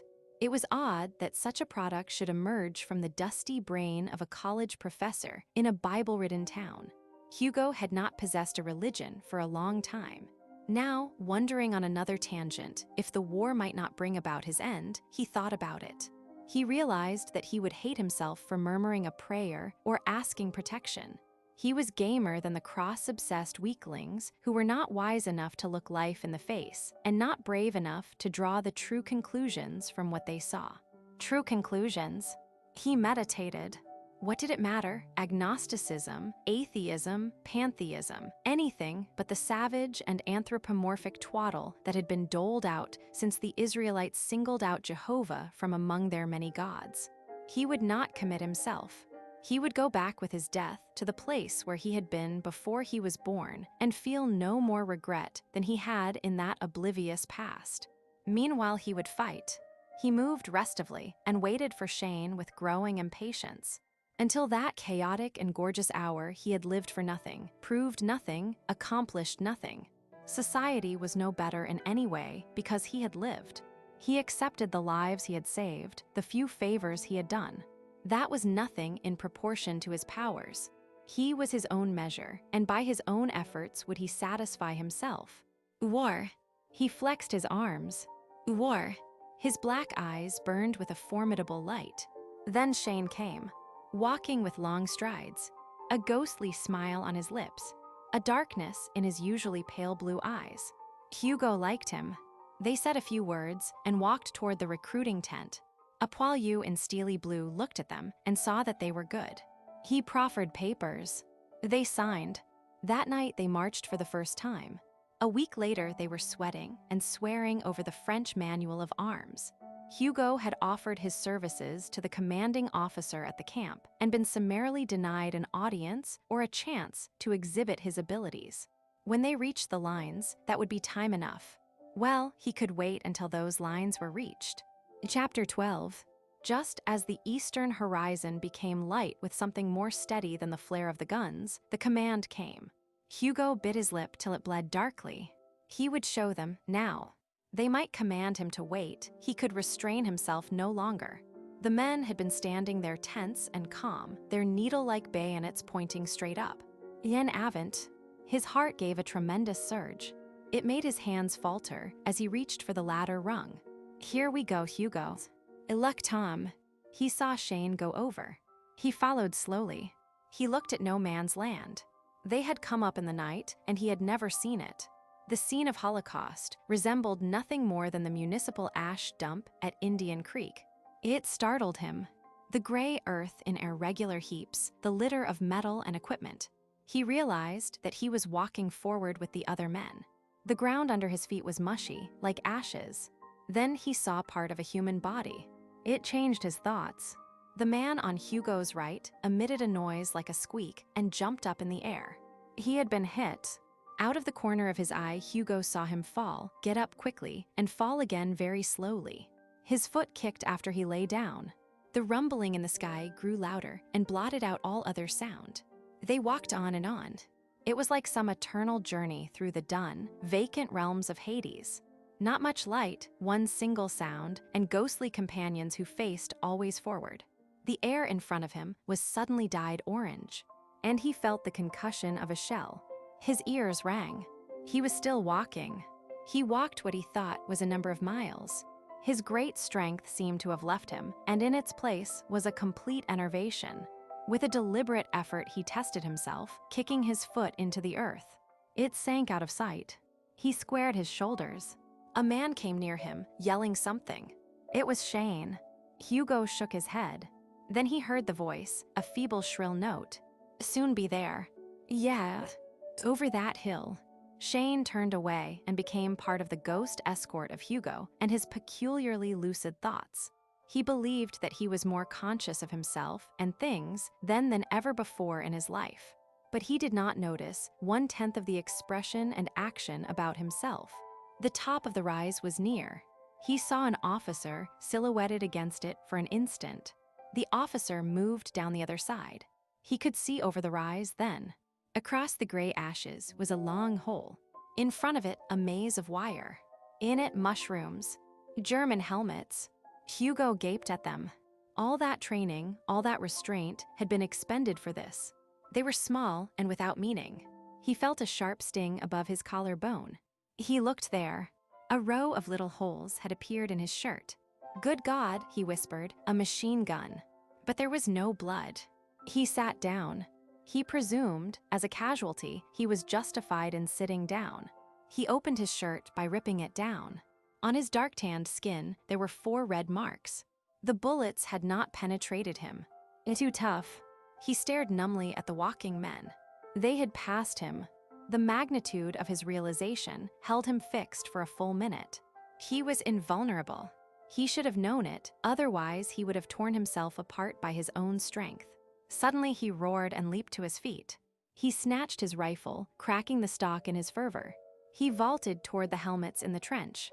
He dropped from the parapet and was confronted by a long knife on a gun. His lips parted, his eyes shut to slits. He drew back his own weapon. There was an instant's pause as they faced each other, 2 men, both knowing that in a few seconds one would be dead. Then Hugo, out of his scarlet fury, had one glimpse of his antagonist's face and person. The glimpse was but a flash. It was finished in quick motions. He was a little man, a foot shorter than Hugo. His eyes looked out from under his helmet with a sort of pathetic earnestness. And he was worried, horribly worried, standing there with his rifle lifted and trying to remember the precise technique of what would follow, even while he fought back the realization that it was hopeless. In that split second, Hugo felt a human, amazing urge to tell him that it was all right and that he ought to hold his bayonet a little higher and come forward a bit faster. The image faded back to an enemy. Hugo acted mechanically from the rituals of drill. His own knife flashed. He saw the man's clothes part smoothly from his bowels, where the point had been inserted, up to the gray-green collar. The seam reddened, gushed blood, and a length of intestine slipped out of it. The man's eyes looked at Hugo. He shook his head twice. The look became far away. He fell forward. Hugo stepped over him. He was trembling and nauseated. A more formidable man approached warily. The bellow of battle returned to Hugo's ears. He pushed back the threatening rifle easily and caught the neck in one hand, crushing it to a wet, sticky handful. So he walked through the trench, a machine that killed quickly and remorselessly, a black warrior from a distant realm of the universe where the gods had bred another kind of man. He came upon Shane and found him engaged. Hugo stuck his opponent in the back. No thought of fair play, no object but to kill, it did not matter how. Dead legionnaires and dead Germans mingled blood underfoot. The trench was like the floor of an abattoir. Someone gave him a drink. The men who remained went on across the ash dump to a second trench. It was night. The men, almost too tired to see or move, were trying to barricade themselves against the ceaseless shell fire of the enemy. They filled bags with gory mud and lifted them on the crumbling walls. At dawn, the Germans would return to do what they had done. The darkness reverberated and quivered. Hugo worked like a Trojan. His efforts had made a wide and deep hole in which machine guns were being placed. Shane fell at his feet. Hugo lifted him up. The captain nodded. "Give him a drink." Someone brought liquor, and Hugo poured it between Shane's teeth. "Huh," Shane said. "Come on, boy. How did you like it, Danner?" Hugo did not answer. Shane went on, "I didn't either much. This is no gentleman's war. Jesus. I saw a thing or two this morning. A guy walking with all his, never mind. Take another drink. Got anything to eat?" "No." "Oh well, we can fight on empty bellies. The Germans will empty them for us anyhow."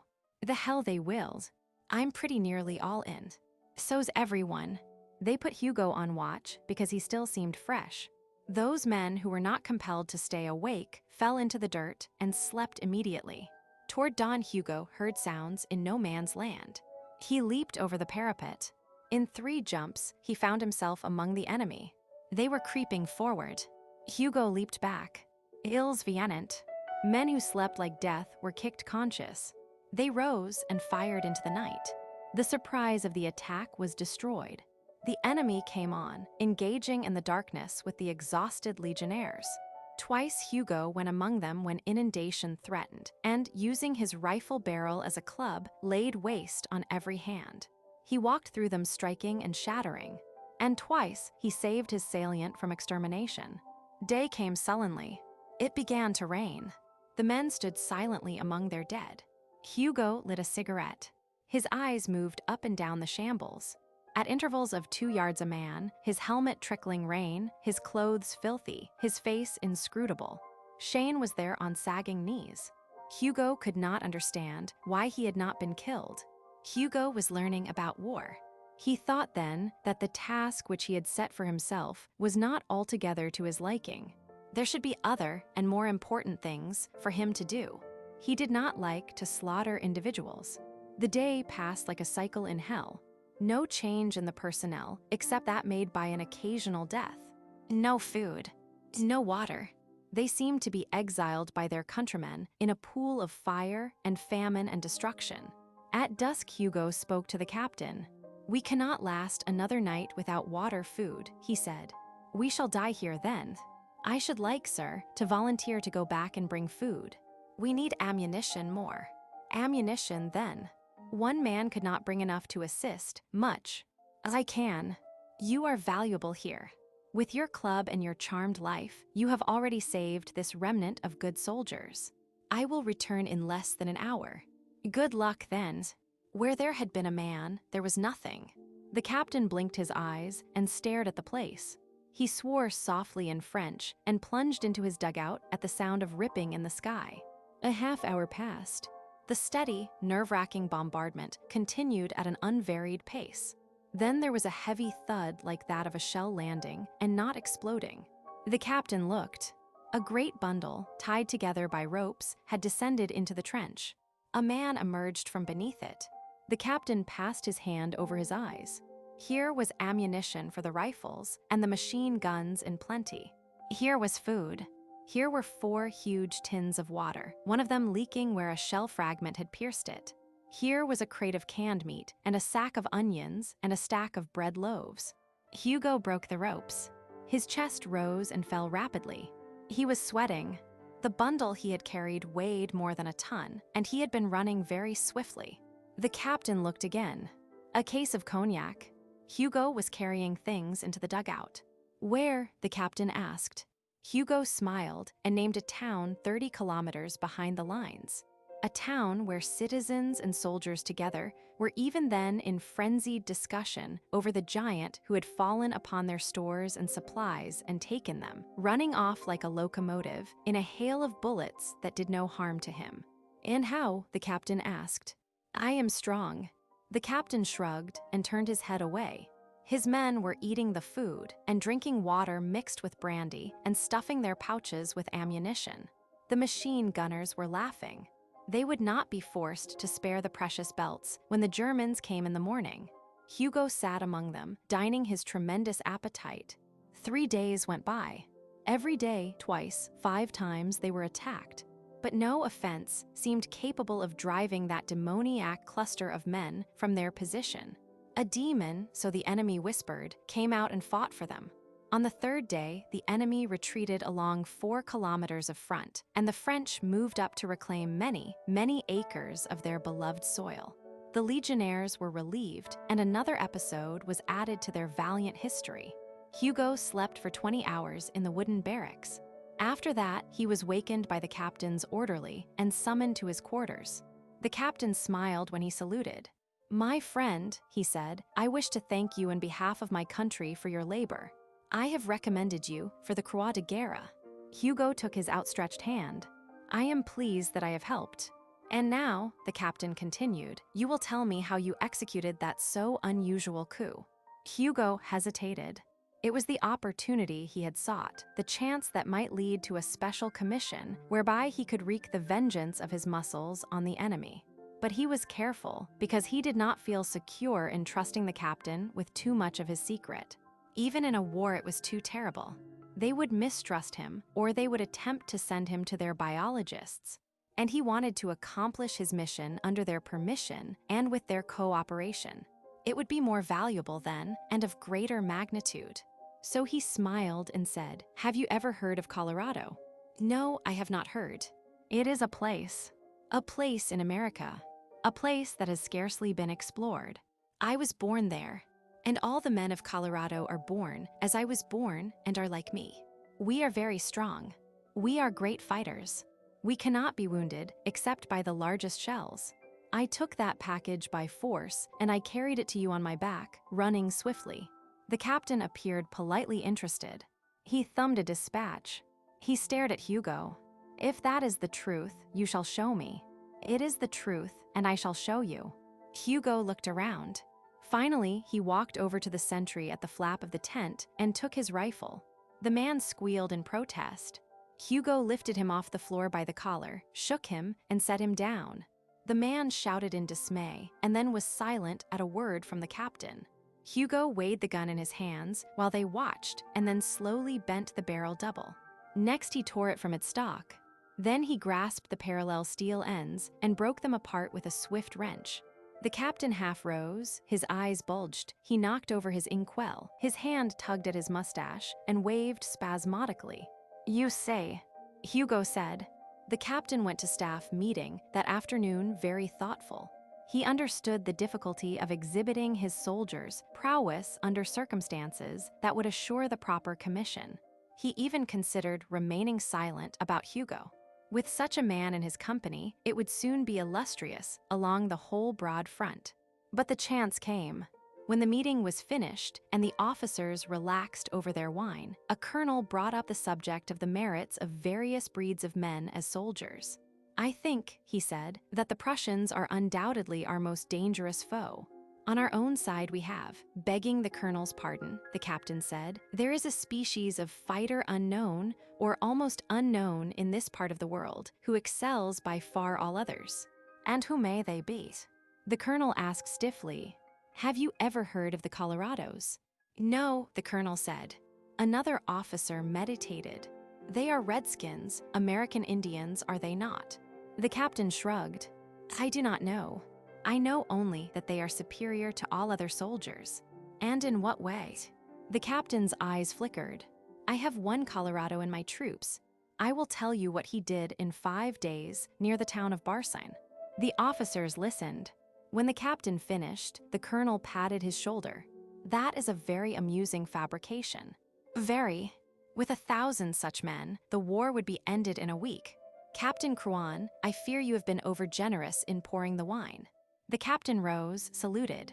With your permission, I shall cause my Colorado to be brought, and you shall see. The other men laughed. Bring him by all means. The captain dispatched an orderly. A few minutes later, Hugo was announced at headquarters. The captain introduced him. Here, messieurs, is a Colorado. What will you have him do? The colonel, who had expected the soldier to be both embarrassed and made ridiculous, was impressed by Hugo's calm demeanor. You are strong, he said with a faint irony. Exceedingly. He is not humble, at least, gentlemen. Laughter. The colonel fixed Hugo with his eye. Then, my good fellow, if you are so strong, if you can run so swiftly and carry such burdens, bring us one of our beautiful 75s from the artillery. With your written order, if you please. The colonel started, wrote the order laughingly, and gave it to Hugo. He left the room. It is a good joke, the colonel said, but I fear it is harsh on the private. The captain shrugged. Wine was poured. In a few minutes, they heard heavy footsteps outside the tent. He is here, the captain cried. The officers rushed forward. Hugo stood outside the tent with the cannon they had requested lifted over his head in one hand. With that same hand clasped on the breech, he set it down. The colonel paled and gulped. Name of the Mother of God. He has brought it. Hugo nodded. It was as nothing, my colonel. Now I will show you what we men from Colorado can do. Watch. They eyed him. There was a grating sound beneath his feet. Those who were quickest of vision saw his body catapult through the air, high over their heads. It landed, bounced prodigiously, vanished. Captain Kruan coughed and swallowed. He faced his superiors, trying to seem nonchalant. That, gentlemen, is the sort of thing the Colorados do, for sport. The colonel recovered first. It is not human. Gentlemen, we have been in the presence of the devil himself. Or the good Lord. The captain shook his head. He is a man, I tell you. In Colorado, all the men are like that. He told me so himself. When he first enlisted, he came to me and asked for a special commission to go to Berlin and smash the Reich, to bring back the Kaiser himself. I thought he was mad. I made him peel potatoes. He did not say any more foolish things. He was a good soldier. Then the battle came, and I saw him, not believing I saw him, standing on the parapet and wielding his rifle like the lightning, killing I do not know how many men. Hundreds certainly, perhaps thousands. Ah, it is as I said, the Colorados are the finest soldiers on earth. They are more than men. He comes. Hugo burst from the sky, moving like a hawk. He came from the direction of the lines, many miles away. There was a bundle slung across his shoulder. There were holes in his uniform. He landed heavily among the officers and set down his burden. It was a German. He dropped to the ground. Water for him, Hugo panted. He has fainted. I snatched him from his outpost in a trench. Chapter 13. At Blazencourt, it was spring again. The war was nearly a year old. Blazencourt was now a street of houses ghosts, of rubble and dirt populated by soldiers. A little new grass sprouted peevishly here and there. An occasional house retained enough of its original shape to harbor an industry. Captain Kruan, his arm in a sling, was looking over a heap of debris with the aid of field glasses. I see him, he said, pointing to a place on the boiling field where an apparent lump of soil had detached itself. He rises. He goes on. He takes one of his mighty leaps. Ah, God, if I only had a company of such men. His aide, squatted nearby, muttered something under his breath. The captain spoke again. He is very near their infernal little gun now. He has taken his rope. Zahlia. He spins it in the air. It falls. They are astonished. They rise up in the trench. Quick, Fetter. Give me a rifle. The rifle barked sharply 4-5 times. Its bullet found a mark. Then another. Zahia. 2 of them. And M. Danner now has his rope on that pig's breath. It comes up. See, he has taken it under his arm. They are shooting their machine guns. He drops into a shell hole. He has been hit, but he is laughing at them. He leaps. Look out, Fetter. Hugo landed behind the debris with a small German trench mortar in his arms. He set it on the floor. The captain opened his mouth, and Hugo waved to him to be silent. Deliberately, Hugo looked over the rickety parapet of loose stones. He elevated the muzzle of the gun and drew back the lanyard. The captain, grinning, watched through his glasses. The gun roared.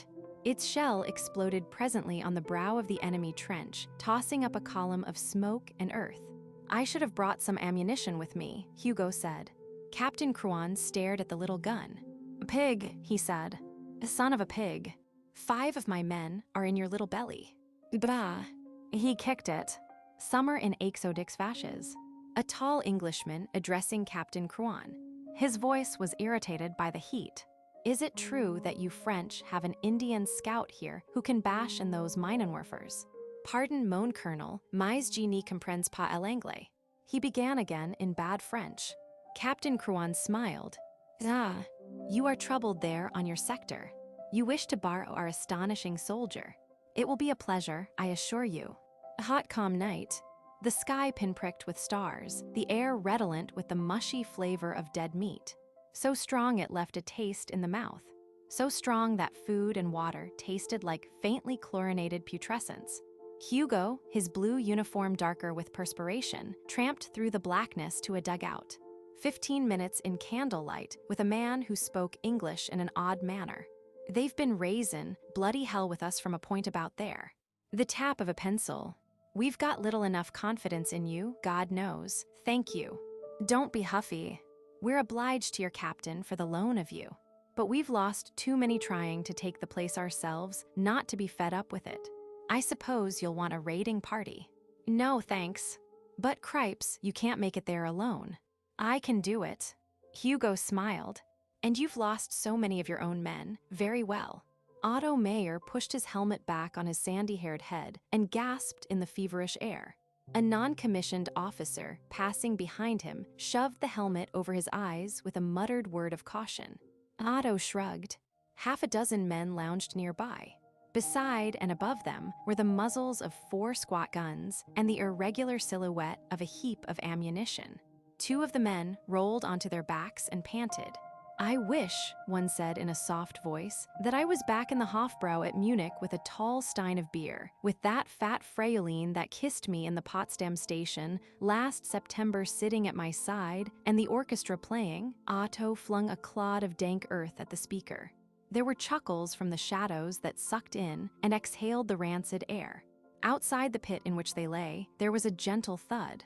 Otto scrambled into a sitting posture. "What is that?" "And nothing. Even these damned English aren't low enough to fight us in this weather. You can never tell." At night, in the first battle of Listen, the thud was repeated, much closer. It was an ominous sound, like the drop of a sack of earth from a great height. Otto picked up a gun. He was a man who perspired freely, and now, in that single minute, his face trickled.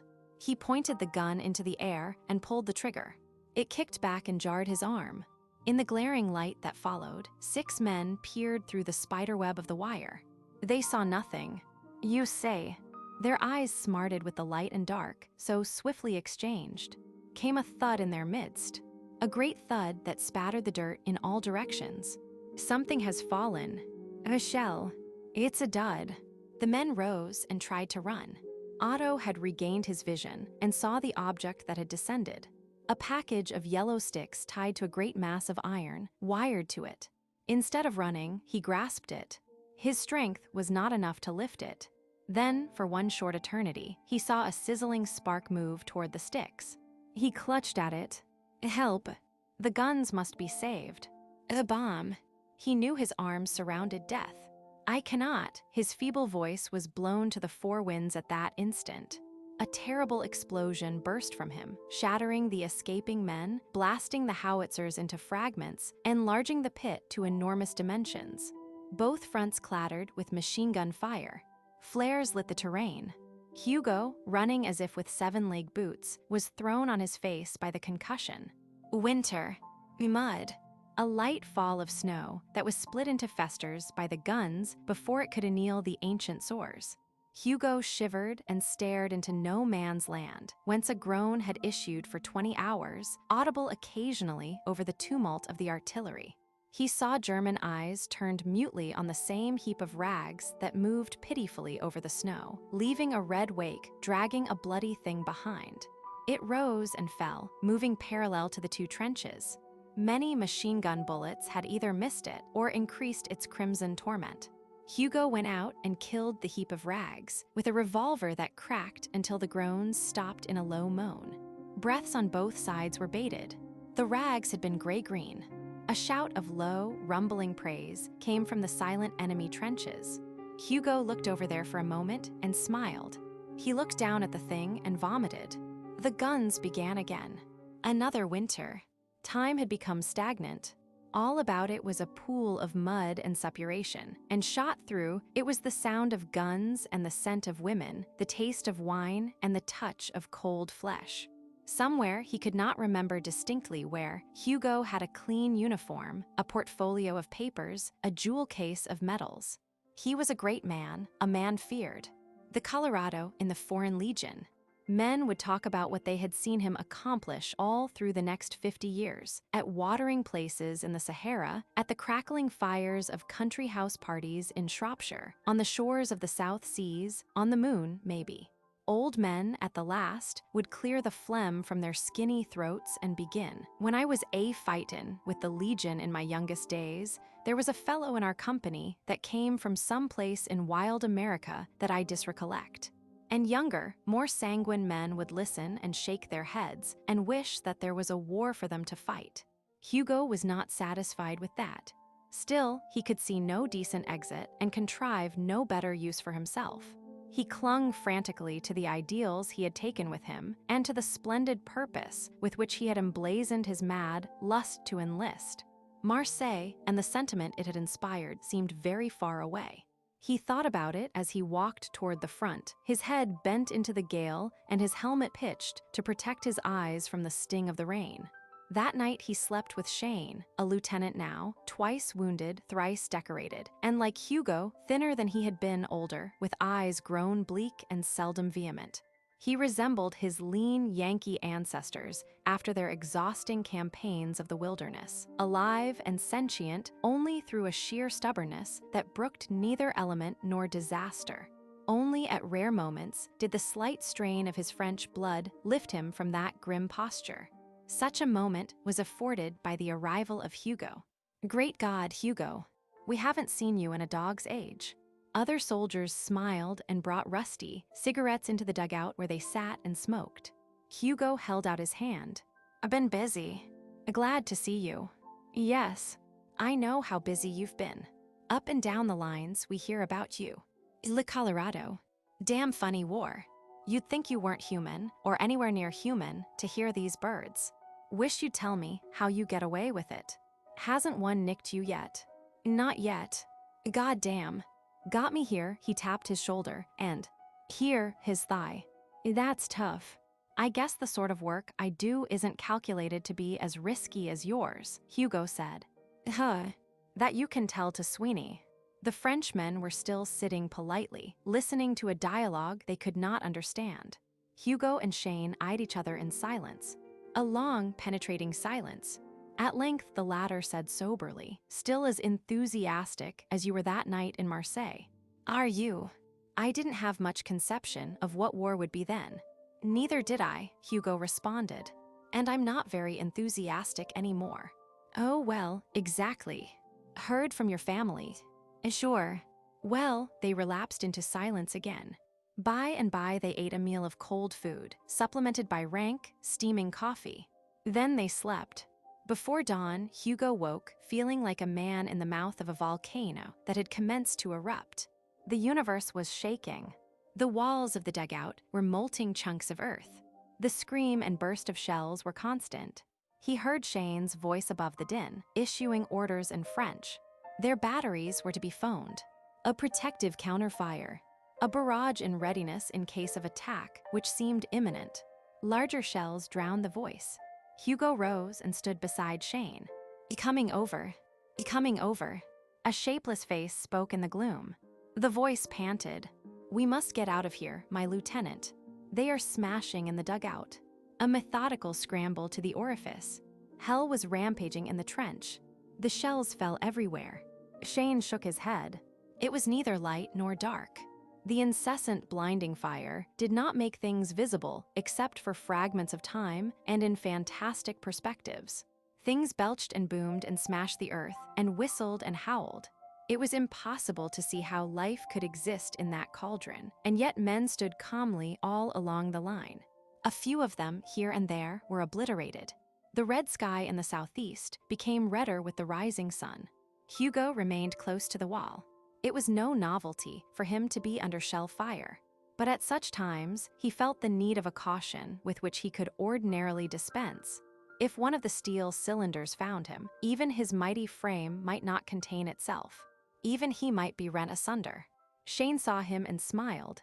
20 yards away, a geyser of fire sprayed the heavens.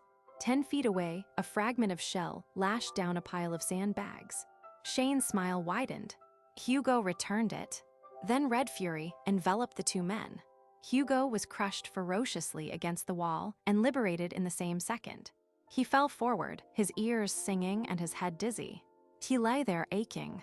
Dark red stains flowed over his face from his nose and ears. Painfully, he stood up. A soldier was watching him from a distance with alarmed eyes. Hugo stepped. He found that locomotion was possible. The bedlam increased. It brought a sort of madness. He remembered Shane.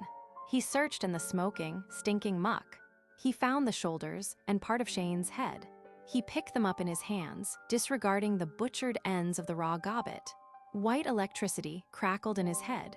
He leaped to the parapet, shaking his fists. God damn you dirty sons of bitches. I'll make you pay for this. You got him, you bastards. I'll shove your filthy hides down the devil's throat and through his guts. Oh, Jesus. He did not feel the frantic tugging of his fellows. He ran into that bubbling, doom-ridden chaos, waving his arms and shouting maniacal profanities. A dozen times he was knocked down. He bled slowly where fragments had battered him. He crossed over and paused on the German parapet. He was like a being of steel. Bullets sprayed him. His arms dangled and lifted. Barbed wire trailed behind him. Down before him, shoulder to shoulder, the attacking regiments waited for the last crescendo of the bombardment. They saw him come out of the fury and smiled grimly. They knew such madness. They shot. He came on. At last they could hear his voice dimly through the tumult. Someone shouted that he was mad, to beware when he fell. Hugo jumped among them. Bayonets rose. Hugo wrenched 3 knives from their wielders in one wild clutch. His hands went out, snatching and squeezing. That was all. No weapons, no defense. Just hands. Whatever they caught they crushed flat, and heads fell into those dreadful fingers, sides, legs, arms, bellies. Bayonets slid from his tawny skin, taking his clothes. By and by, except for his shoes, he was naked. His fingers had made 100 bunches of clotted pulp, and then 1,000 as he walked swiftly forward in that trench. Ahead of him was a file of green, behind, a clogged row of writhing men. Scarcely did the occupants of each new traverse see him before they were smitten. The wounds he inflicted were monstrous. On he walked, his voice now stilled, his breath sucking and whistling through his teeth, his hands flailing and pinching and spurting red with every contact. No more formidable engine of desolation had been seen by man, no more titanic fury, no swifter and surer death. For 30 minutes, he raged through that line. The men thinned. He had crossed the attacking front. Then the barrage lifted. But no whistles blew. No soldiers rose. A few raised their heads and then lay down again. Hugo stopped and went back into the abattoir. He leaped to the parapet. The French saw him, silhouetted against the sky. The second German wave, coming slowly over a far hill, saw him and hesitated. No ragged line of advancing men. No cacophony of rifle fire. Only that strange, savage figure. A man dipped in scarlet, nude, dripping, panting. Slowly in that hiatus he wheeled. His lungs thundered to the French. Come on, you black bastards. I've killed them all. Come on. We'll send them down to hell. The officers looked and understood that something phenomenal had happened. No Germans were coming. A man stood above their trench. Come quick, Hugo shouted. He saw that they did not understand. He stood an instant, fell into the trench, and presently a shower of German corpses flung through the air in wide arcs and landed on the very edge of the French position. Then they came, and Hugo, seeing them, went on alone to meet the second line. He might have forged on through that bloody swathe to the heart of the Empire if his vitality had been endless. But sometime in the battle, he fell unconscious on the field, and his forward-leaning comrades, pushing back the startled enemy, found him lying there. They made a little knot around him, silent, quivering. "It is the Colorado," someone said. "His friend Shane, it is he who was the lieutenant just killed." They shook their heads and felt a strange fear of the unconscious man. "He is breathing." They called for stretcher bearers. They faced the enemy again, bent over on the stocks of their rifles, surged forward. Hugo was washed and dressed in pajamas. His wounds had healed without the necessity of a single stitch. He was grateful for that. Otherwise, the surgeons might have had a surprise, which would have been difficult to allay. He sat in a wheelchair, staring across a lawn. An angular woman in an angular hat and tailored clothes was trying to engage him in conversation. "Is it very painful, my man?" Hugo was seeing that trench again, the pulp and blood and hate of it. "Not very." Her tongue and saliva made a noise. "Don't tell me." "I know it was. I know how you all bleed and suffer." "Madam, it happens that my wounds were quite superficial." "Nonsense, my boy. They wouldn't have brought you to a base hospital in that case." "You can't fool me. I was suffering only from exhaustion." She paused. He saw a gleam in her eye. "I suppose you don't like to talk about things." "Poor boy. But I imagine your life has been so full of horror that it would be good for you to unburden yourself. Now tell me, just what does it feel like to bayonet a man?" Hugo trembled. He controlled his voice. "Madam," he replied, "it feels exactly like sticking your finger into a warm, steaming pile of cow dung." "Oh," she gasped. And he heard her repeat it again in the corridor. Chapter 14. Mr. and Mrs. Ralph Jordan Shane, Hugo wrote. Then he paused in thought. He began again. "I met your son in Marseille and was with him most of the time until his death." He hesitated. "In fact, he died in my arms from the effect of the same shell, which sent me to this hospital. He is buried in Carcy Cemetery, on the south side. It is for that reason I take the liberty to address you. I thought that you would like to know some of the things that he did not write to you. Your son enlisted because he felt the war involved certain ideals that were worthy of preservation. That he gave his life for those ideals must be a source of pride to you.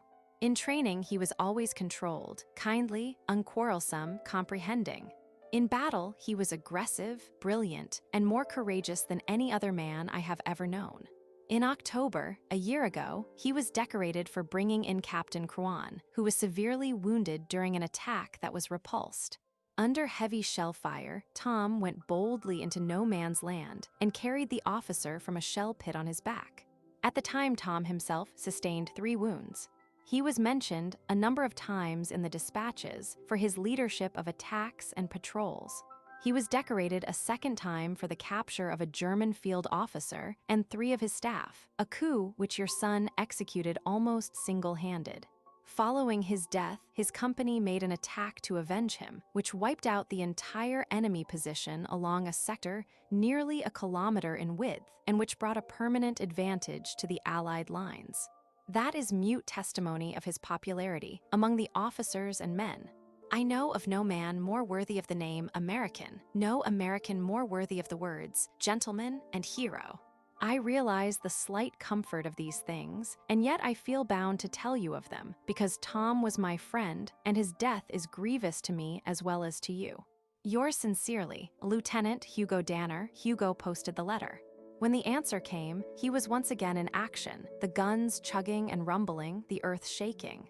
The reply read, "Dear Lieutenant Danner, thank you for your letter in reference to our son. We knew that he had enlisted in some foreign service. We did not know of his death.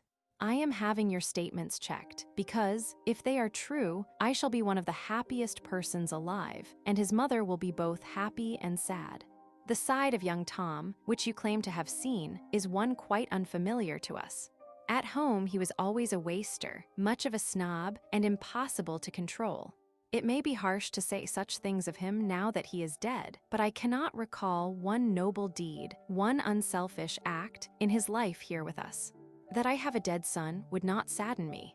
Tom had been disinherited by us, his mother and father. But that my dead son was a hero makes me feel that at last, coming into the Shane blood and heritage, he has atoned. And so I honor him. If the records show that all you said of him is true, I shall not only honor him in this country, but I shall come to France to pay my tribute with a full heart and a knowledge that neither he nor I lived in vain. Gratefully yours, R.J. Shane. Hugo reread the letter and stood a while with wistful eyes. He remembered Shane's Aunt Emma, Shane's bitter calumniation of his family. Well, they had not understood him, and he had not wanted them to understand him. Perhaps Shane had been more content than he admitted in the mud of the trenches. The war had been a real thing to him. Hugo thought of its insufficiencies for himself. The world was not enough for Shane, but the war had been. Both were insufficient for Hugo Danner. He listened to the thunder in the sky tiredly. 2 months later, Hugo was ordered from rest billets to the major's quarters. A middle-aged man and woman accompanied by a sleek Frenchman awaited him. The man stepped forward with dignified courtesy. I am Tom Shane's father. This is Mrs. Shane. Hugo felt a great lack of interest in them. They had come too late. It was their son who had been his friend. He almost regretted the letter. He shook hands with them. Mrs. Shane went to an automobile. Her husband invited Hugo to a cafe. Over the wine, he became suddenly less dignified, more human, and almost pathetic. Tell me about him, Danner. I loved that kid once, you know. Hugo found himself unexpectedly moved. The man was so eager, so strangely happy. He stroked his white mustache and turned away moist eyes. So Hugo told him. He talked endlessly of the trenches and the dark wet nights and the fire that stabbed through them. He invented brave sorties for his friend, tripled his accomplishments, and put gaiety and wit in his mouth. The father drank every syllable, as if he was committing the whole story to memory as the text of a life solace. At last he was crying. That was the Tom I knew, Hugo said softly. And that was the Tom I dreamed and hoped and thought he would become when he was a little shaver. Well, he did, Danner. 1,000 times he did. Ralph Jordan Shane blew his nose unashamedly. He thought of his patiently waiting wife. I've got to go, I suppose. This has been more than kind of you, Mr. Danner, Lieutenant Danner. I'm glad, more glad than I can say, that you were there. I understand from the Major that you're no small shakes in this army yourself. He smiled deferentially. I wish there was something we could do for you. And nothing. Thank you, Mr. Shane. I'm going to give you my card. In New York, my name is not without meaning. It is very familiar to me. Was before I met your son. If you ever come to the city, I mean when you come, you must look us up. Anything we can do in the way of jobs, positions, he was confused. Hugo shook his head. That's very kind of you, sir. But I have some means of my own, and right now, I'm not even thinking of going back to New York. Mr. Shane stepped into the car. I would like to do something. Hugo realized the sincerity of that desire. He reflected, nothing I can think of, I'm a banker. Perhaps if I might take the liberty, I could handle your affairs. Hugo smiled. My affairs consist of one bank account in the city loan that would seem very small to you, Mr. Shane. Why, that's one of my banks. I'll arrange it. You know, and I know how small the matter of money is, but I'd appreciate your turning over some of your capital to me. I would consider it a blessed opportunity to return a service, a great service with a small one, I'm afraid. Thanks, Hugo said. The banker scribbled a statement, asked a question, and raised his eyebrows over the amount Hugo gave him. Then he was the father again. We've been to the cemetery, Danner. We owe that privilege to you. It says there, in French, the remains of a great hero who gave his life for France. Not America, my boy, but I think that France was a worthy cause. When they had gone, Hugo spent a disturbed afternoon. He had not been so moved in many, many months. Chapter 15. Now the streets of Paris were assailed by the color of olive drab, the twang of Yankee accents, the music of Broadway songs. Hugo watched the first parade with eyes somewhat proud and not a little somber. Each shuffling step seemed to ask a rhythmic question. Who would not return to Paris? Who would return once and not again? Who would be blind? Who would be hideous? Who would be armless, legless? Who would wear silver plates and leather props for his declining years?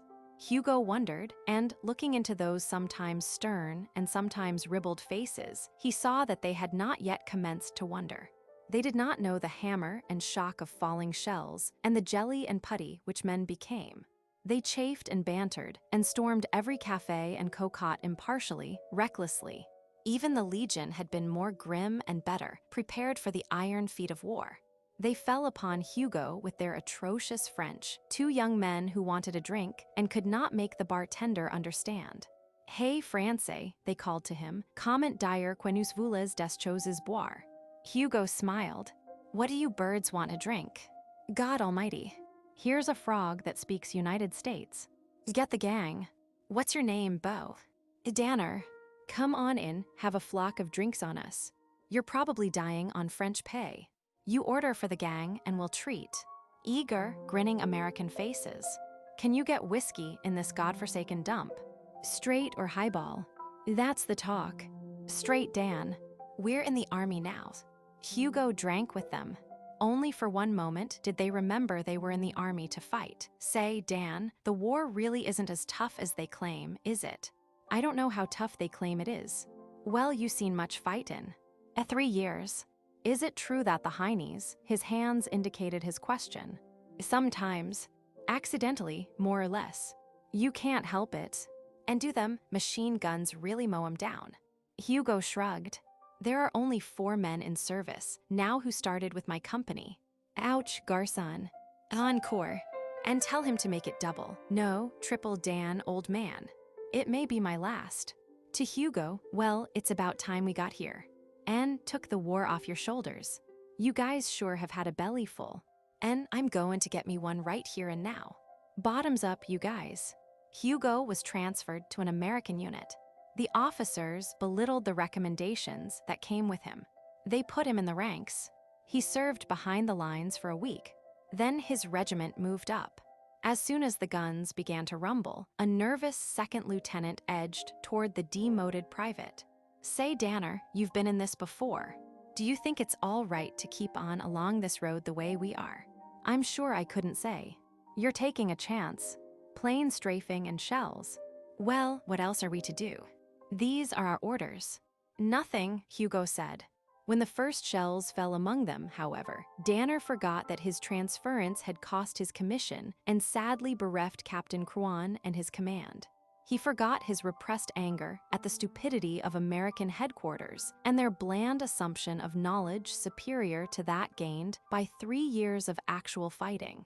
He virtually took charge of his company, ignoring the bickering of a lieutenant who swore and shouted and accomplished nothing and who was presently beheaded for his lack of caution. A month later, with troops that had some feeling of respect for the enemy, a feeling gained through close and gory association, Hugo was returned his commission. Slowly at first, and with increasing momentum, the war was pushed up out of the trenches and the Germans retreated. The summer that filled the windows of American homes with gold stars passed. Hugo worked like a slave out beyond the front trenches, scouting, spying, destroying, salvaging, bending his heart and shoulders to a task that had long since become an acid routine. September, October, November. The end of that Holocaust was very near. Then there came a day warmer than the rest and less rainy. Hugo was riding toward the lines on a camion. He rode as much as possible now. He had not slept for 2 days. His eyes were red and twitching. He felt tired as if his fatigue were the beginning of death, tired so that nothing counted or mattered, tired of killing, of hating, of suffering, tired even of an ideal that had tarnished through long weathering. The camion was steel, and it rattled and bumped as it moved over the road. Hugo lay flat in it, trying to close his eyes. After a time, moving between the stumps of a row of poplars, they came abreast of a regiment returning from the battle. They walked slowly and dazedly. Each individual was still amazed at being alive after the things he had witnessed. Hugo raised himself and looked at them. The same expression had often been on the faces of the French. The long line of the regiment ended. Then there was an empty place on the road, and the speed of the truck increased. Finally, it stopped with a sharp jar, and the driver shouted that he could go no farther. Hugo clambered to the ground. He estimated that the battery toward which he was traveling was a mile farther. He began to walk. There was none of the former lunge and stride in his steps. He trudged, rather, his head bent forward. A little file of men approached him, and, even at a distance, he did not need a second glance to identify them.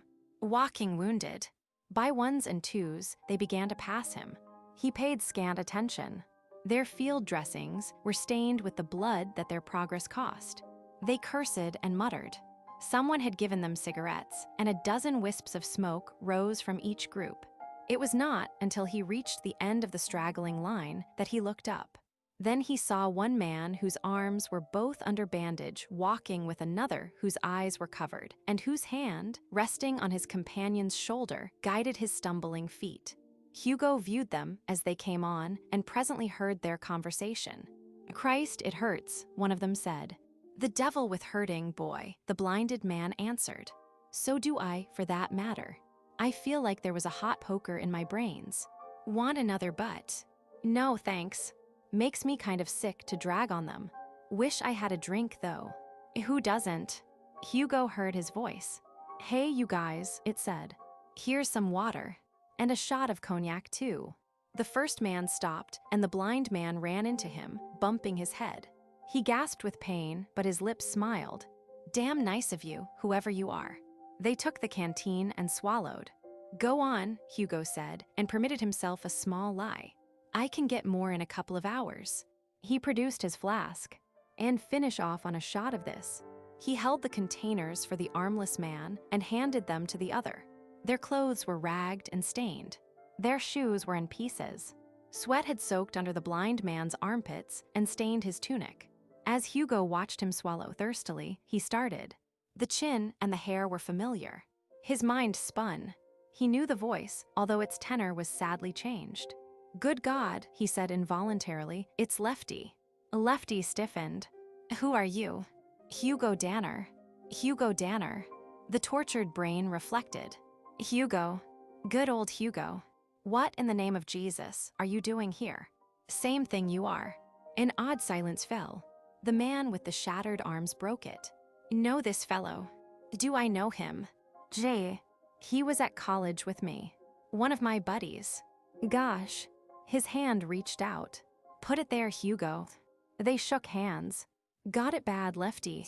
The bound head shook. "Not so bad. I guess I kind of feel that I won't be able to see much anymore. Eyes all washed out. Got mustard gas in 'em. But I'll be all right, you know. A little thing like that's nothing. Glad to be alive. Still have my sex appeal anyhow. Still got the old appetite. But listen, what happened to you? Why in hell did you quit? Woodman nearly went crazy looking for you."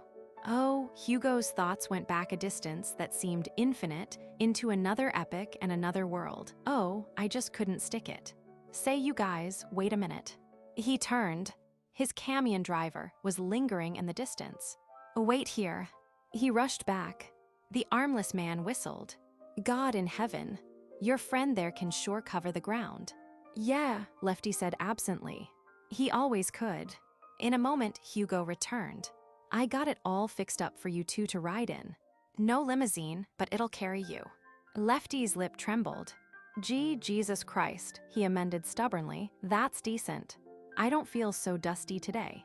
Damn it, if I had any eyes, I guess I'd cry. Must be the cognac." "Nothing at all, Lefty old kid. Here, I'll give you a hand." He took Lefty's arm over his shoulder, encircled him with his own, and carried him rapidly over the broken road. "Still got the old fight," Lefty murmured as he felt himself rushed forward. "Still. Been in this mess long. Since the beginning. I should have thought of that. I often wondered what became of you. Iris used to wonder too. How is she?" "All right." They reached the truck. Lefty sat down on the metal bottom with a sigh. "Thanks, old bean. I was just about kaput. Tough going this war. I saw my first shell fall yesterday. Never saw a single German at all.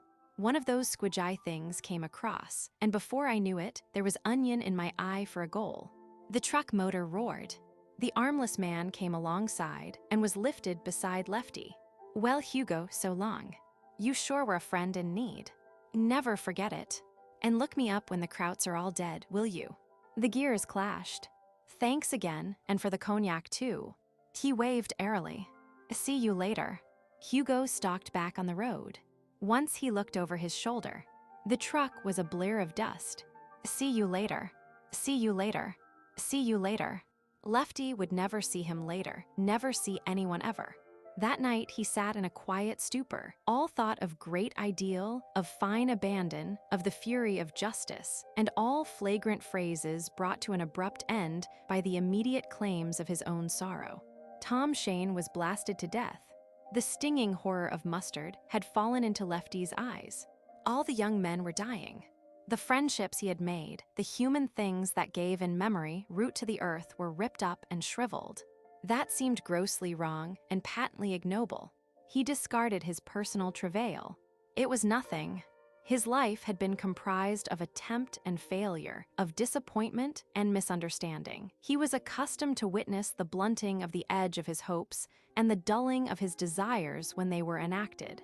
Even his great sacrifice had been vain. It was always thus. His deeds frightened men or made them jealous.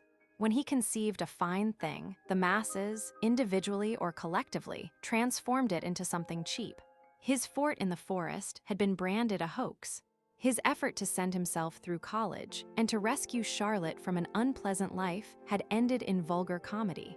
Even that had been her triumph, her hour, and an incongruous strain of greatness had filtered through her personality rather than his.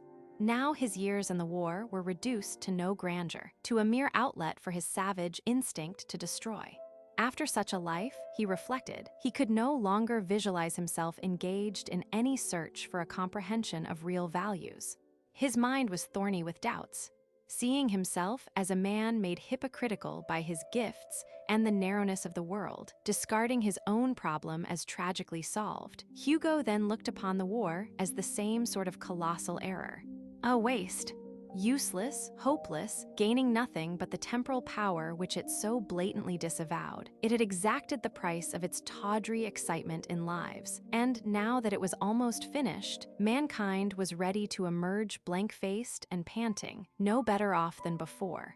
His heart ached as he thought of the toil, the effort, the energy and hope and courage that had been spilled over those mucky fields to satisfy the lusts and foolish hates of the demagogues. He was no longer angry. The memory of Lefty sitting smilingly on the van and calling that he would see him later was too sharp an emotion to permit brainstorms and pyrotechnics. If he could but have ended the war single-handed, it might have been different. But he was not great enough for that. He had been 1,000 men, perhaps 10,000, but he could not be millions. He could not wrap his arms around a continent and squeeze it into submission. There were too many people, and they were too stupid to do more than fear him and hate him. Sitting there, he realized that his naive faith in himself and the universe had foundered. The war was only another war that future generations would find romantic to contemplate and dull to study. He was only a species of genius who had missed his mark by a cosmic margin. When he considered his failure, he believed that he was not thinking about himself. There he was, entrusted with special missions, which he accomplished no one knew how, and no one questioned in those hectic days. Those who had seen him escape machine gun fire, carry tons, leap 100 yards, kill scores, still clung to their original concepts of mankind, and discredited the miracle their own eyes had witnessed.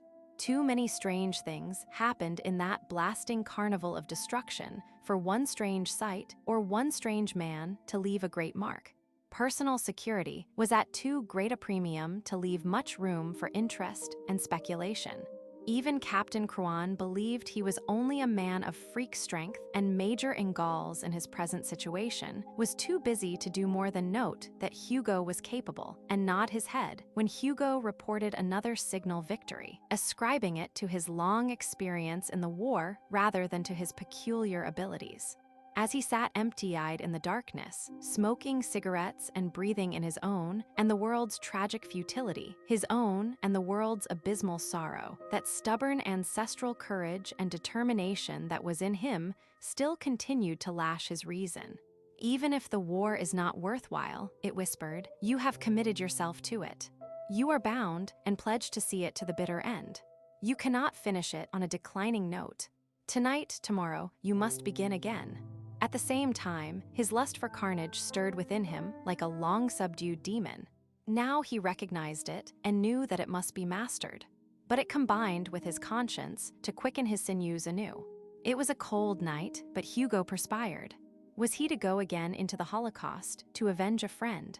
Was he to live over those crimson seconds that followed the death of Shane, all because he had helped a blind friend into a camion? He knew that he was not. Never again could his instinct so triumph over his reason. That was the greatest danger in being Hugo Danner. That, he commenced to see, was the explanation of all his suffering in the past. The idea warmed and encouraged him.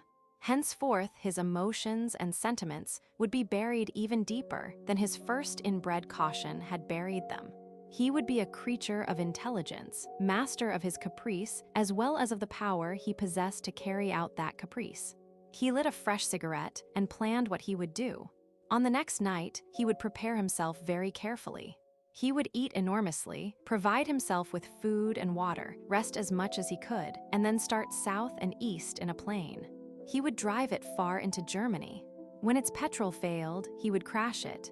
Stepping from the ruins, he would hasten on in the darkness, on, like Pheidippides, till he reached the center of the enemy government. There, crashing through the petty human barriers, he would perform his last feat, strangling the emperor, slaying the generals, pulling the buildings apart with his Samsonian arms, and disrupting the control of the war. He had dreamed of such an enterprise even before he had enlisted, but he had known that he lacked sufficient stamina without a great internal cause, and no rage, no blood madness was great enough to drive him to that effort. With amazement, he realized that a clenched determination depending on the brain rather than the emotions was a greater catalyst than any passion. He knew that he could do such a thing. In the warmth of that knowledge, he completed his plan tranquilly and retired. For 12 hours, by order undisturbed, Hugo slept. In the bright morning, he girded himself. He requisitioned the plane he needed through Major Ingalls. He explained that requirement by saying that he was going to bomb a battery of big guns.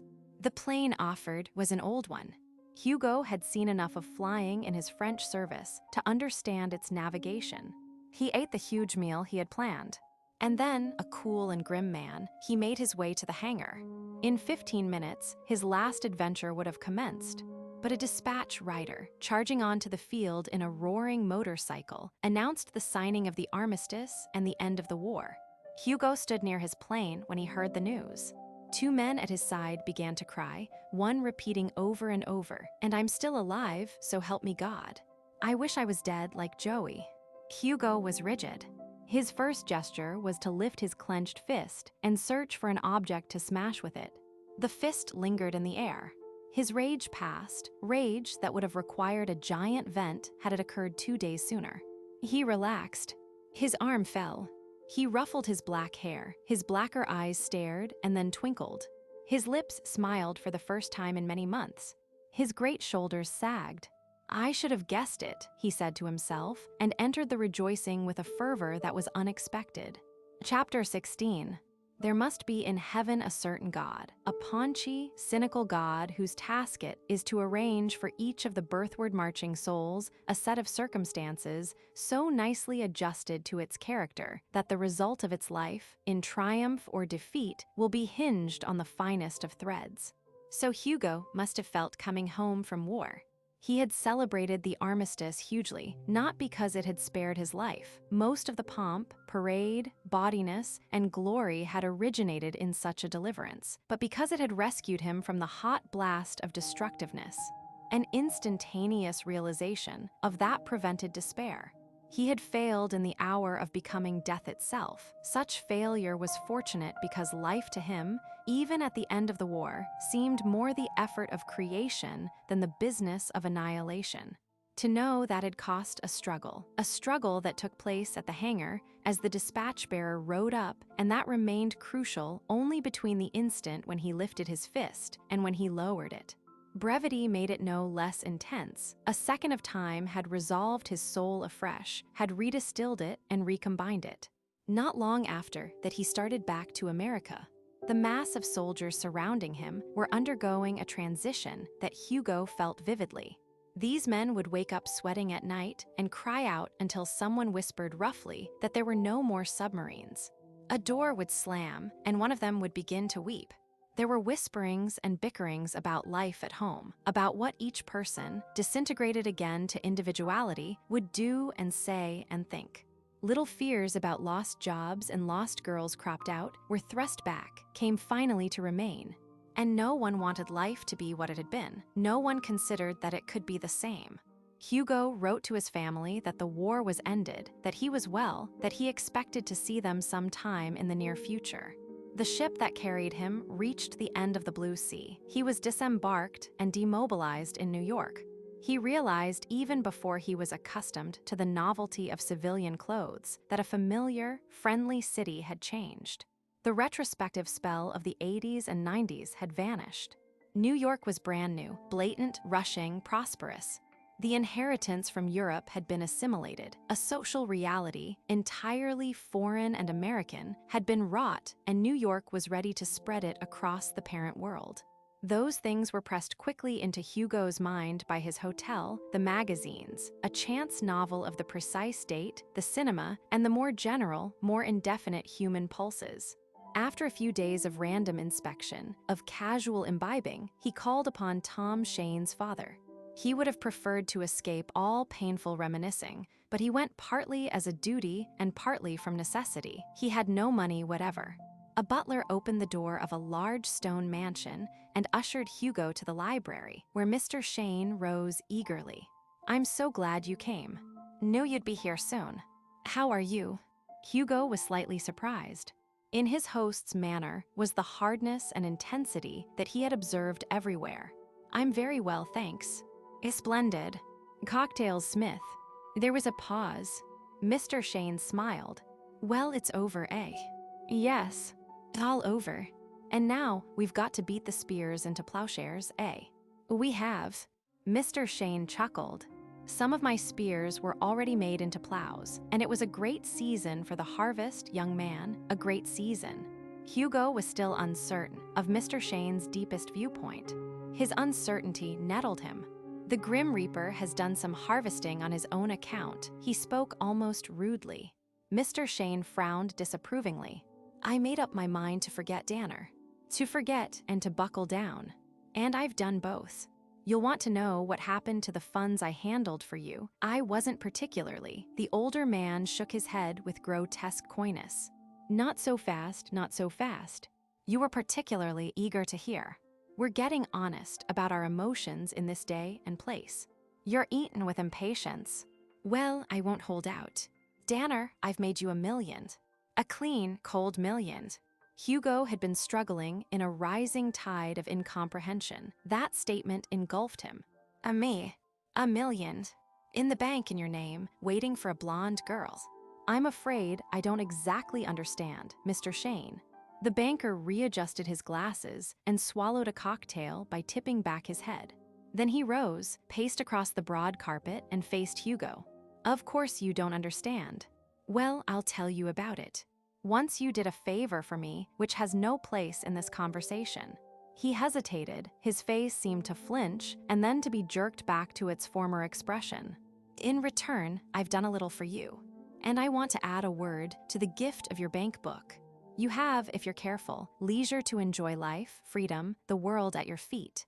No more strife for you, no worry and no care. Take it. Be a hedonist. There is nothing else. I've lain in bed nights, enjoying the life that lies ahead of you, my boy. Vicariously voluptuous. Catchy phrase, isn't it? My own. I want to see you do it up brown. Hugo rubbed his hand across his forehead. It was not long ago that this same man had sat at an estaminet and wept over snatches of a childhood which death had made sacred. Here he stood now, asking that a life be done up brown, and meaning cheap, obvious things. He wished that he had never called on Tom's father. "That wasn't my idea of living," he said slowly. "It will be. Forget the war. It was a dream. I realized it suddenly. If I had not, I would still be just a banker. Not a great banker. The great banker. I saw, suddenly, that it was a dream. The world was mad. So I took my profit from it, beginning on the day I saw." "How exactly? I mean, how did you profit by the war?" Mr. Shane smiled expansively. "What was in demand then, my boy? What were the stupid, traduced, misguided people raising billions to get? What? Why shells, guns, foodstuffs? For 6 months, I had a corner on 4 chemicals vitally necessary to the government. And the government got them at my price. I owned a lot of steel. I mixed food and diplomacy in equal parts, and when the pie was opened, it was full of solid gold." Hugo's voice was strange. "And that is the way my money was made." "It is." Mr. Shane perceived that Hugo was angry. "Now, don't get sentimental. Keep your eye on the ball." He did not finish, because Mrs. Shane came into the room. Hugo stared at him fixedly, his face livid, for several seconds before he was conscious of her. Even then, it was only a partial consciousness. She was stuffed into a tight, bright dress. She was holding out her hand, holding his hand too long.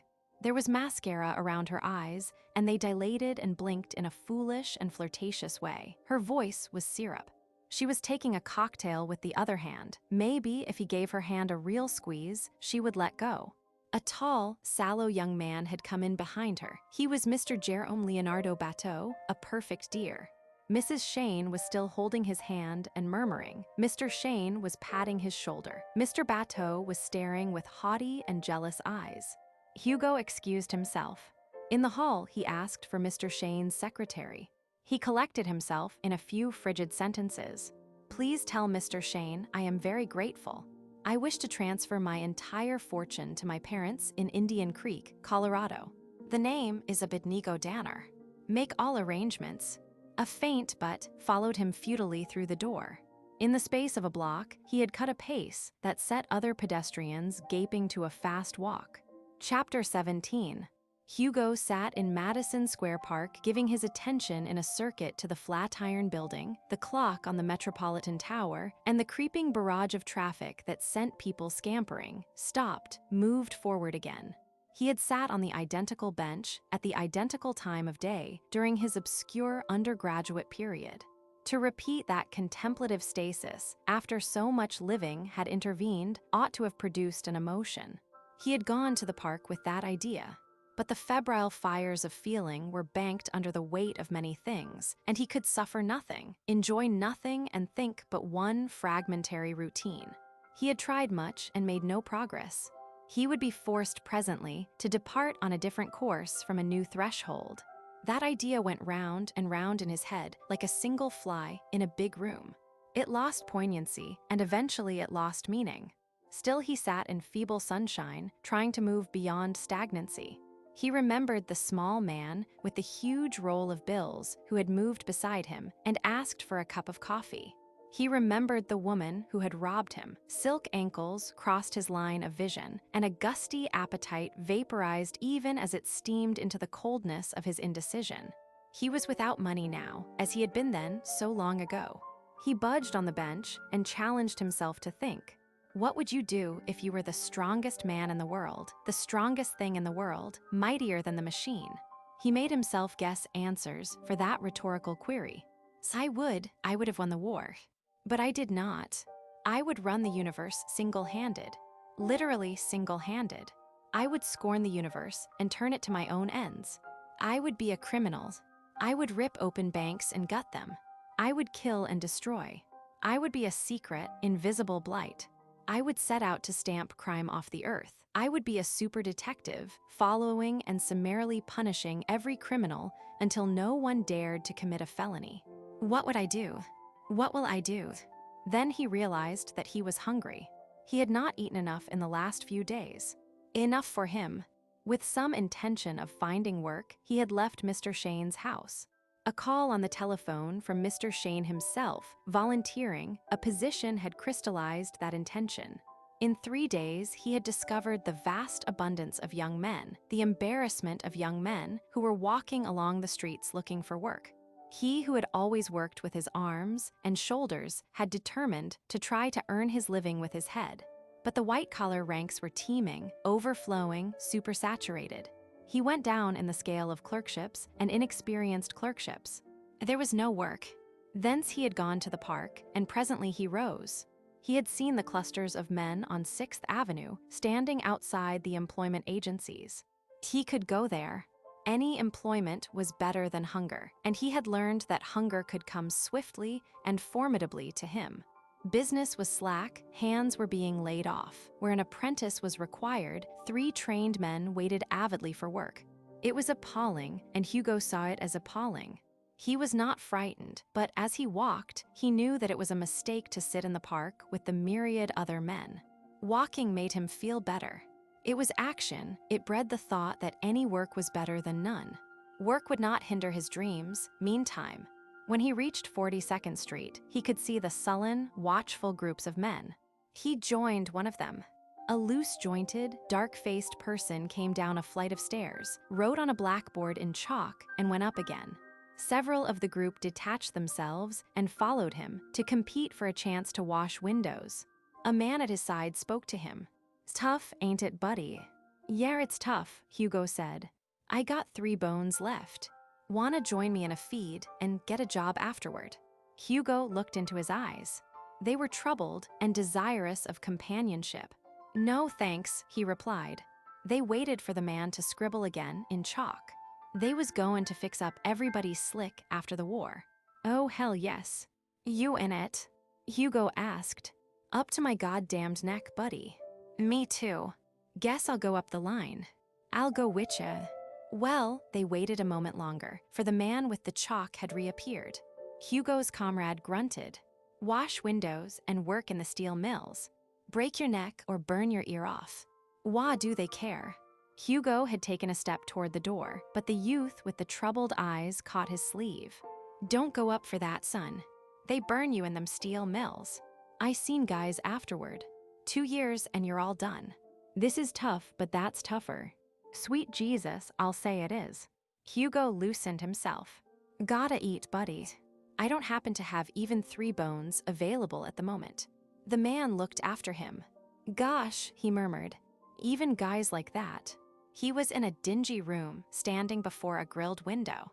A voice from behind it asked his name, age, address, war record. Hugo was handed a piece of paper to sign, and then a second piece that bore the scrawled words, "Amalgamated Crucible Steel Corp., Harrison, N.J." Hugo's emotional life was reawakened when he walked into the mills. His last nickel was gone.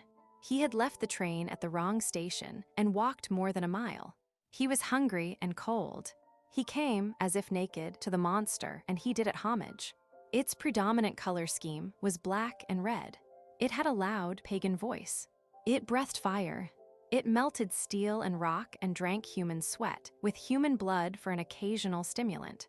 On every side of him were enormous buildings, and woven between them a plaid of girders, cables, and tracks across which masses of machinery moved. Inside, Thor was hammering. Inside, a crane sped overhead like a tarantula, trailing its viscera to the floor, dangling a gigantic iron rib.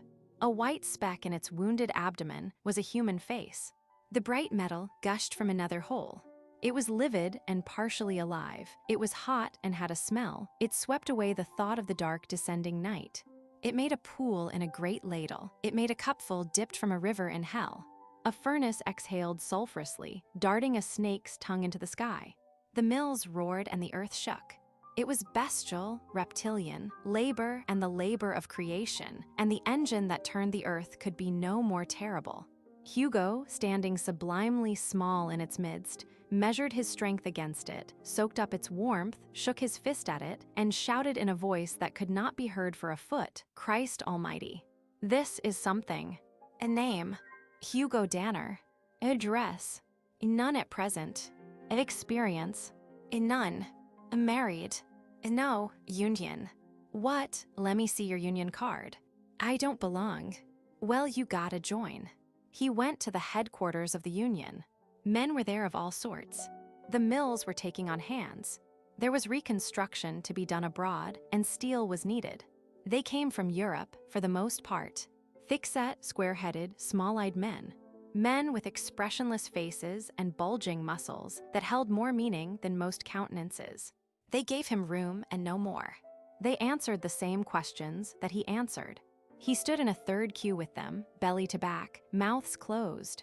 He was sent to a lodging house, advanced $5, and told that he would be boarded and given a bed and no more until the employment agency had taken its commission and the union its dues. He signed a paper. He went on the night shift without supper. He ran a wheelbarrow filled with heavy, warm slag for 100 feet over a walk of loose bricks. The job was simple. Load, carry, dump, return, load. On some later night, he would count the number of loads. But on this first night, he walked with excited eyes, watching the tremendous things that happened all around him. Men ran the machinery that dumped the ladle. Men guided liquid iron from the furnaces into a maze of channels and cloughs, clearing the way through the sand, cutting off the stream, making new openings. Men wheeled the slag and steered the trains and trams and cranes. Men operated the hammers. And almost all of the men were nude to the waist, sleek and shining with sweat. Almost all of them drank whiskey. One of the men in the wheelbarrow line even offered a drink to Hugo. He held out the flask and bellowed in Czech. Hugo took it. The drink was raw and foul. Pouring into his empty stomach, it had a powerful effect, making him exalted, making him work like a demon. After a long, noisy time that did not seem long, a steam whistle screamed faintly, and the shift was ended. The Czech accompanied Hugo through the door. The new shift was already at work. They went out. A nightmare of brilliant orange and black fled from Hugo's vision, and he looked into the pale, remote chiaroscuro of dawn. "Me tired," the Czech said in a small, aimless tone. They flung themselves on dirty beds in a big room. But Hugo did not sleep for a time, not until the sun rose and day was evident in the grimy interior of the bunkhouse. That he could think while he worked had been Hugo's thesis when he walked up 6th Avenue. Now, working steadily, working at a thing that was hard for other men and easy for him, he nevertheless fell into the stolid vacuum of the manual laborer. The mills became familiar, less fantastic. He remembered that oftentimes the war had given a more dramatic passage of man's imagination, forged into fire and steel. His task was changed numerous times. For a while he puddled pig iron with the long-handled, hoe-like tool. "Don't slip in," they said. It was succinct, graphic. Then they put him on the hand cars that fed the furnaces. It was picturesque, daring, and for most men too hard. Few could manage the weight or keep up with the pace. Those who did were honored by their fellows. The trucks were moved forward by human strength and dumped by hand windlasses. Occasionally, they said, you became tired and fell into the furnace. Or jumped. If you got feeling woozy, they said, quit. The high rails and red mouths were hypnotic, like burning bale and the juggernaut. Hugo's problems had been abandoned. He worked as hard as he dared. The presence of grandeur and din made him content. How long it would have lasted is uncertain, not forever. On the day when he had pushed up 203 loads during his shift, the boss stopped him in the yard. A tall, lean, acid man. He caught Hugo's sleeve and turned him round. "You're one of the bastards on the furnace line." "Yes." "How many cars did you push up today?" 203. "What the hell do you think this is, anyway?" "I don't get you." "Oh, you don't, huh? Well, listen here, you goddamned athlete. What are you trying to do? You got the men all sore, wearing themselves out. I had to lay off 3. Why? Because they couldn't keep up with you, that's why. Because they got their guts in a snarl trying to bust your record. What do you think you're in? A race. Somebody's got to show you your place around here, and I think I'll just kick a lung out right now." The boss had worked himself into a fury. He became conscious of an audience of workers. Hugo smiled. "I wouldn't advise you to try that, even if you are a big guy." "What was that?" The words were roared. He gathered himself, but when Hugo did not flinch, did not prepare himself, he was suddenly startled. He remembered, perhaps, the 203 cars. He opened his fist. "All right. I ain't even goin' to bother myself tryin' to break you into this game. Get out." "What, get out?" "Beat it. I'm firing you. Firing me. For working too hard." Hugo laughed. He bent double with laughter. His laughter sounded above the thunder of the mill. "Oh God, that's funny. Fire me." He moved toward the boss menacingly. "I've a notion to twist your liver around your neck myself." The workers realized that an event of some magnitude was taking place. They drew nearer. Hugo's laughter came again and changed into a smile, an emotion that cooled visibly. Then swiftly, he peeled up the sleeve of his shirt. His fist clenched, his arm bent. Under the nose of his boss, he caused his mighty biceps to swell. His whole body trembled. With his other hand, he took the tall man's fingers and laid them on that muscle. "A squeeze," he shouted. The boss squeezed. His face grew pallid, and he let go suddenly. He tried to speak through his dry mouth, but Hugo had turned his back. At the brick gate post he paused and drew a breath. His words resounded like the crack of doom. "So long." Chapter 18. In the next 4 weeks, Hugo knew the pangs of hunger frequently. He found odd jobs, but none of them lasted. Once he helped to remove a late snowstorm from the streets. He worked for 5 days on a subway excavation. His clothes became shabby. He began to carry his razor in his overcoat pocket and to sleep in hotels that demanded only 25 cents for a night's lodging. When he considered the tens of thousands of men in his predicament, he was not surprised at or ashamed of himself. When, however, he dwelt on his own peculiar capacities, he was both astonished and ashamed to meander along the dreary pavements. Hunger did curious things to him. He had moments of fury, of imagined violence, and other moments of fantasy when he dreamed of a rich and noble life. Sometimes he meditated the wisdom of devouring one prodigious meal and fleeing through the dead of night to the warm south. Occasionally, he considered going back to his family in Colorado. His most bitter hours were spent in thinking of Mr. Shane and of accepting a position in one of Mr. Shane's banks. In his maculate, threadbare clothes, with his dark, aquiline face matured by the war, he was a sharp contrast of facts and possibilities. It never occurred to him that he was young, that his dissatisfaction, his idealism, his Weltschmerz were integral to the life cycle of every man. At the end of 4 weeks, with hunger gnawing so avidly at his core that he could not pass a restaurant without twitching muscles and quivering nerves, he turned abruptly from the street into a cigar store and telephoned to Mr. Shane. The banker was full of sound counsel and ready charity. Hugo regretted the call as soon as he heard Mr. Shane's voice. He regretted it when he was ravishing a luxurious dinner at Mr. Shane's expense. It was the weakest thing he had done in his life. Nevertheless, he accepted the position offered by Mr. Shane. That same evening, he rented a small apartment, and lying on his bed, a clean bed, he wondered if he really cared about anything or about anyone.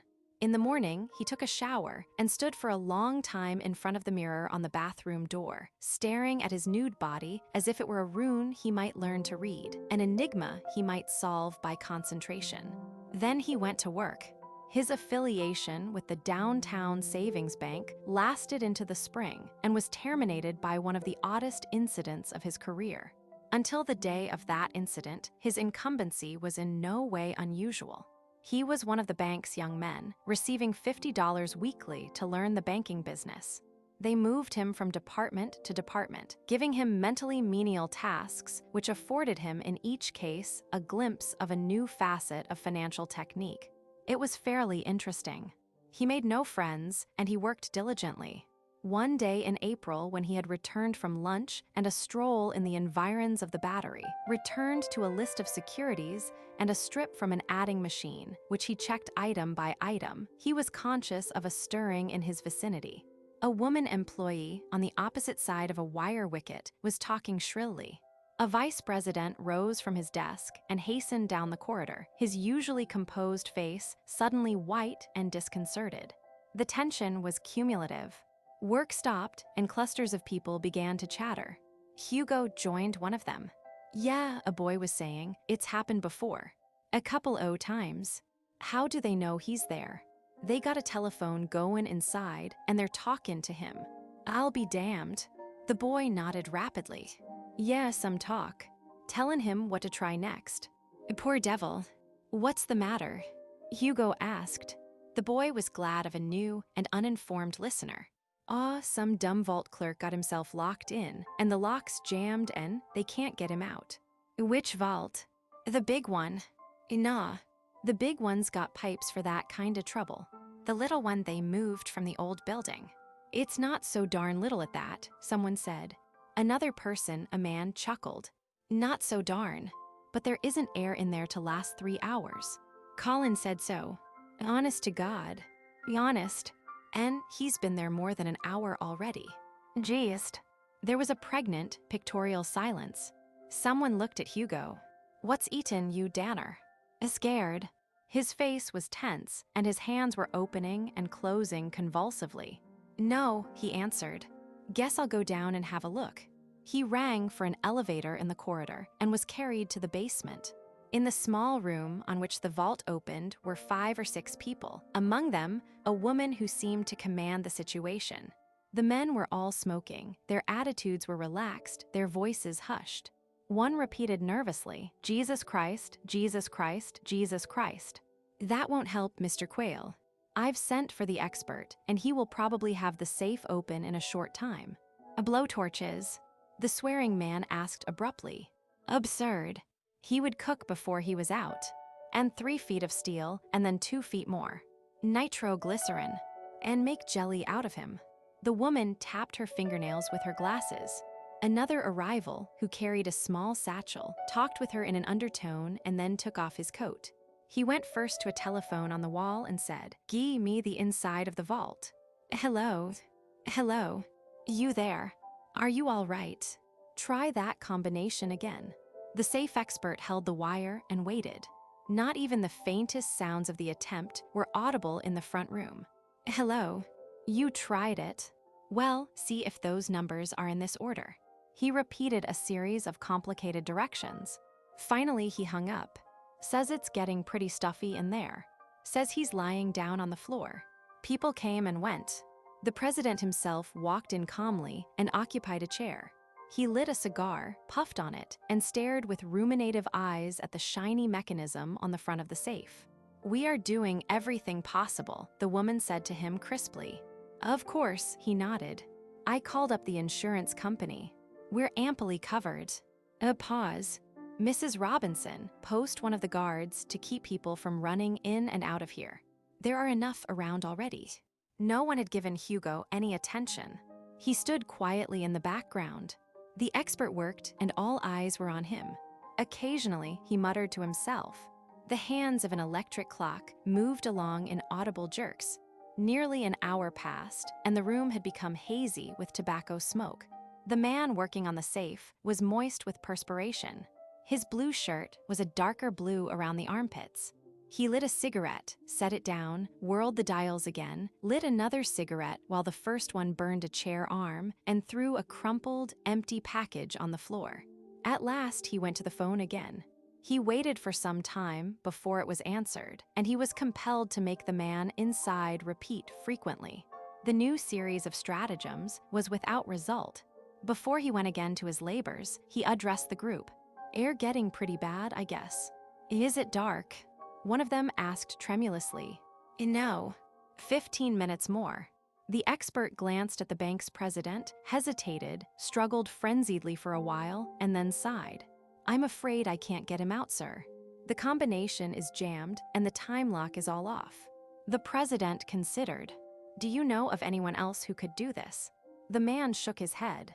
No, I'm supposed to be the best. I've been called out for this, maybe 6 times. I never missed before. You see, we make this safe, or we used to make it. And I'm a specialist. It looks serious. The president took his cigar from his mouth. Well, go ahead anyway, until it's too late. Hugo stepped away from the wall. I think I can get him out. They turned toward him. The president looked at him coldly. "And who are you?" Mrs. Robinson answered. "He's the new man Mr. Shane recommended so highly." "Ah, and how do you propose to get him out, young man?" Hugo stood pensively for a moment. "By methods known only to me. I am certain I can do it, but I will undertake it only if you will all leave the room." "Ridiculous," Mrs. Robinson said. The president's mouth worked. He looked more sharply at Hugo. Then he rose. "Come on, everybody." He spoke quietly to Hugo. "You have a nerve. How much time do you want?" 5 minutes. "Only 5 minutes," the president murmured as he walked from the chamber. Hugo did not move until they had all gone.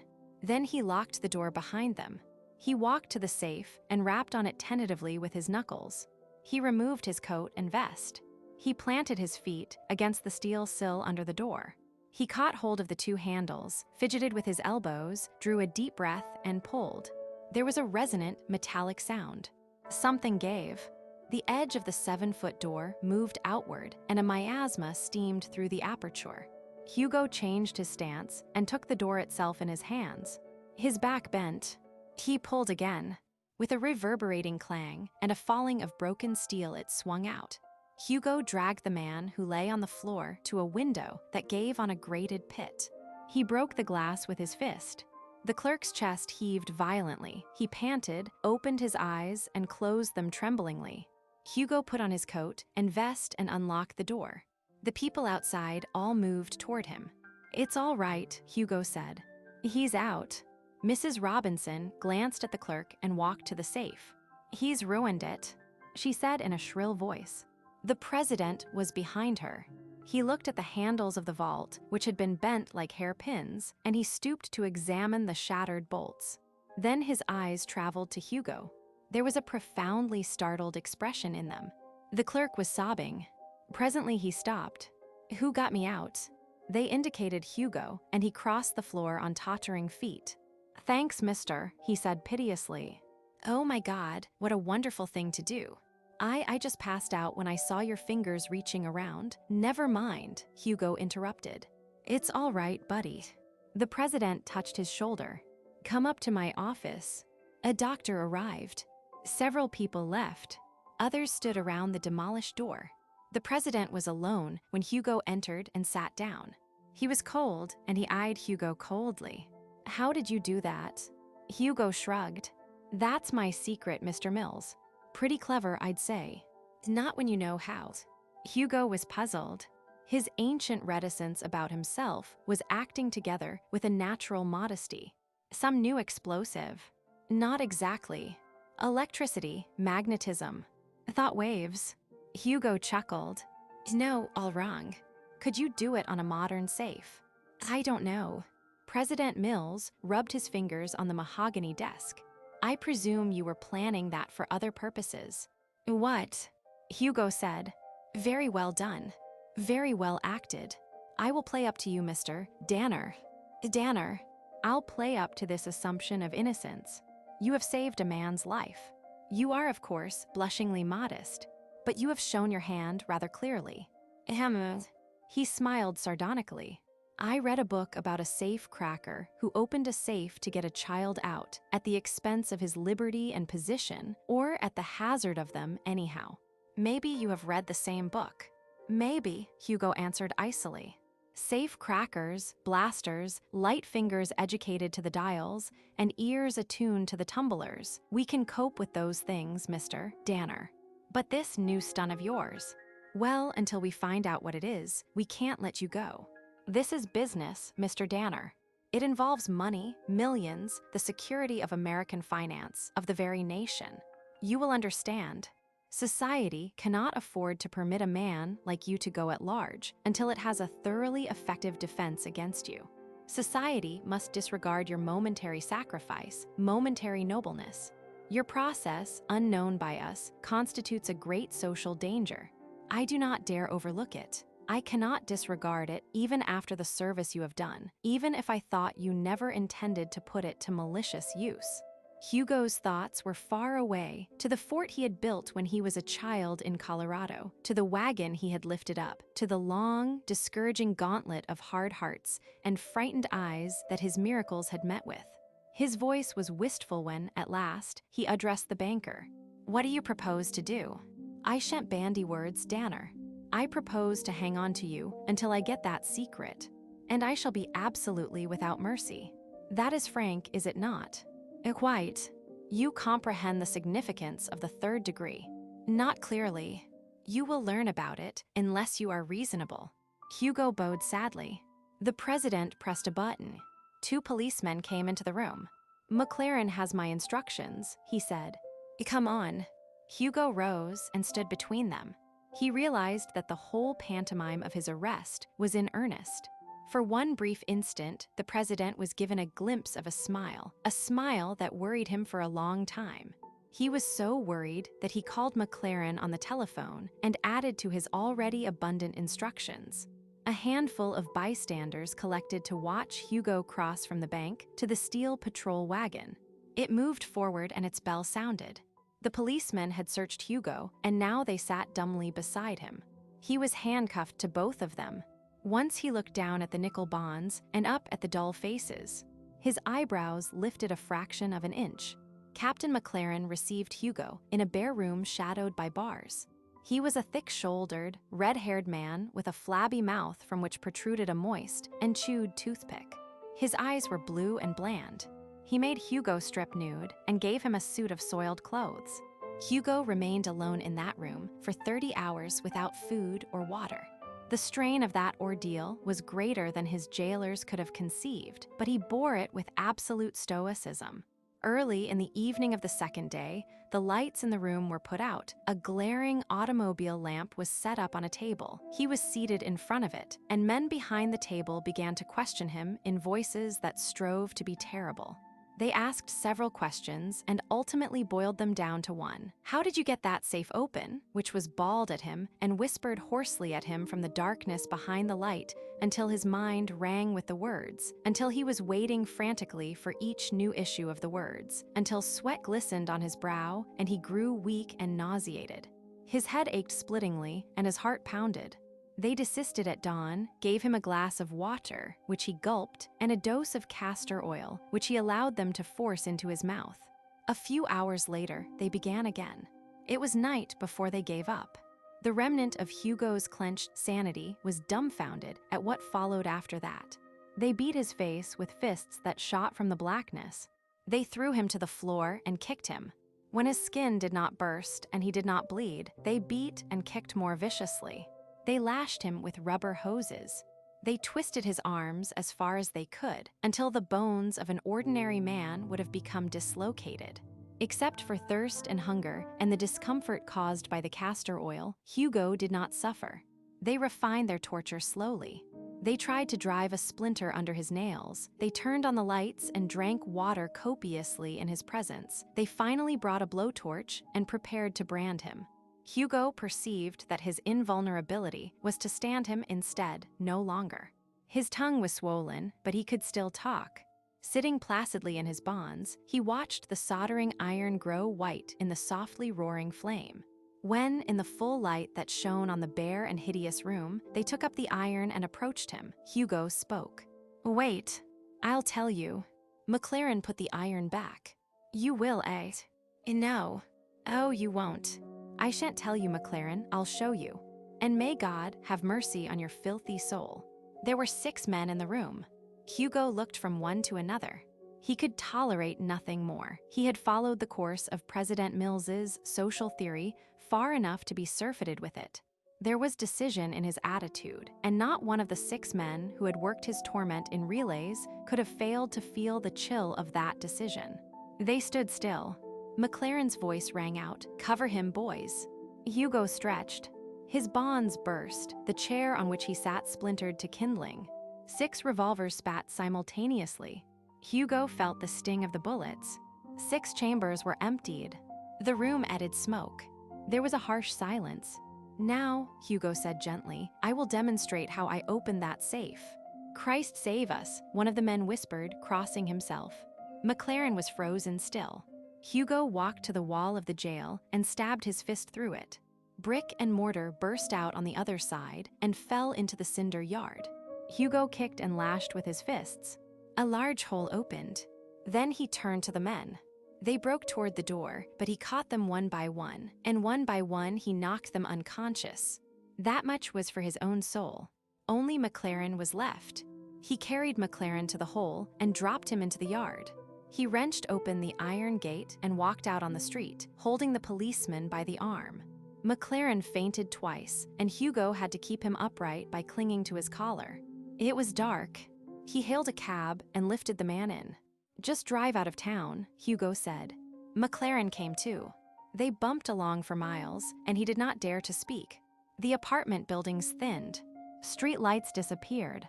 They traversed a stretch of woodland and then rumbled through a small town. "Who are you?" McLaren said. "I'm just a man, McLaren, a man who is going to teach you a lesson." The taxi was on a smooth turnpike. It made swift time. Twice Hugo satisfied the driver that the direction was all right. At last, on a deserted stretch, Hugo called to the driver to stop. McLaren thought that he was going to die. He did not plead. Hugo still held him by the arm and helped him from the cab. "Got any money on you?" Hugo asked. "About $20. "Give me 5. With trembling fingers, McLaren produced the bill. He put the remainder of his money back in his pocket automatically. The taxi driver was watching, but Hugo ignored him. "McLaren," he said soberly, "here's your lesson. I just happen to be the strongest man in the world. Never tell anybody that. And don't tell anyone where I took you tonight, wherever it is. I shan't be here anyway. If you tell either of those two things, I'll eat you. Actually, there was a poor devil smothering in that safe, and I yanked it open and dragged him out. As a reward, you and your dirty scavengers were put to work on me. If I weren't as merciful as God himself, you'd all be dead. Now that's your lesson. Keep your mouth shut. Here is the final parable."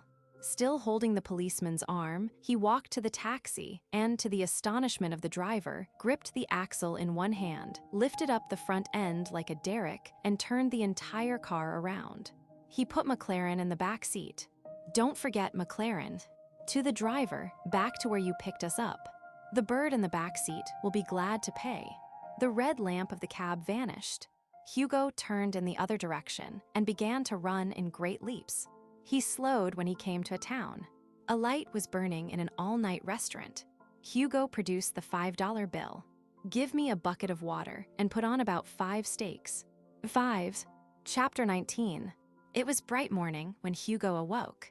Through the window pane in the room where he had slept, he could see a straggling backyard. Damp clothes moved in the breeze, and beyond was a depression green with young shoots. He descended to the restaurant and ate his breakfast. Automobiles were swishing along the road outside, and he could hear a clatter of dishes in the kitchen. Afterwards, he went outdoors and walked through the busy center of the village and on into the country. Sun streamed upon him, the sky was blue, birds twittered in the budding bushes. He had almost forgotten the beauty and peacefulness of springtime. Now it came over him with a rush, pastel colors and fecund warmth, smells of earth and rain, melodious, haphazard wind. He knew intuitively that McLaren would never send for him. He wondered what Mr. Mills would say to Mr. Shane about him. Both thoughts passed like white clouds over his mind, and he forgot them for an indolent vegetative tranquility. The road curved over hills and descended into tinted valleys. Farmers were plowing and planting. The men at the restaurant had told him that he was in Connecticut. That did not matter, for any other place would have been the same on this May morning. A truck driver offered him a ride, which Hugo refused, and then, watching the cubic van surge away in the distance, he wished fugitively that he had accepted. $2.50 and a quarter jingled in his pocket. His suit was seedy and his beard unshaven. A picture of New York ran through his mind. He stood far off from it, gazing at the splendor of its towers in the morning light. He came closer, and the noise of it smote his ears. Suddenly, he plunged into the city, his perspective vanished, and there rose about him the ugly, unrelated, inchoate masses of tawdriness that had been glorious from a distance, while people, dour, malicious, selfish people who scuttled like ants, supplanted the vista of stone and steel. The trite truth of the ratio between approach and enchantment amused him. It was so obvious, yet so few mortals had the fine sense to withdraw themselves. He was very happy walking tirelessly along that road. After his luncheon, he allowed a truck to carry him farther from the city, deeper into the magic of spring. The driver bubbled with it. He wore a purple tulip in his greasy cap, and he slowed down on the hilltops with an unassuming reverence and a naive slang that fitted well with Hugo's mood. When he reached his destination, Hugo walked on with reluctance. Shadows of the higher places moved into the lowlands. He crossed a brook and leaned over its middle on the bridge rail, fascinated by an underwater landscape, complete, full of color, less than a foot high. From every side came the strident music of frogs. Spring, spring, spring, they sang, rolling their liquid gutturals and stopping abruptly when he came too near. In the evening, far from the city, he turned from the pavement on a muddy country road, walking on until he reached the skeleton of an old house.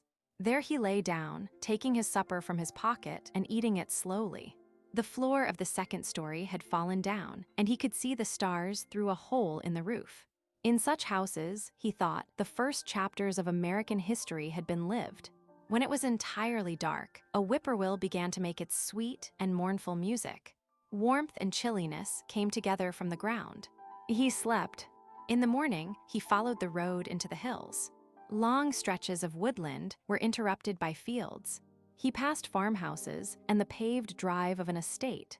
More than a mile from the deserted farm, more than 2 miles from the main road, half hidden in a skirt of venerable trees, he saw an old, green house behind which was a row of barns. It was a big house. Tile medallions had been set in its foundations by an architect whose tombstone must now be aslant and illegible. It was built on a variety of planes and angles, gables cropped at random from its mossy roof.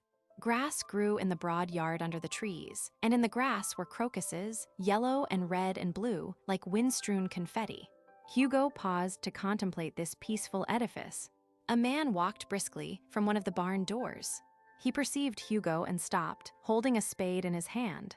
Then, after starting across to the house, he changed his mind and, dropping the spade, approached Hugo. "Looking for work, my man?" Hugo smiled. "Why, yes. Know anything about cattle? I was reared in a farming country." "Good." He scrutinized Hugo minutely. "I'll try you at $8 a week, room and board." He opened the gate. Hugo paused. The notion of finding employment somewhere in the country had been fixed in his mind, and he wondered why he waited, even as he did, when the charm of the old manor had offered itself to him as if by a miracle. The man swung open the gate. He was lithe, sober, direct. "My name is Kane, Ralph Kane. We raise blooded Guernsey stock here. At the moment, we haven't a man." "I see," Hugo said. "I could make the 8-10 in a week if you were satisfactory." "I wasn't considering the money." "How?" "I wasn't considering the money." "Oh, come in. Try it." An eagerness was apparent in his tone. While Hugo still halted on a knoll of indecision, a woman opened the French windows, which lined one facade of the house, and stepped down from the porch. She was very tall and very slender. Her eyes were slaty blue, and there was a delicate suggestion, almost an apparition, of gray in her hair. "What is it, Ralph?" Her voice was cool and pitched low. "This is my wife," Kane said. "My name is Danner." Kane explained. "I saw this man standing by the gate, and now I'm hiring him." "I see," she said. She looked at Hugo. The crystalline substance of her eyes glinted transiently with some inwardness. Surprise, a vanishing gladness, it might have been. "You are looking for work." "Yes," Hugo answered. Kane spoke hastily. "I offered him 8 a week and board, Roseanne." She glanced at her husband and returned her attention inquisitively to Hugo. "Are you interested?" "I'll try it." Kane frowned nervously, walked to his wife, and nodded with averted face. Then he addressed Hugo. "You can sleep in the barn. We have quarters there. I don't think we'll be in for any more cold weather. If you'll come with me now, I'll start you right in." Until noon, Hugo cleaned stables. There were 24 cows, animals that would have seemed beautiful to a rustic connoisseur, and 1 lordly bull with malignant horns and bloodshot eyes. He shoveled the pungent and not offensive debris into a wheelbarrow and transferred it to a dung heap that sweated with internal humidity. At noon, Kane came into the barn. Pretty good, he said, viewing floors fairly shaved by Hugo's diligence. Lunch is ready. You'll eat in the kitchen. Hugo saw the woman again. She was toiling over a stove, her hair in disarray, a spotted apron covering her long body. He realized that they had no servants, that the three of them constituted the human inhabitants of the estate. But there were shades, innumerable shades, of a long past, and some of those ghosts had crept into Roseanne's slaty eyes. She carried lunch for herself and her husband into a front room and left him to eat in the soft silence. After lunch, Kane spoke to him again. Can you plow? It's been a long time, but I think so. Good. I have a team. We'll drive to the north field. I've got to start getting the corn in pretty soon.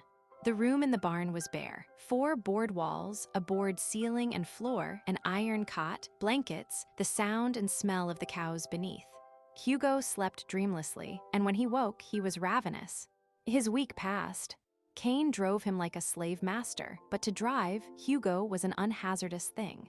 He did not think much, and when he did, it was to read the innuendo of living that was written parallel to the existence of his employer and Roseanne. They were troubled with each other.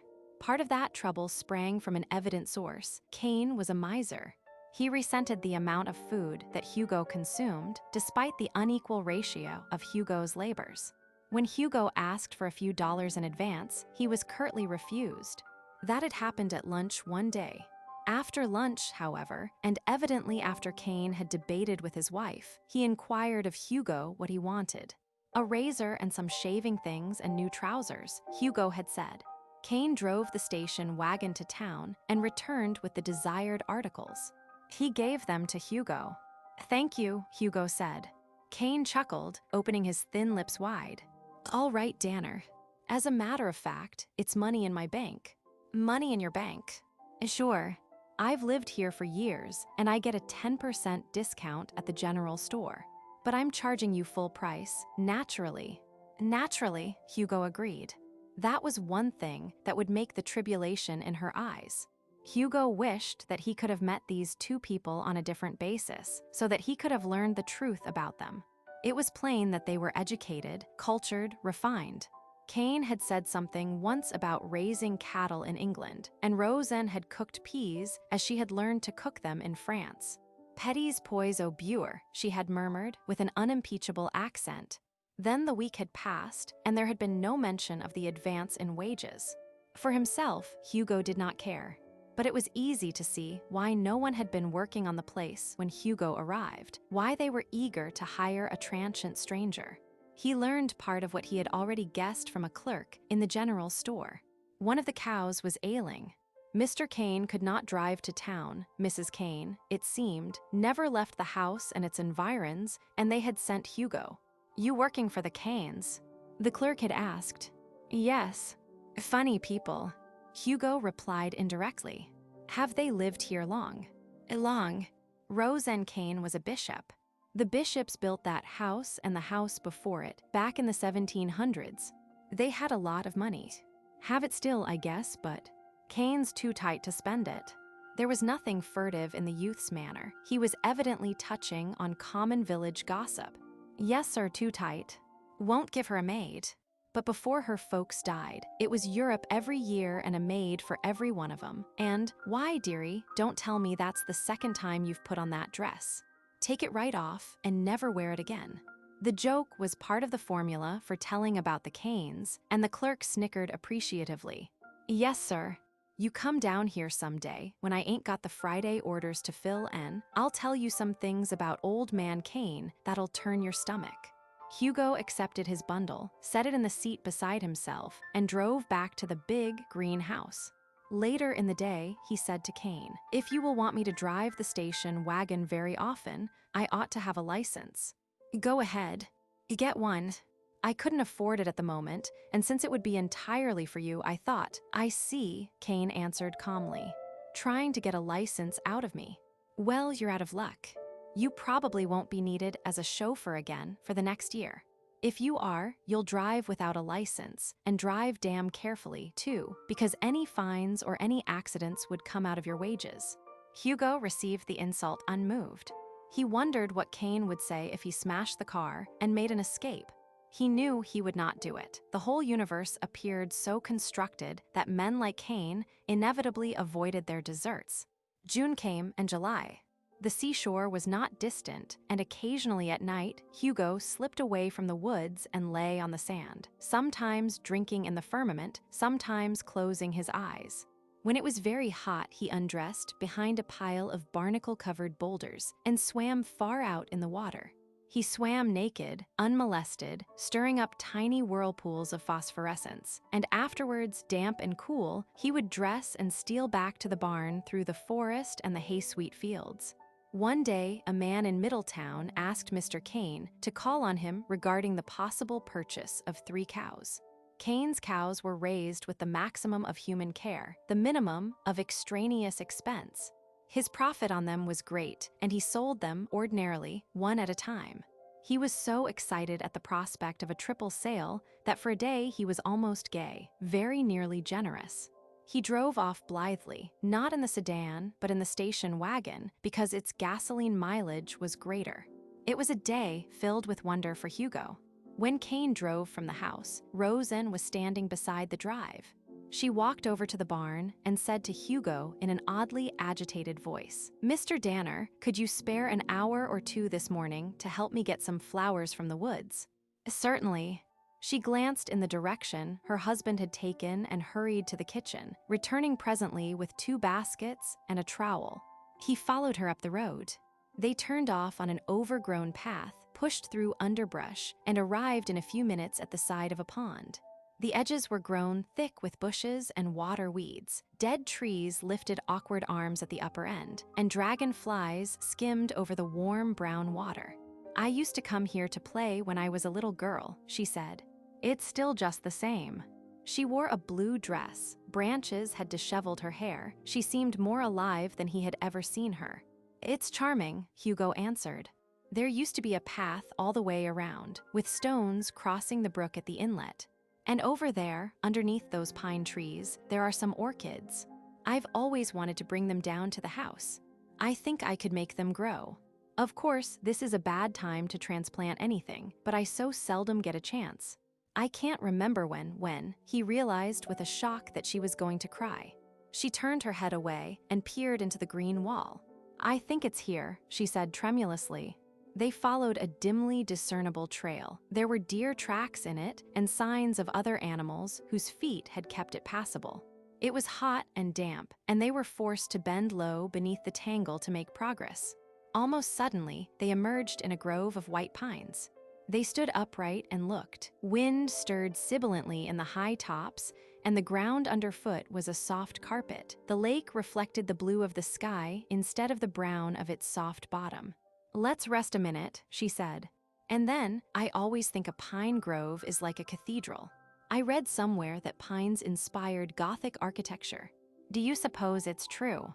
"There was the lotos and the Corinthian column," Hugo answered. They sat down. This was a new emotion, a paradoxical emotion for him. He had come to an inharmonious sanctuary, and he could expect both tragedy and enchantment. There was Roseanne herself, a hidden beautiful thing in whom were prisoned many beauties. She was growing old in the frosty seclusion of her husband's company. She was feeding on the toothless food of dreams when her hunger was still strong. That much anyone might see. The reason alone remained invisible. He was acutely conscious of an hour at hand, an imminent moment of vision. "You're a strange man," she said finally. That was to be the password. "Yes. I've watched you every day from the kitchen window." Her depression had gone now, and she was talking with a vague excitement. "Have you? Do you mind if we pretend for a minute?" "I'd like it." "Then let's pretend this is a magic carpet, and we've flown away from the world, and there's nothing to do but play." "Play," she repeated musingly. "I'll be Roseanne and you'll be Hugo. You see, I found out your name from the letters. I found out a lot about you. Not facts like born, occupation, father's first name, just things." He dared a little then. "What sort of things, Roseanne?" She laughed. "I knew you could do it. That's one of them. I found out you had a soul. Souls show even in barnyards. You looked at the peonies one day, and you played with the puppies the next. In one way, Hugo, you're a failure as a farm hand. A failure. A flop. You never make a grammatical mistake. She saw his surprise and laughed again. And your manners, and then you understood French. See, the carpet is taking us higher and farther away. Isn't it fun? You're the hired man and I'm the farmer's wife, and all of a sudden we're a prince and princess. That's exactly right. I won't pretend I'm not curious, morbidly curious. But I won't ask questions either, because that isn't what the carpet is for. What is it for Roseanne? To get away from the world, silly. And now, there's a look about you. When I was a little girl, my father was a great man, and many great men used to come to our house. I know what the frown of power is, and the attitude of greatness. You have them, much more than any pompous old magnate I ever laid eyes on. The way you touch things and handle them, the way you square your shoulders. Sometimes I think you're not real at all, and just an imaginary knight come to storm my castle. And sometimes I think you're a very famous man whose afternoon walk just has been extended for a few months. The first thought frightens me, and the second makes me wonder why I haven't seen your picture in the Sunday rotogravures. Hugo's shoulders shook. Poor Princess Roseanne. And what do I think about you, then? She held up her hand. Don't tell me, Hugo. I should be sad. After all, my life may be what it does not appear to be. She took a brittle pine twig and dug in the mold of the needles until it broke. Ralph was different once. He was a chemist. Then the war came, and he was there in a shell. Ah, Hugo said. And you loved him before. I had promised him before, but it changed him so. And it's hard. The carpet, he answered gently. The carpet, I almost dropped off, and then I'd have been hurt, wouldn't I? A favor for a favor. I'm not a great man, but I hope to be one. I have something that I think is a talent. Let it go at that. The letters come from my father and mother in Colorado. I've never seen Colorado. It's big, like the nursery of the Titans, I think, she said softly, and Hugo shuddered. The instinct had been too true. Her eyes were suddenly stormy. I feel old enough to mother you, Hugo. And yet, since you came, I've been a little bit in love with you. It doesn't matter, does it? I think I know. Sit closer to me then, Hugo. The sun had passed the zenith before they spoke connectedly again. Time for the magic carpet to come to earth, she said gaily. Is it? Don't be masculine any longer, and don't be rudely possessive. Of course it is. Aren't you hungry? I was hungry, he began moodily. All off at earth. Come on. Button me. Am I a sight? I disregard the bait. You're being funny. Come. No, wait. We've forgotten the orchids. I wonder if I really came for orchids. Should you be terribly offended if I said I thought I did? Extravagantly offended. Cain returned late in the day. The cows had been sold. I even made 500 clear and above the feeding and labor on the one with the off leg. She'll breed good cattle. The barns were as clean as a park, and Roseanne was singing as she prepared dinner. Nothing happened until a hot night in August. The leaves were still and limp. The moon had set. Hugo lay awake, and he heard her coming quietly up the stairs. Ralph had a headache, and he took 2 triple bromides. Of course, I could always have said that I heard one of the cows in distress and came to wake you. But he's jealous, poor dear. And then, but who could resist a couple of simultaneous alibis? Nobody, he whispered. She sat down on his bed. He put his arm around her and felt that she was in a nightdress. I wish I could see you now. Then take this flashlight, just for an instant. Wait. He heard the rustle of her clothing. And now, she heard him draw in his breath. Then the light went out. With the approach of autumn, whether Roseanne caught a cold. She continued her myriad tasks, but he could see that she was miserable. Even Cain sympathized with her gruffly. When the week of the cattle show in New York arrived, the cold was worse, and she begged off the long trip on the trucks with the animals. He departed alone with his 2 most precious cows, scarcely thinking of her, muttering about judges and prizes. Again, she came out to the barn. You've made me a dreadful hypocrite. I know it. You were waiting for me. Men are so disgustingly sure of everything. But I've made myself cough and sniffle until I can't stop. Hugo smiled broadly. All aboard the carpet. They lay in a field that was surrounded by trees. The high weeds hid them. Goldenrod hung over them. Life can't go on like this, he finished for her. Well, can it? It's up to you, Roseanne. I never knew there were women like me. You should have said, was a woman. Would you run away with me? Never. Aren't we just hunting for an emotion? Perhaps. Because there was one day in the pines, he nodded, different from these other two. That's because of the tragic formation of life. There is only one first, only one commencement, only one virginity.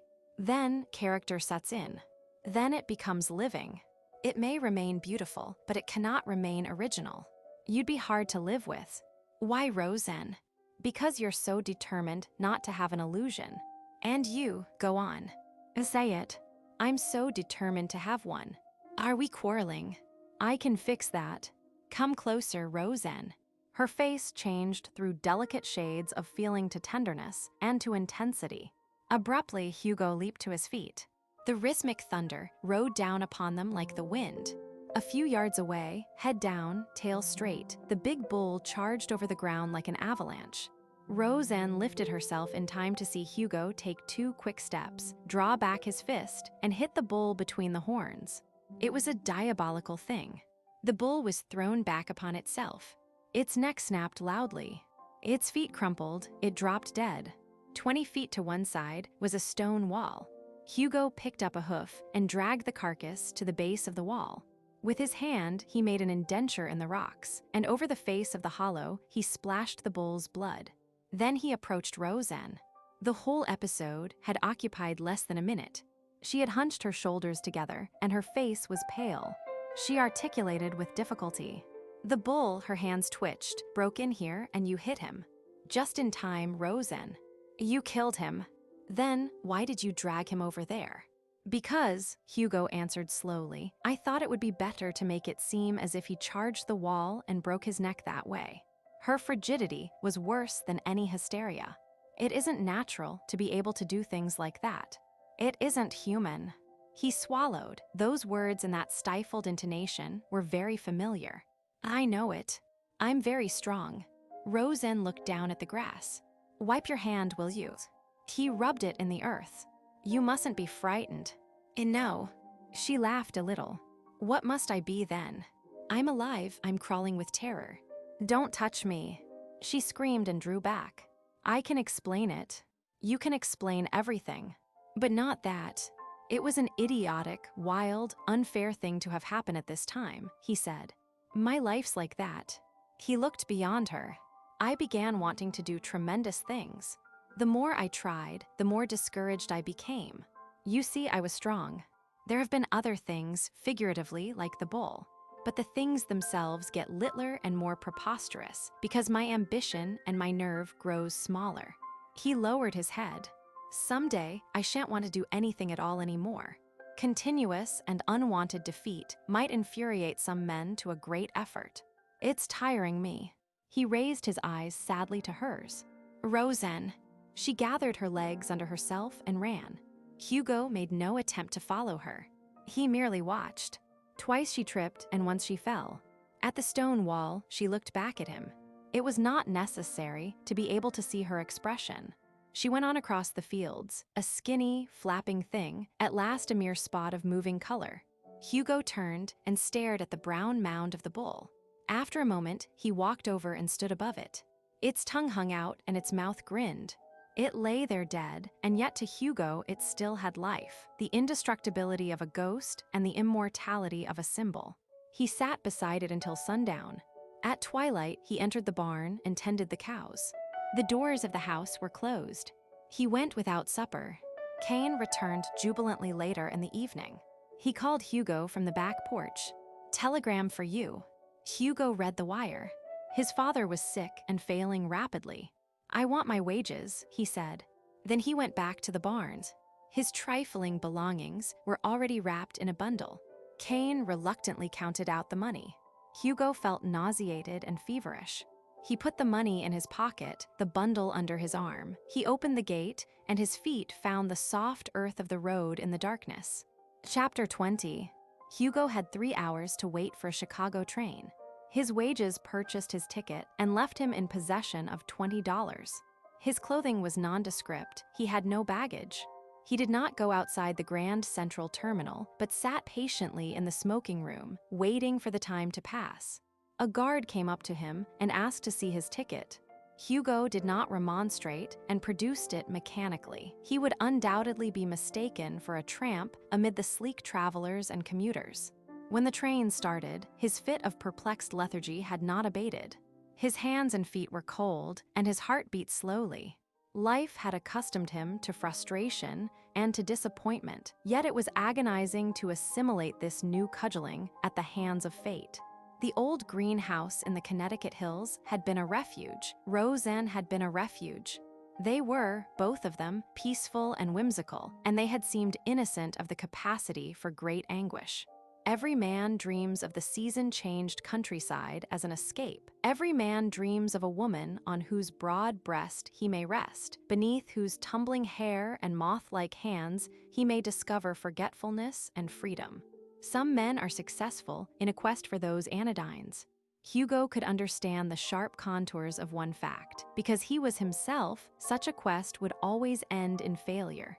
No woman lived who could assuage him. His fires would not yield to any temporal powers. He was barren of desire to investigate deeper into the philosophy of himself. All people turned aside by fate fall into the same morass. Except in his strength, Hugo was pitifully like all people. Wounds could easily be opened in his sensitiveness. His moral courage could be taxed to the fringe of dilemma. He looked upon his fellow men sometimes with awe at the variety of high places they attained in spite of the heavy handicap of being human. He looked upon them again with repugnance, and very rarely, as he grew older, did such inspections of his kind include a study of the difference between them and him made by his singular gift. When that thought entered his mind, it gave rise to peculiar speculations. He approached 30, he thought, and still the world had not re-echoed with his name. The trumps, banners, and cavalcade of his glory had been only shadows in the sky, dust at sunset that made evanescent and intangible colors. Again, he thought, the very perfection of his prowess was responsible for its inapplicability. If he but had an Achilles heel, so that his might could taste the occasional tonic of inadequacy, then he could meet the challenge of possible failure with successful effort. More frequently, he condemned his mind and spirit for not being great enough to conceive a mission for his thews. Then he would fall into a reverie, trying to invent a creation that would be as magnificent as the destructions he could so easily envision. In such a painful and painstaking mood, he was carried over the Alleghenies and out on the western plains. He changed trains at Chicago without having slept, and all he could remember of the journey was a protracted sorrow, a stabbing consciousness of Roseanne, dulled by his last picture of her, and a hopeless guessing of what she thought about him now. Hugo's mother met him at the station. She was unaltered, everything was unaltered. The last few instants in the vestibule of the train had been a series of quick remembrances. The whole countryside was like a long-deserted house to which he had returned. The mountains took on a familiar aspect, then the houses, then the dingy red station. Lastly, his mother, upright and uncompromisingly grim, dressed in her perpetual mourning of black silk. Her recognition of Hugo produced only the slightest flurry, and immediately she became mundane. "Whatever made you come in those clothes?" "I was working outdoors, Mother. I got right on a train." "How is Father?" "Sinking slowly." "I'm glad I'm in time." "It's God's will." She gazed at him. "You've changed a little, son." "I'm older." He felt diffident. A vast gulf had risen between this vigorous, religious woman and himself. She opened a new topic. "Whatever in the world made you send us all that money?" Hugo smiled. "Why, I didn't need it, Mother. And I thought it would make you and Father happy." Perhaps. It has done some good. I've sent 4 missionaries out in the field, and I am thinking of sending 2 more. I had a new addition put on the church for the drunkards and the fallen, and we put a bathroom in the house. Your father wanted to, but I wouldn't hear of it. Have you got a car?" "A car? I couldn't use one of those inventions of Satan. Your father made me hire this one to meet you." There's Anna Blake's house. She married that fellow she was flirting with when you went away. And there's our house. It was painted last month. Now all the years had dropped away, and Hugo was a child again, an adolescent again. The car stopped. You can go right up. He's in the front room. I'll get lunch.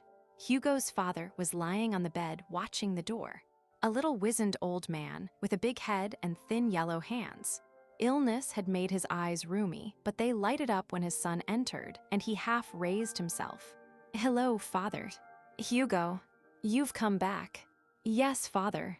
I've waited for you. Sit down here on the bed. Move me over a little. Now close the door. Is it cold out?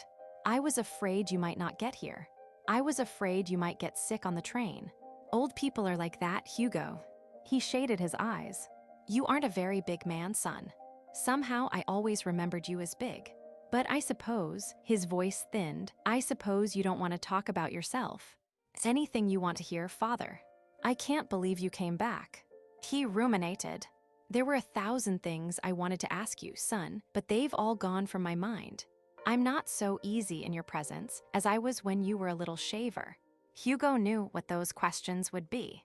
Here on his deathbed, his father was still a scientist. His soul flinched from giving its account. He saw suddenly that he could never tell his father the truth. Pity, kindredship, kindness moved him. I know what you wanted to ask, father. Am I still strong? It took courage to suggest that. But he was rewarded.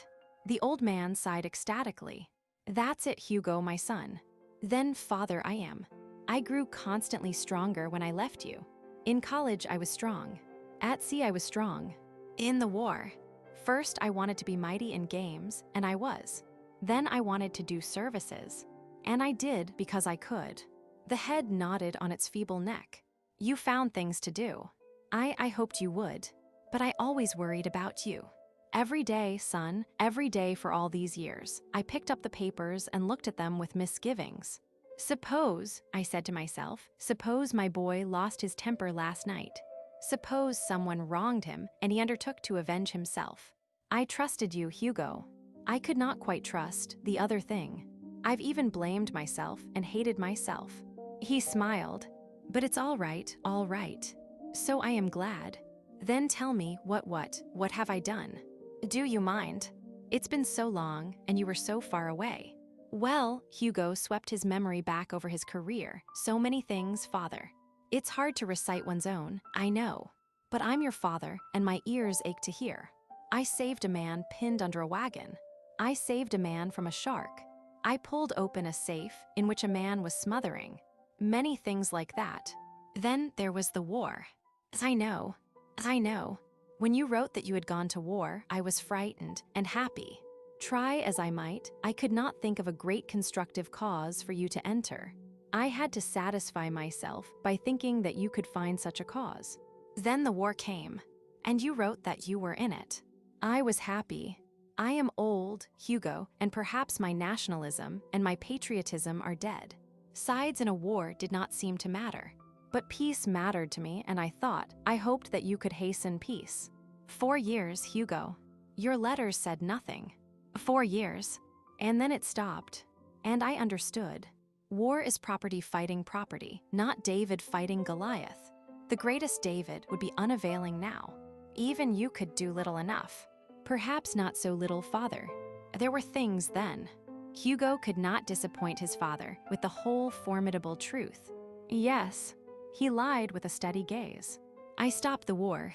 You. After 4 years, I perceived the truth of what you have just said. War is a mistake. It is not sides that matter. The object of war is to make peace. On a dark night, father, I went alone into the enemy lines. For 100 miles that night, I upset every gun, I wrecked every ammunition train, I blew up every dump, every arsenal, that is. Alone I did it. The next day they asked for peace. Remember the false armistice. Somehow it leaked out that there would be victory and surrender the next night because of me. Only the truth about me was never known. And a day later, it came. The weak old man was transported. He raised himself up on his elbows. You did that. Then all my work was not in vain. My dream and my prayer were justified.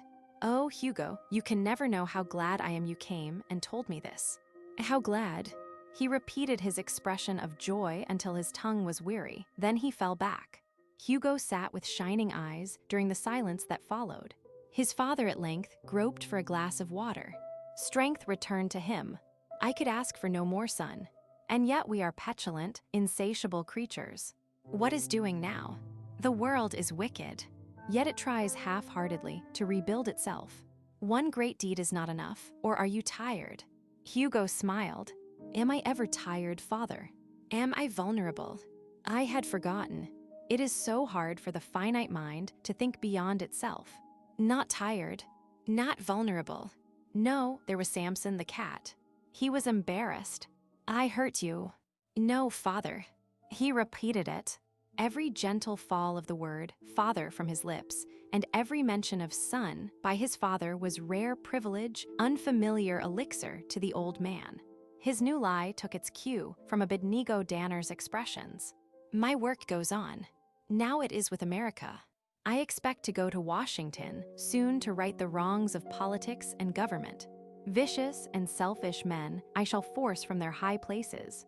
I shall secure the idealistic and the courageous. It was a theory he had never considered, a possible practice born of necessity.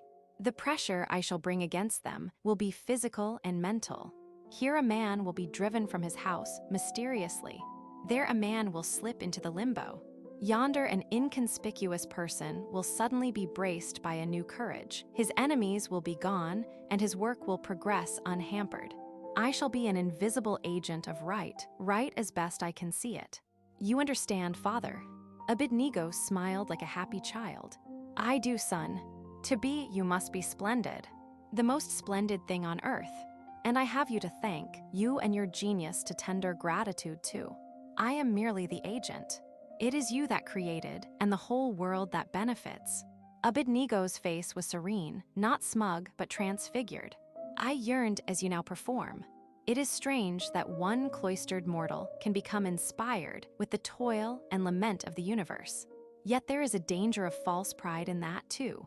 I am apt to fall into the pit because my cup is so full here at the last. And the greatest problem of all is not settled. What problems? Hugo asked in surprise. Why, the problem that up until now has been with me day and night. Shall there be made more men like you and women like you?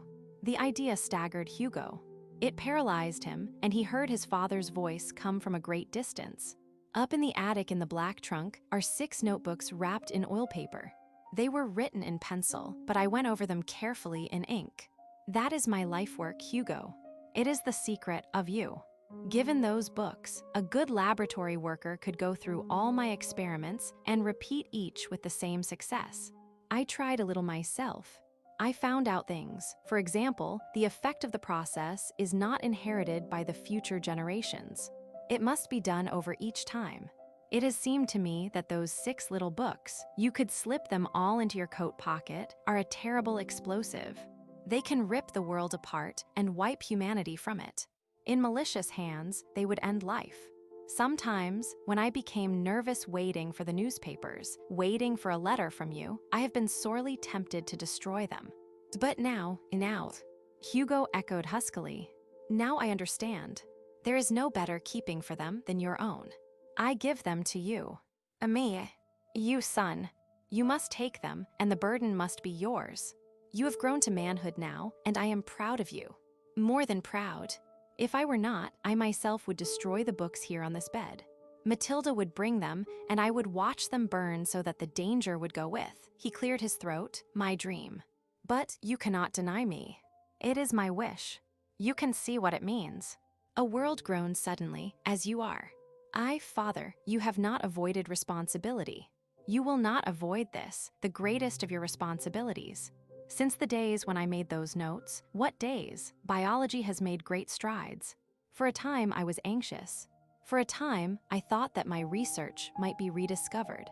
But it cannot be. Theory has swung in a different direction. He smiled with inner amusement. The opticians have decided that the microscope I made is impossible. The biochemists, moving through the secretions of such things as hippuric acid in the epithelial cells, to enzymes, to hormones, to chromosomes, have put a false construction on everything. It will take hundreds, thousands of years to see the light.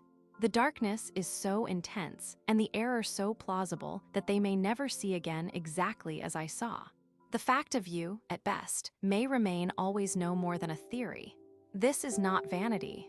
My findings were a combination of accidents almost outside the bounds of mathematical probability. It is you who must bear the light.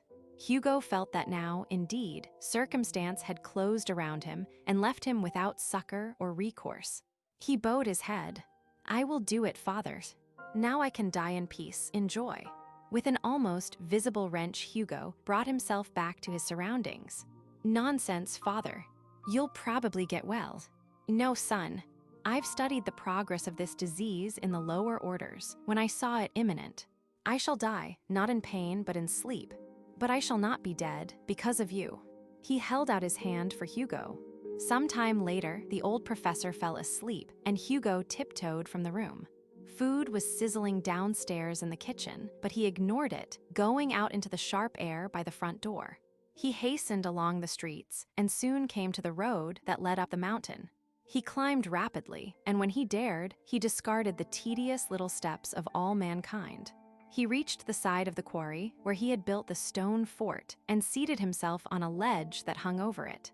Trees, creepers, and underbrush had grown over the place, but through the October-stripped barricade of their branches, he could see a heap of stones that was his dolmen, on which the hieroglyph of him was inscribed. 2 tears scalded his cheeks. He trembled with the welter of his emotions. He had failed his father, failed his trust, failed the world, and in the abyss of that grief, he could catch no sight of promise or hope.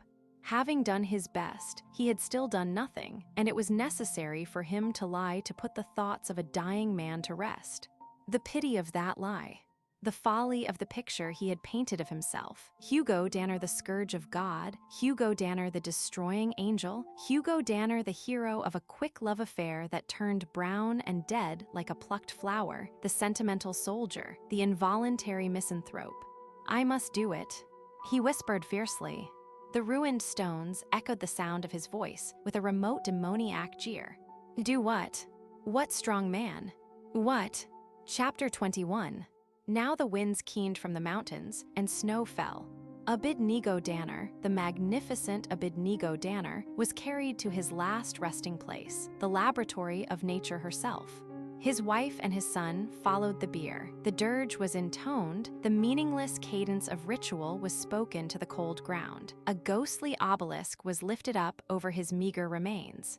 Hugo had a wish to go to the hills and roll down some gigantic chunk of living rock to mark that place until the coming of a glacier, but he forbore and followed all the dark conventions of disintegration. The will was read, and the bulk of Hugo's sorry gains was thrust back into his keeping. He went into the attic and opened the black trunk where the 6 small notebooks lay in oil paper. He took them out and unwrapped them. The first 2 books were a maze of numbered experiments. In the third, a more vigorous calligraphy, a quivering tracery of excitement, marked the repressed beginning of a new earth. He bought a bag and some clothes and packed. The false contralto of his mother's hymns, as she went about the house, filled him with such despair that he left after the minimum interval allowed by filial decency. She was a grim old woman still, one to whom the coming of the kingdom to Africa was a passion, the polishing of the coal stove a duty, and the presence of her unfamiliar son a burden.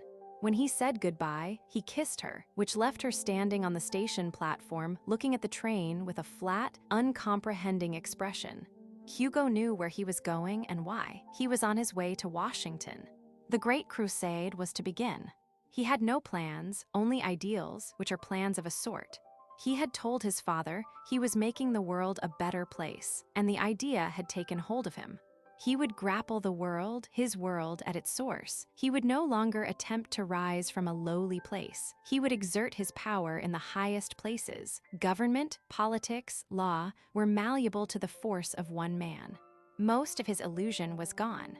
As he had said so glibly to his father, There were good men and corrupt in the important situations in the world. To the good he would lend his strength, to the corrupt he would exhibit his embattled antipathy. He would be not one impotent person seeking to dominate, but the agent of uplift. He would be what he perceived life had meant him to be, an instrument. He could not be a leader, but he could create a leader. Such was his intention. He had seen a new way to reform the world, and if his inspiration was clouded occasionally with doubt, he disavowed the doubts as a Christian disavows temptation. This was to be his magnificent gesture. He closed his eyes to the inferences made by his past. He never thought of himself as pathetic or quixotic. His ability to measure up to external requirements was infinite. His disappointment lay always, he thought, in his spirit and his intelligence. He went to Washington. The world was pivoting there. His first few weeks were dull. He installed himself in a pleasant house and hired 2 servants. The use to which he was putting his funds compensated for their origin. It was men like Shane who would suffer from his mission. And such a man came into view before very long. Hugo interested himself in politics and the appearance of politics. He read the congressional record. He talked with everyone he met. He went daily to the Capitol and listened to the amazing pattern of harangue from the lips of innumerable statesmen. In looking for a cause, his eye fell naturally on the problem of disarmament. Hugo saw at once that it was a great cause and that it was bogged in the greed of individuals. It is not difficult to become politically partisan in the capital of any nation. It was patent to Hugo that disarmament meant a removal of the chance for war. Hugo hated war. He moved hither and thither, making friends, learning, entertaining, never exposing his plan, which his new friends thought to be lobbying for some impending legislation. He picked out an individual readily enough. Some of the men he had come to know were in the Senate, others in the House of Representatives, others were diplomats, newspaper reporters, attachés. Each alliance had been cemented with care and purpose. His knowledge of an enemy came by whisperings, by hints, by plain statements. Congressman Hatton, who argued so eloquently for laying down arms and picking up the cause of humanity, was a guest of Hugo's. "Danner," he said after a third highball, "you're a sensible chap. But you don't quite get us. I'm fighting for disarmament and making a grand fight." The congressman waved his hand. "Sure, that's what I mean. You really want this thing for itself. But between you and me, I don't give a rap about ships and guns. My district is a farm district. We aren't interested in paying millions in taxes to the bosses and owners in a coal and iron community. So I'm against it, dead against it, with my constituency behind me. Nobody really wants to spend the money, except the shipbuilders and steel men. Maybe they don't, theoretically, but the money in it is too big. That's why I fight. And your speech is Pap Danner, pure pap. Even the yokels in my hometowns realize that. It doesn't seem like pap to me. That's politics. In a way it isn't. 2 boys I was fond of are lying over there in France. I don't want to make any more shells, but I have to think of something else first. If I came from some other district, the case would be reversed. I'd like to change the tariff, but the industrials oppose me in that. So we compromise. Or we don't. I think I could put across a decent arms limitation bill right now. For example, if I could get Willard Melcher out of town for a month. In Melcher, you know him, of course, at least who he is. He spends the steel money here in Washington to keep the building program going on. Simple thing to do. The Navy helps him. Tell the public about the Japanese menace, the English menace, all the other menaces, and the public coughs up for bigger guns and better ships. Run 'em till they rust and nobody ever really knows what good they could do. And Melcher does that. The congressman chuckled. His payroll would make your eyes bulge. But you can't touch him. Hugo nodded thoughtfully. Don't you think anyone around here works purely for an idea? How's that? Oh, I understand. Sure, the cranks. And his laughter ended the discussion. Hugo began. He walked up the brick steps of Melcher's residence and pulled the glittering brass knob. A servant came to the door. Mr. Danner to see Mr. Melcher. Just a moment. Wait in the hall. The servant returned. Sorry, but he's not in. Hugo's mouth was firm. Please tell him that I saw him come in. I'm sorry, sir, but he is going right out. Tell him that he will see me. The servant raised his voice. Harry, a heavy person with a flattened nose and cauliflower ears, stepped into the hall. This gentleman wishes to see Mr. Melcher, and Mr. Melcher is not in to him. Take care of him, Harry. The servant withdrew. Run along, fellows. Hugo smiled. Mr. Melcher keeps a bouncer. An evil light flickered in the other's eyes. Yeah, fellow. And I came up from the Penzi mines.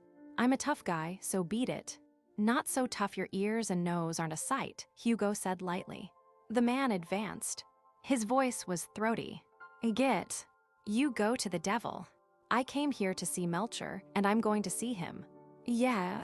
The tough one drew back his fist, but he never understood afterwards what had taken place. He came to in the kitchen an hour later. Mr. Melcher heard him rumble to the floor and emerged from the library. He was a huge man, bigger than his bouncer. His face was hard and sinister, and it lighted with an unpleasant smile when he saw the unconscious thug and measured the size of Hugo. Pulled a fast one on Harry, eh? I came to see you, Melcher. Well, might as well come in now. I worked up from the mines myself, and I'm a hard egg. If you got funny with me, you'd get killed. What day I want? Hugo sat down in a leather chair and lit a cigarette. He was comparatively without emotion. This was his appointed task, and he would make short shrift of it. I came here, Melcher, he began, to talk about your part in the arms conferences.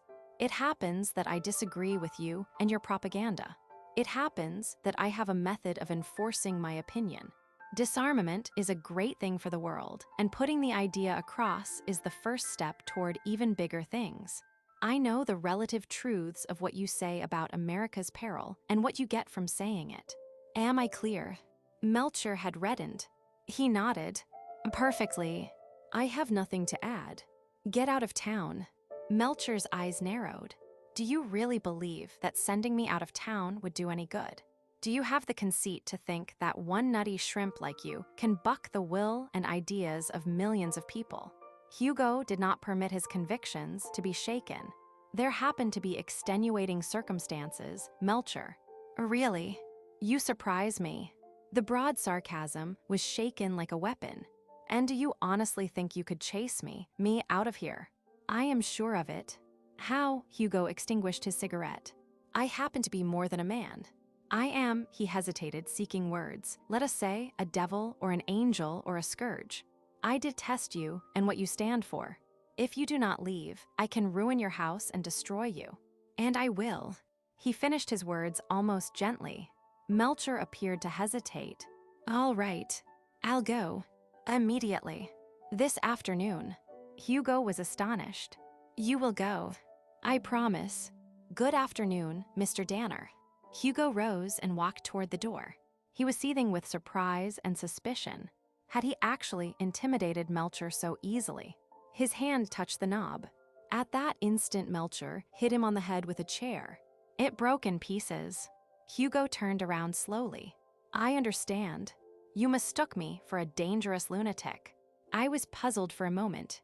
Now, Melcher's jaw sagged in amazement when Hugo did not fall. An instant later, he threw himself forward, arms out, head drawn between his shoulders. With one hand, Hugo imprisoned his wrists. He lifted Melcher from the floor and shook him.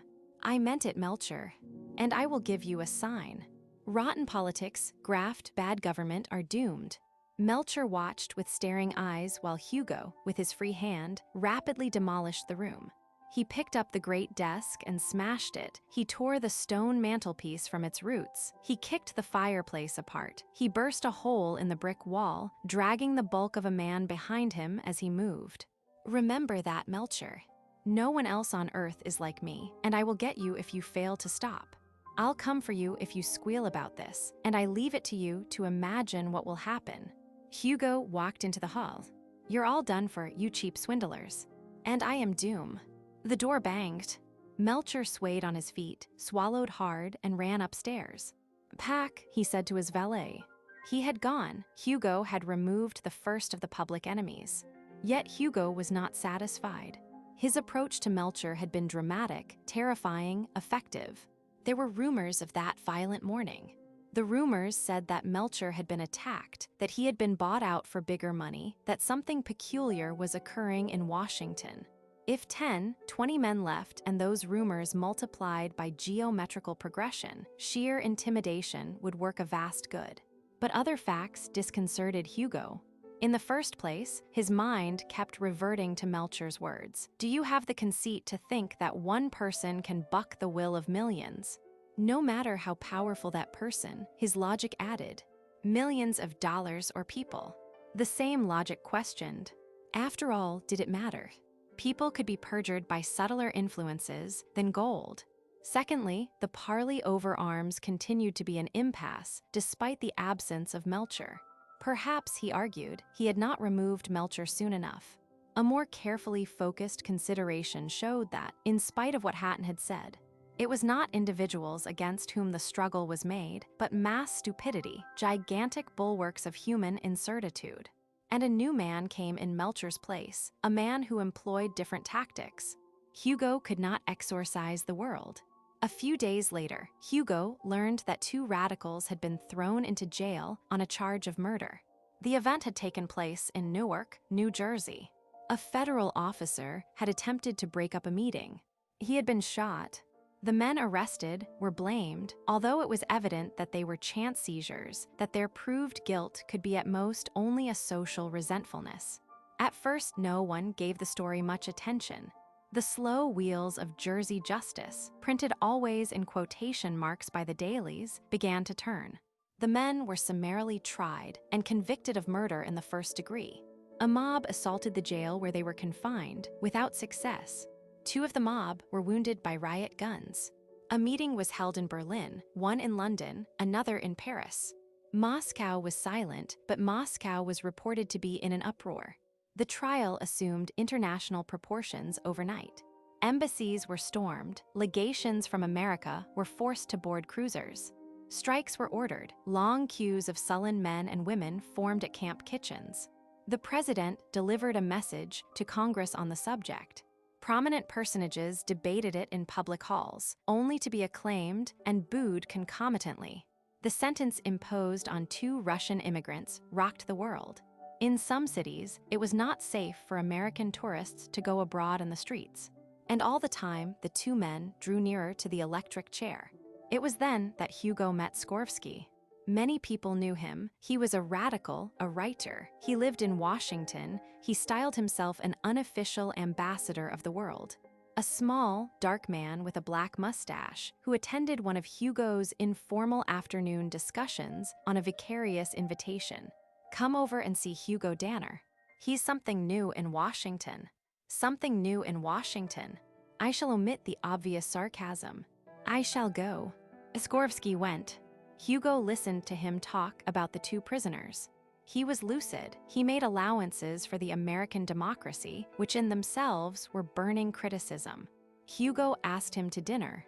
They dined at Hugo's house. You have the French taste in wines, Skorvsky said, but as it is to my mind the finest taste in the world, I can say only that. Hugo tried to lead him back to the topic that interested both of them so acutely. Skorvsky shrugged. You are polite, or else you are curious. I know you, an American businessman in Washington with a purpose. Not an apparent purpose, just now. No. Just now you are a host, cultivated and genial and retiring. But at the proper time, a dam somewhere in Arizona. A forest that you covet in Alaska. Is it not so? What if it is not? Skorvsky stared at the ceiling. What then? A secret. Yes, I thought that about you while we were talking to the others today. There is something deep about you, my new friend. You are a power. Possibly you are not even really an American. That is wrong. You assure me that I am right. But I will agree with you. You are, let us say, the very epitome of the man Mr. Mencken and Mr. Lewis tell us about so charmingly. I am Russian, and I cannot know all of America. You might divulge your errand, perhaps. Suppose I said it was to set the world aright. Skorvsky laughed lightly. Then I should throw myself at your feet. Both men were in deadly earnest, Hugo not quite willing to adopt the Russian's almost effeminate delicacy, yet eager to talk to him, or to someone like him, someone who was more than a great self-centered wheel in the progress of the nation. Hugo yielded a little further. Yet that is my purpose, and I am not altogether impotent. There are things I can do. He got up from the table and stretched himself with a feline grace. Such as, I was thinking of your two compatriots who were recently given such wretched justice. Suppose they were liberated by force. What then? You are an independent communist. Not even that. Just a friend of progress. So, a dreamer. One of the few who have wealth. And you have a plan to free these men. Hugo shrugged.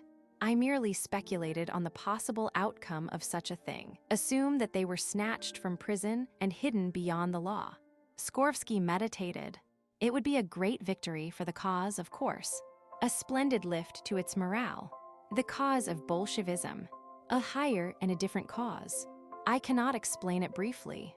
Perhaps I cannot explain it at all. But the old world of empires is crumbled. Democracy is at its farcical height. The new world is not yet manifest. I shall be direct. What is your plan, Mr. Danner? I couldn't tell you. Anyway, you would not believe it. But I could guarantee to deliver those two men anywhere in the country within a few days, without leaving a trace of how it was done. What do you think of that, Skorsky?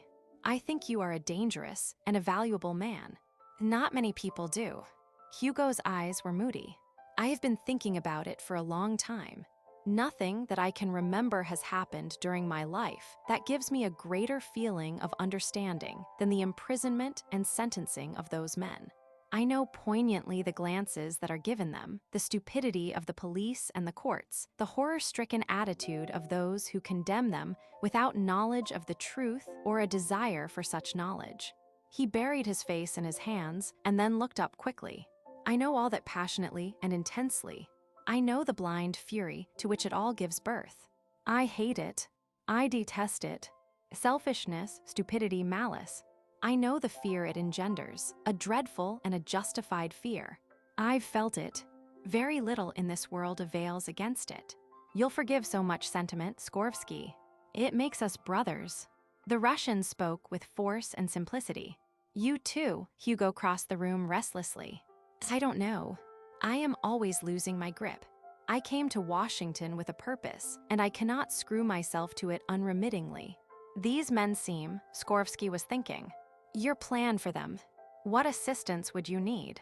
None. None. Why should I need help? I never mind.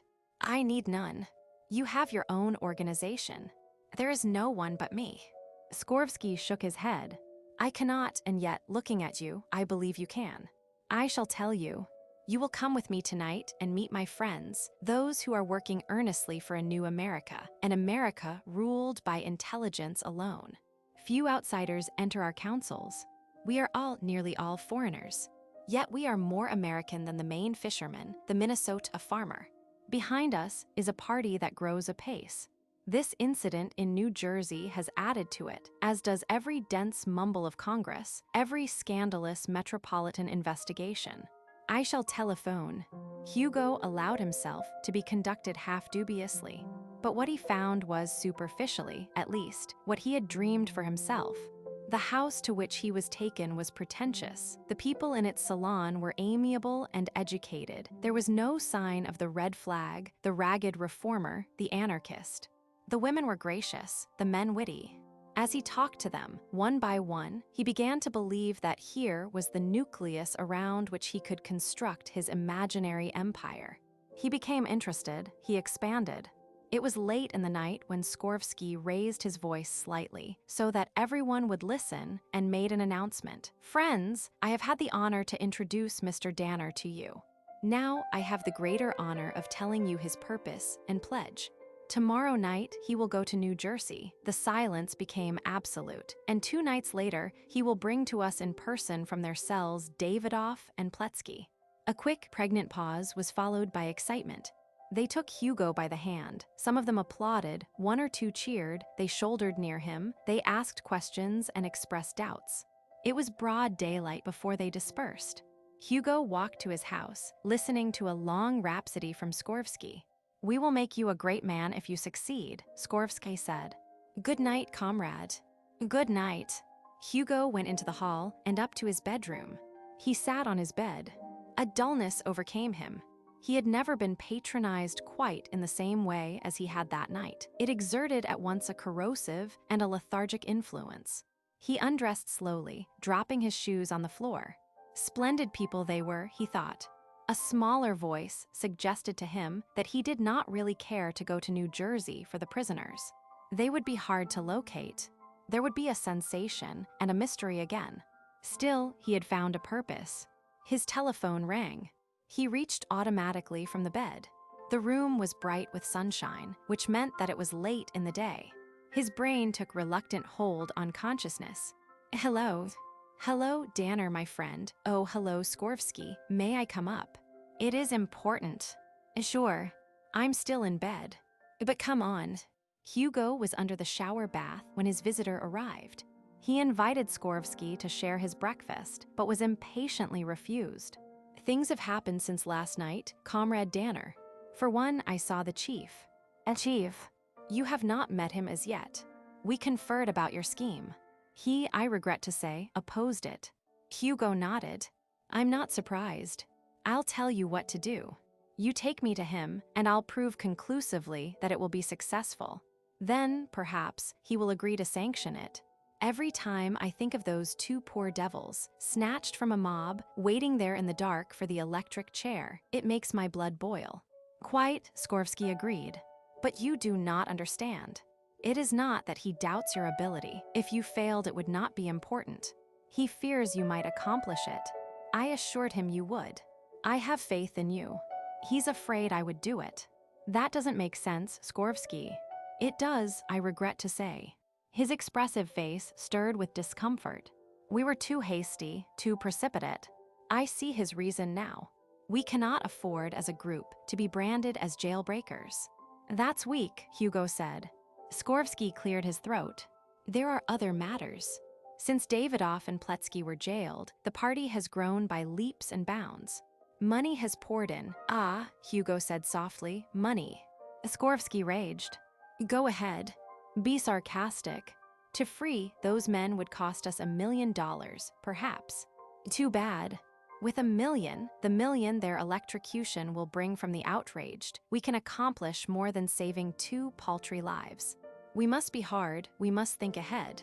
In thinking ahead, Skorsky, do you not think of the closing of a switch and the burning of human flesh?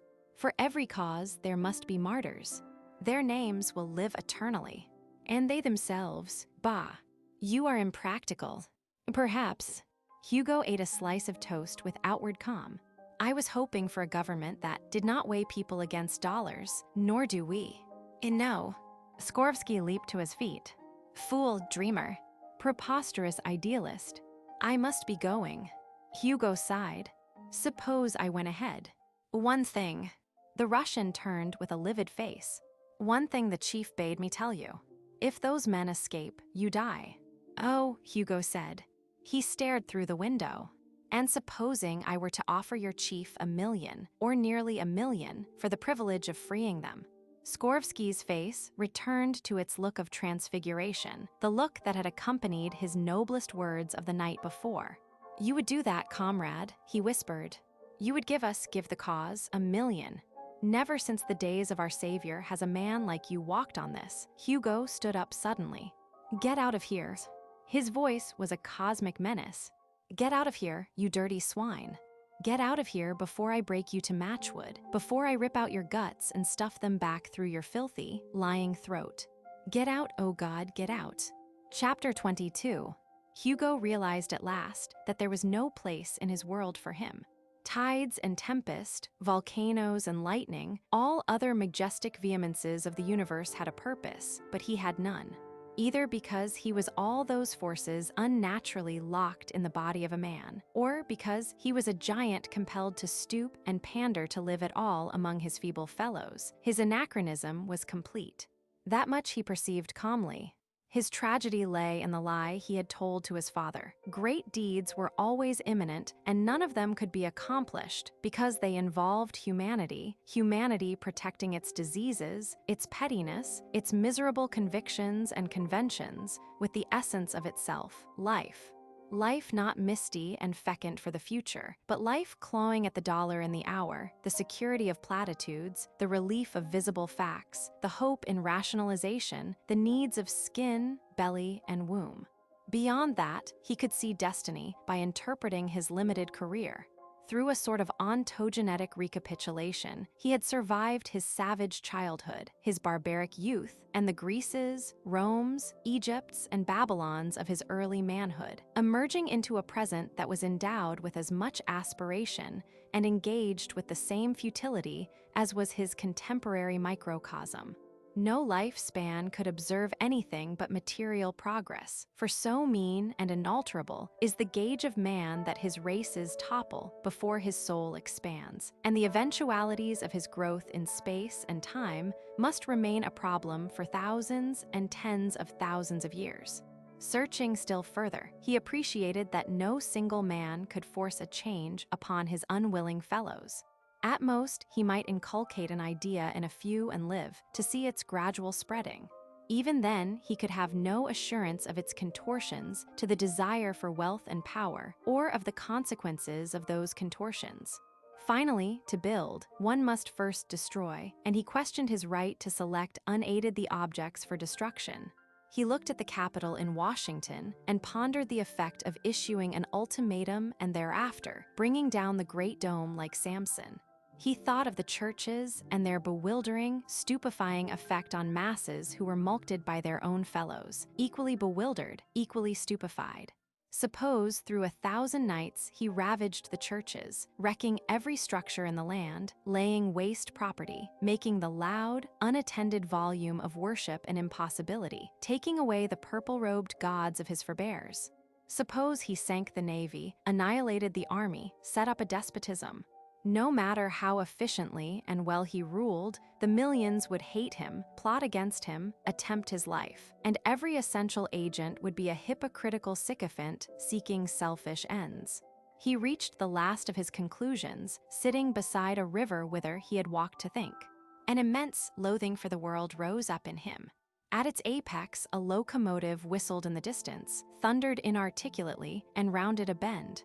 It came very near the place where Hugo reclined, black, smoking, and noisy, drivers churning along the rails, a train of passenger cars behind. Hugo could see the dots that were people's heads. People, human beings. How he hated them. The train was very near. Suddenly, all his muscles were unsprung. He threw himself to his feet and rushed toward the train with a passionate desire to get his fingers around the sliding piston, to upend the locomotive, and to throw the ordered machinery into a blackened, blazing, bloody tangle of ruin. His lips uttered a wild cry. He jumped across the river and ran 2 prodigious steps. Then he stopped. The train went on unharmed. Hugo shuddered. If the world did not want him, he would leave the world. Perhaps he was a menace to it. Perhaps he should kill himself. But his burning, sickened heart refused once more to give up. Frenzy departed, then numbness. In its place came a fresh hope, new determination. Hugo Danner would do his utmost until the end. Meanwhile, he would remove himself some distance from the civilization that had tortured him. He would go away and find a new dream. The sound of the locomotive was dead in the distance. He crossed the river on a bridge and went back to his house.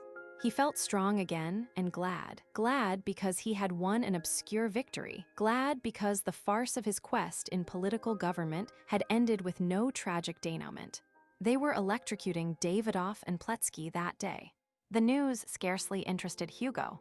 The part he had very nearly played in the affair seemed like the folly of a dimly remembered acquaintance. The relief of resigning that impossible purpose overwhelmed him. He dismissed his servants, closed his house, and boarded a train. When the locomotive pounded through the station, he suffered a momentary pang. He sat in a seat with people all around him. He was tranquil and almost content. Chapter 23. Hugo had no friends. One single individual whom he loved, whom he could have taken fully into his confidence, might, in a measure, have resolved his whole life.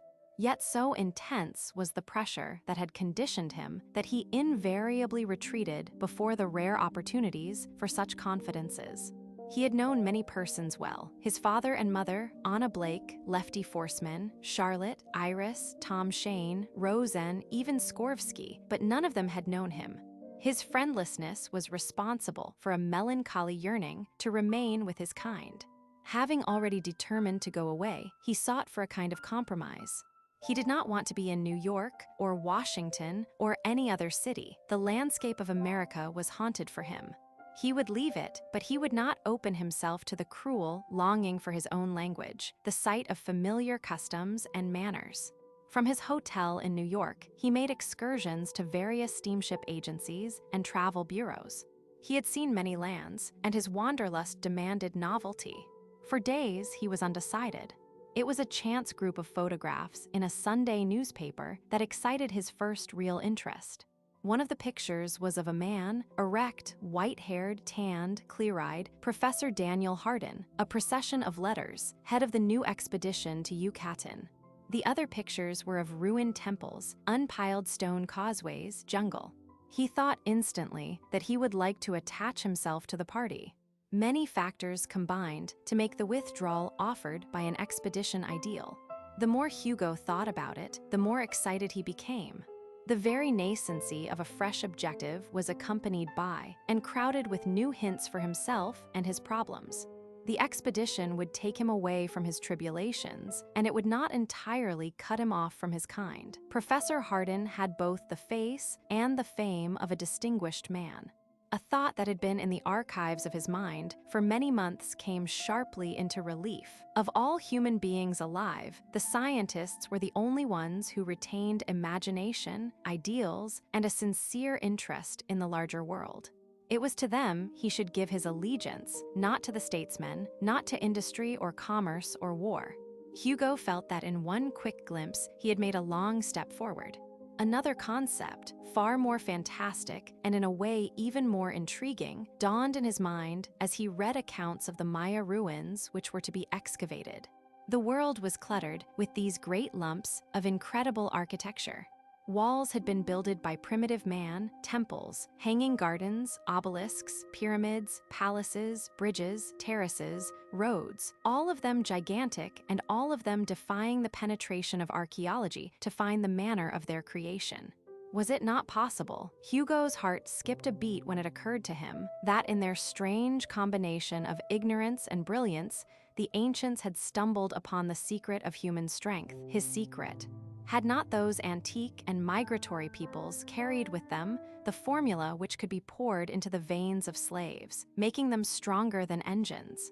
And was it not conceivable that, as their civilizations crumbled, the secret was lost, together with so many other formulae of knowledge? He could imagine plumed and painted priests with prayer and sacrifice, cutting open the veins of prehistoric mothers and pouring in the magic potion. When the babies grew, they could raise up the pyramids, walls, and temples. They could do it rapidly and easily. A great enigma was thus resolved.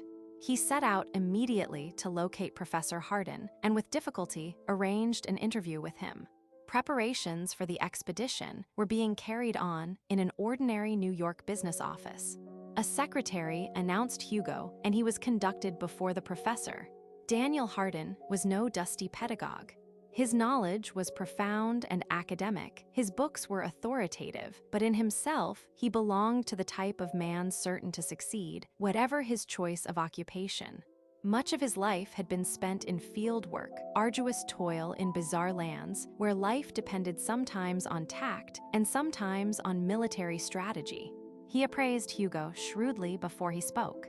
"What can I do for you, Mr. Danner?" Hugo came directly to the point. "I should like to join your Yucatan expedition." Professor Hardin smiled. "I'm sorry. We're full up. I'd be glad to go in any capacity. Have you special qualifications? Knowledge of the language? Of archaeology?" "No." The professor picked up a tray of letters. "These letters, more than 300, are all from young men and women who would like to join my expedition. I think I should be useful, Hugo said, and then he played his trump, and I should be willing to contribute, for the favor of being included, a sum of $50,000. Professor Hardin whistled. Then his eyes narrowed. What's your object, young man? A treasure. No. A life, let us say, with ample means at my disposal and no definite purpose. Boredom then. He smiled. A lot of these other young men are independently wealthy and bored. I must say, I feel sorry for your generation. But no, I can't accept. We are already adequately financed. Hugo smiled in response. Then, perhaps, I could organize my own party and camp near you. That would hamper me.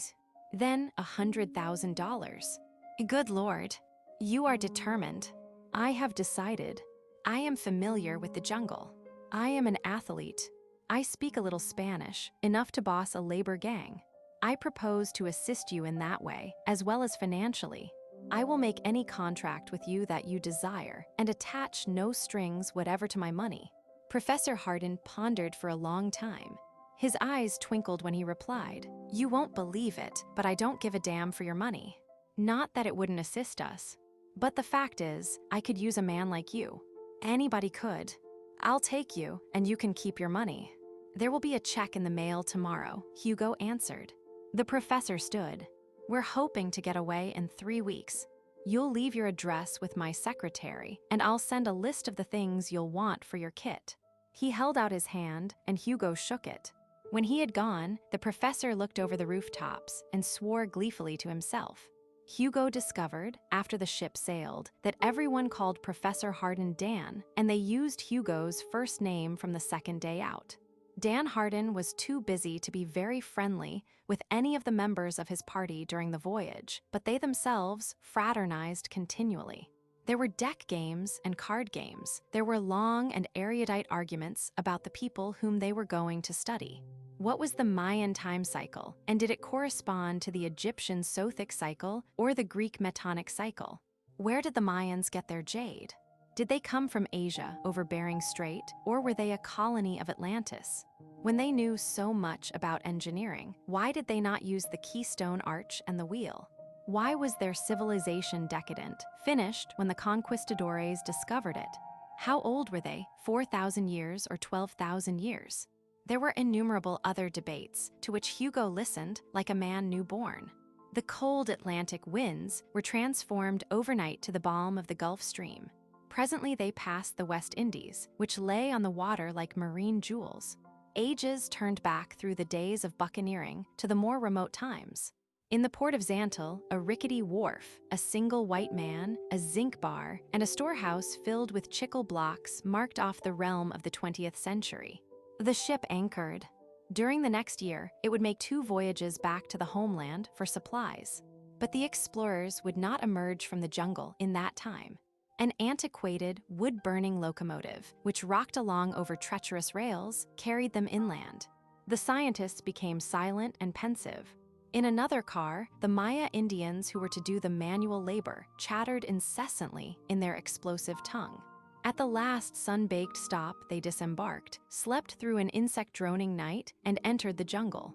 For 3 weeks they hacked and hewed their way forward. The vegetation closed behind them, cutting off the universe as completely as the submerging waves of the sea.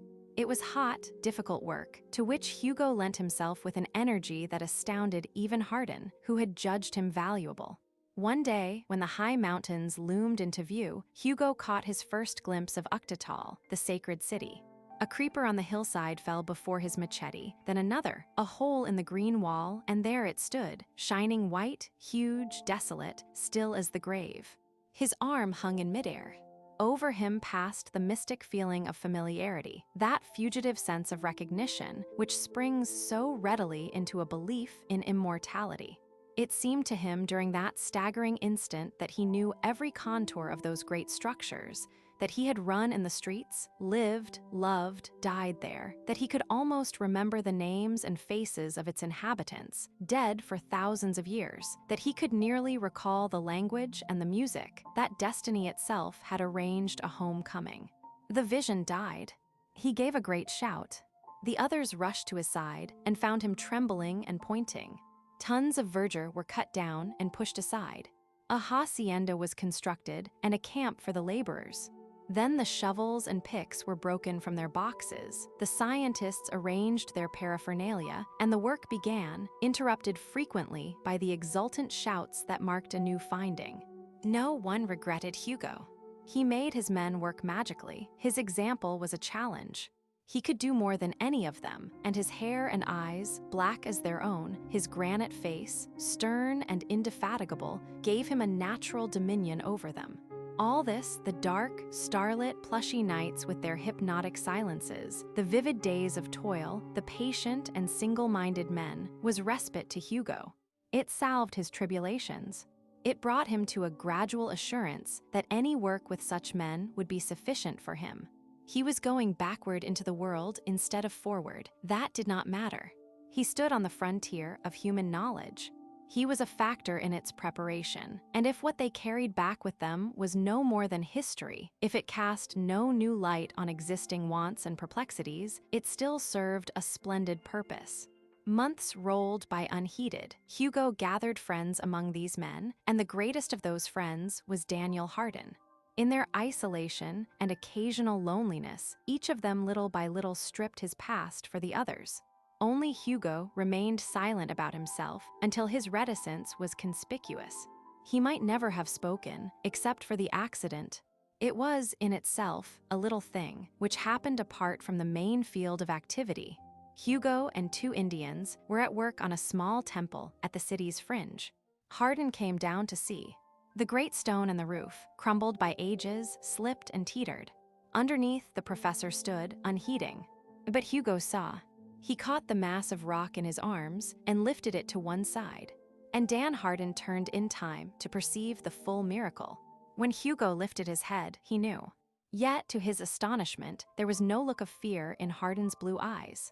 Instead, they were moderately surprised, vastly interested. He did not speak for some time. Then he said, "Thanks, Danner. I believe you saved my life. Should you mind picking up that rock again?" Hugo dismissed the Indians with a few words. He glanced again at Hardin to make sure of his composure. Then he lifted the square stone back to its position. Hardin was thinking aloud. That stone must weigh 4 tons. No man alive can handle 4 tons like that. How do you do it, Hugo? Hot, streaming sun. Tumbled debris. This profound question asked again, asked mildly for the first time. My father was a biologist. A great biologist. I was an experiment. Good Lord. And that's why you've kept your past dark, Hugo. Of course. Not many people survive the shock. You forget that we here are all scientists. I won't press you. Perhaps, Hugo heard himself saying, I'd like to tell you. In that case, in my room tonight. I should like to hear. That night, after a day of indecision, Hugo sat in a dim light and poured out the story of his life. Hardin never interrupted, never commented until the end. Then he said softly, "You poor devil. Oh, you poor bastard." And Hugo saw that he was weeping. He tried to laugh. "It isn't as bad as that, Dan. Son," his voice choked with emotion, this is my life work. This is why you came to my office last winter. This is the most important thing on earth. What a story. What a man you are. On the contrary, don't be modest. I know. I feel. I understand." Hugo's head shook sadly. "Perhaps not. You can see I have tried everything. In itself, it is great. I can see that. It is, objectively, the most important thing on earth. But the other way, what can I do? Tell me that. You cannot tell me. I can destroy. As nothing that ever came before or will come again, I can destroy. But destruction, as I believe, as you believe, is at best only a step toward recreation. And what can I make afterwards? Think, man. Rack your brains. What?" His hands clenched and unclenched. "I can build great halls and palaces. Feudal. I can make bridges. I can rip open mountains and take out the gold. I am that strong. It is as if my metabolism was atomic instead of molecular. But what of it? Stretch your imagination to its uttermost limits, and what can I do that is more than an affair of petty profit to myself? Mankind has already extended its senses and its muscles to their 10th powers. He can already command engines to do what I can do. It is not necessary that he become an engine himself. It is preposterous that he should think of it, even to transcend his engines. I defy you with all my strength to think of what I can do to justify myself." The words had been wrung from Hugo. Perspiration trickled down his face. He bit his lips to check himself. The older man was grave. "All your emotions, your reflections, your yearnings and passions come to that. And yet, look at me in another light," Hugo went on. "I've tried to give you an inkling of it. You were the first who saw what I could do, glimpsed a fraction of it, rather, and into whose face did not come fear, loathing, even hate. Try to live with a sense of that. I can remember almost back to the cradle that same thing. First it was envy and jealousy. Then, as I grew stronger, it was fear, alarm, and the thing that comes from fear, hatred. That is another, and perhaps a greater obstacle. If I found something to do, the whole universe would be against me. These little people. Can you imagine what it is to be me and to look at people? A crowd at a ball game. A parade. Can you? Great God, the scientist breathed. When I see them for what they are, and when they exert the tremendous bulk of their united detestation and denial against me, when I feel rage rising inside myself, can you conceive? That's enough. I don't want to try to think. Not of that. Shall I walk to my grave afraid that I shall let go of myself, searching everywhere for something to absorb my energy? Shall I? No. The professor spoke with a firm concentration. Hugo arrested himself. Then what? Did it ever dawn on you that you had missed your purpose entirely? The words were like cold water to Hugo. He pulled himself together with a physical effort and replied, "You mean that I have not guessed it so far?" "Precisely. It never occurred to me. Not that I had missed it entirely." "You have. Then, for the love of God, what is it?" Hardin smiled a gentle, wise smile. "Easy there. I'll tell you. And listen well, Hugo, because tonight I feel inspired. The reason you have missed it is simple. You've tried to do everything single-handed. On the contrary, every kind of assistance I have enlisted has failed me utterly. Except one kind. Science. No, your own kind, Hugo's." The words did not convey their meaning for several seconds. Then Hugo gasped. "You mean other men like me?" "Exactly. Other men like you. Not one or two. Scores, hundreds. And women. All picked with the utmost care. Eugenic offspring. Cultivated and reared in secret by a society for the purpose. Not necessarily your children, but the children of the best parents. Perfect bodies, intellectual minds, your strength. Don't you see it, Hugo? You are not the reformer of the old world. You are the beginning of the new. We begin with 1,000 of you. Living by yourselves and multiplying, you produce your own arts and industries and ideals. The new Titans. Then slowly, you dominate the world. Conquer and stamp out all these things to which you and I and all men of intelligence object. In the end, you are alone and supreme." Hugo groaned. "To make 1,000 men live my life, but they will not. Suppose you had been proud of your strength. Suppose you had not been compelled to keep it a secret.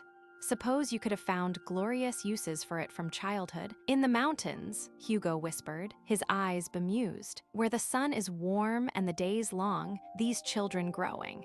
Even here in this place, so I thought. Don't you see, Hugo?" "Yes, I see. At last, thank God, I do see." For a long time their thoughts ran wild. When they cooled, it was to formulate plans. A child taken here, another there. A city in the jungle had harbored races before, not only these Mayas, but the Incas, Khmers, and others. A modern city for dwellings, and these tremendous ruins would be the blocks for the nursery. They would teach them art and architecture and science. Engineering, medicine, their own undiscovered medicine. The new Titans, the sons of dawn, so ran their inspired imaginations. When the night was far advanced and the camp was wrapped in slumber, they made a truce with this divine fire. They shook each other's hands. "Good night, Hugo. And tomorrow we'll go over the notes. I'll bring them. Till evening then." Hugo lay on his bed, more ecstatic than he had ever been in his life. By and by he slept. Then, as if the ghosts of Uctatal had risen, his mind was troubled by a host, a pageant of dreams. He turned in his sleep, rending his blankets. He moaned and mumbled. When he woke, he understood that his soul had undergone another of its diametric inversions. The mad fancies of the night before had died, and memory could not rekindle them. Little dreads had goaded away their brightness. Conscience was bickering inside him. Humanity was content it would hate his new race. And the new race, being itself human, might grow top-heavy with power. If his theory about the great builders of the past was true, then perhaps this incubus would explain why the past was no more. If his titans disagreed and made war on each other, surely that would end the earth. He quailed. Overcome by a desire to think more about this giant scheme, he avoided Hardin. In the siesta hour, he went back to his tent and procured the books wherein his father had written the second secret of life.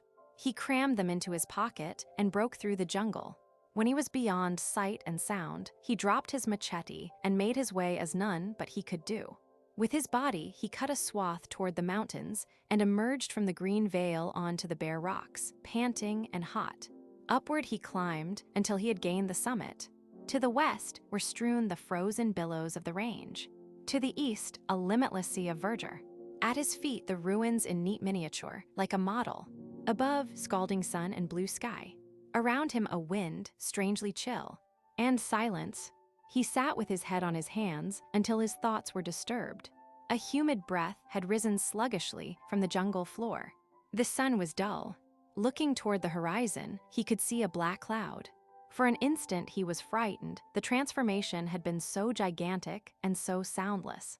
He knew a sudden, urgent impulse to go back to the valley. He disobeyed it and watched the coming of the storm.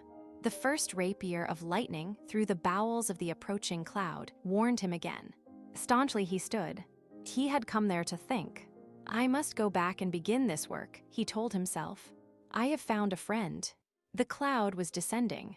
Thunder ruminated in heaven's garret. It is folly, he repeated. Folly, folly, folly in the face of God.